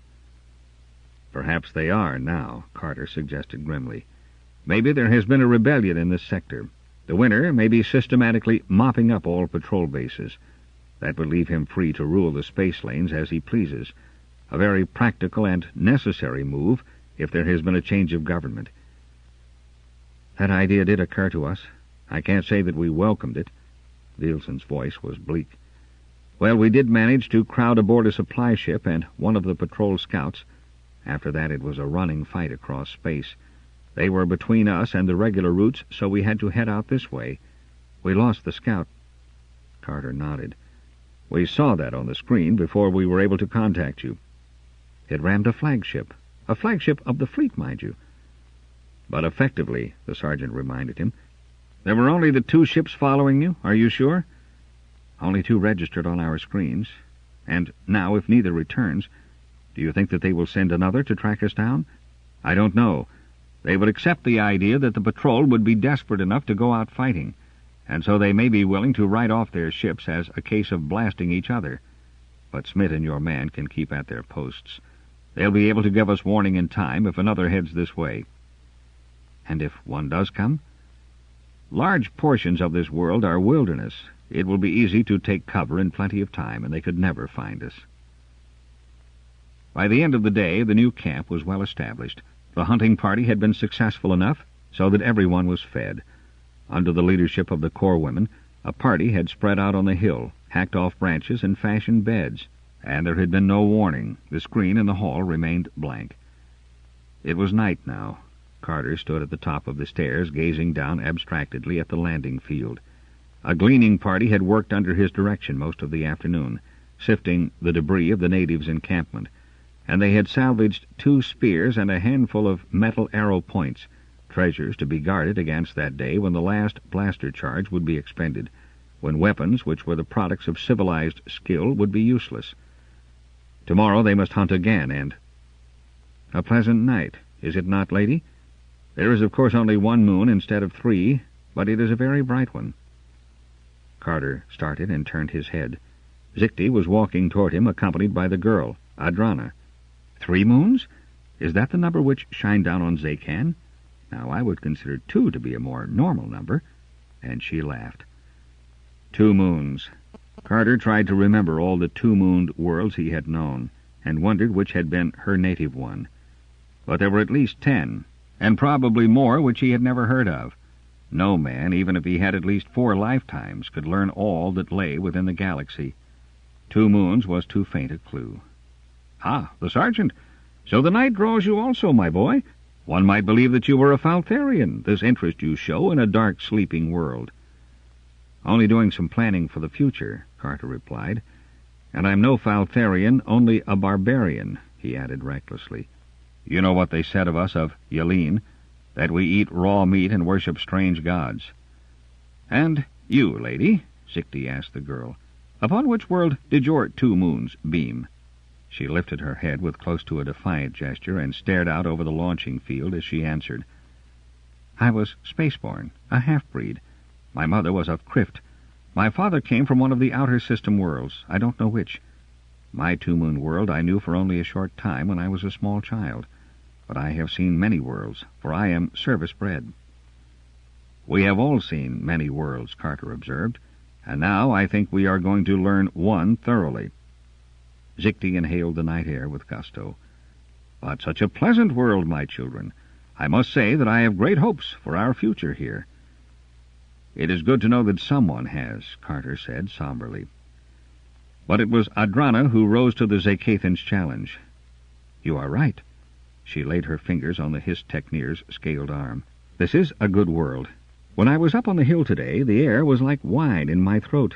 It is free, alive, and we are very lucky. For the first time in my life, she paused as if she were surprised at her own words, I feel at home. Because this is Terra. Racial memory, suggested Carter. I don't know. After so long a time, that couldn't be possible, could it? Perhaps. He added a confession of his own. The first day we landed here, when I saw the green of this vegetation, it seemed then that I, too, remembered. Well, children, I do not remember Terra, nor can any of my race, but still I say that we have landed on a good world, a pleasant one to make our own. We have only to do that. "What of the city and the clans?" inquired the sergeant. "Are they going to sit passive and allow us such usurpation?" "This is a wide world, and that problem we shall face when it arises. Now, moon-gazers, not being a Faltharian, I shall seek my bedroll. You must pardon my withdrawal." Chuckling, he padded away. "What did you mean, the city and the clans? Are there natives here?" questioned the girl. "Yes." Briefly, Carter gave her the facts. "So you see," he ended, "this world is not altogether ours for the taking, and since we cannot remain at this point on it indefinitely, we shall have decisions to make soon." She nodded. "Tell the others tomorrow. Tell them all you have told me." "You mean leave the decision up to them?" "All right." He shrugged. What if they chose the comfort of the city? Such a decision would only be natural. But he was very sure he would not go back there, nor would the others who had followed him out of that monument to a too ancient past. Because he agreed that each must decide for him or herself, he stood again the next morning in the pool of hot sunlight which crossed the dais. His throat was dry. He had been talking steadily, and now he was tired as if he had spent half the day cutting through heavy brush. Those faces all turned to him, so impassive, so controlled. Had any of them really heard what he had been saying, or having heard, did they understand? Was this indifference the result of their immediate past? Were they sure that the worst had already happened, and that nothing could shake them again? And that is the situation we now face. But there was no response from the seated refugees. Then he heard the scrape of boot soles across the pavement, sounding louder because of the silence in the hall. Wilson jumped up on the dais to join him. "We have the report of the ranger sergeant. He gives us 2 courses which may be followed. First, we may try to contact this civilian party now occupying a city not too far distant, a city with part of its functions restored. But they have the problem of limited food supply, and in addition—" The medico-techneer paused, and then he added, without any change of tone or expression, "That party is an entirely human one." Again there was no response from the listeners. Had they met with anti-Bemi feeling before? They must have. It had been growing so powerful. But if they had, it made no difference. In the wide seat marked Deneb was the Faltharian woman, and she cradled in her arms a tiny Tristian girl whose mother had not survived the base raid. And Zor sat between 2 inter-system boys of his own age. There was no drawing apart in this company. Bemi to Bemi, human to human. These were the Rangers. "So we may go to the city," Wilson repeated, "or we may choose the second solution, which could mean a much greater measure of hardship, though we of the Rangers, by training and tradition, are better able to face what it may demand of us, and that is to live on the land after the fashion of the natives." Sergeant Carter has spoken of a cold season reported to be approaching now. He has also pointed out that we cannot remain here due to lack of supplies. We can travel south, as the majority of the natives did when they left here a few days ago. Contact with the natives, while impossible now, judging by the sergeant's unfortunate experience, may be allowed later as we have some medical supplies and knowledge, but it might be years before we dare attempt such fraternization. These are the 2 choices we are now assembled to vote upon. "Medico Wilson," one of the crewmen was on his feet, "do you rule out the possibility of rescue, then? Couldn't we remain near here and try to use that communicator to summon help? Any patrol ship—" "Any patrol ship!" Again the lack of expression in the medico-techneer's voice underlined his words. "A communication attempt might just as well bring down roving pirates upon us. There is no way of identifying until too late any ship we might be able to beam in. And remember, Terra is off every known chart, so forgotten that its name is now only a legend." A murmur ran from seat to seat. "So we must accept exile?" That was a woman. "I believe that we must." Wilson's answer came clear and firm. Another silence followed. They were facing truth now, and, Carter thought proudly, they were accepting it quietly. "I believe that we wish to remain together," Wilson continued slowly. "Yes." That answer was so loud it woke a faint echo from the roof. The patrol would stand together. That creed which had been theirs for generations still held them. "We will abide by the will of the majority. Those who wish to seek shelter in the city may take their places against that wall. Those who would remain apart, on the land, Stand here." Nielsen had not even finished speaking before he himself moved with 2 distance-eating strides to the left of the dais, and Carter joined him. Only for a moment were they alone. Adrana and her 6 co-workers arose from their seats in the group and marched to stand beside the medico-techneer. But then there was a pause. The other women did not move. It was the Faltharian woman who broke the spell. Still carrying the Tristian infant and pushing her own 2 children ahead, she walked quickly to the left. But she did not reach the others before Zikti and his family. Now there was a steady shuffling of feet, and when it was quiet again there was no need to count heads. No one stood on the city side. They had made their decision, weighing the evidence and the chances of the future. And Carter knew, seeing their serene faces, they would stand by it. Suddenly he was vaguely sorry for those in the city. They would struggle there to keep up a measure of mechanical civilization. Perhaps they would live in greater ease for this generation, but in a way they had turned their backs upon the future, and they might not be allowed a second choice. But the patrol were eager to be gone, once their minds were made up, and the dawn of the second day saw them in marching order, their scanty belongings in packs, their faces set toward the unknown lands of the south. Carter watched File and Zynga lead that line of women and children, crewmen and officers, all one now under an alien sun, going into the future. He glanced back into the deserted hall. The sun caught and held on the symbols in the captain's seats along one side. Old Terra. And down there, heading into the wilderness, was the new. Shall we rise again to be the lords of space and the rangers of the star lanes, he wondered? Do we begin this day a second cycle, leading to another empire? He was a little startled when Zikti's thought answered his. It is just history, my boy, history. We fashion that whether or no. But there is a very old saying known to my people. When a man comes to the end of any road, let him remember that the end is not yet, and a new way shall open for him. Carter turned his back upon the hall of leave-taking and ran lightly down the eroded steps. The wind was chill, but the sun was warm. Dust puffed up from beneath the marching feet. Yes, the end is not yet.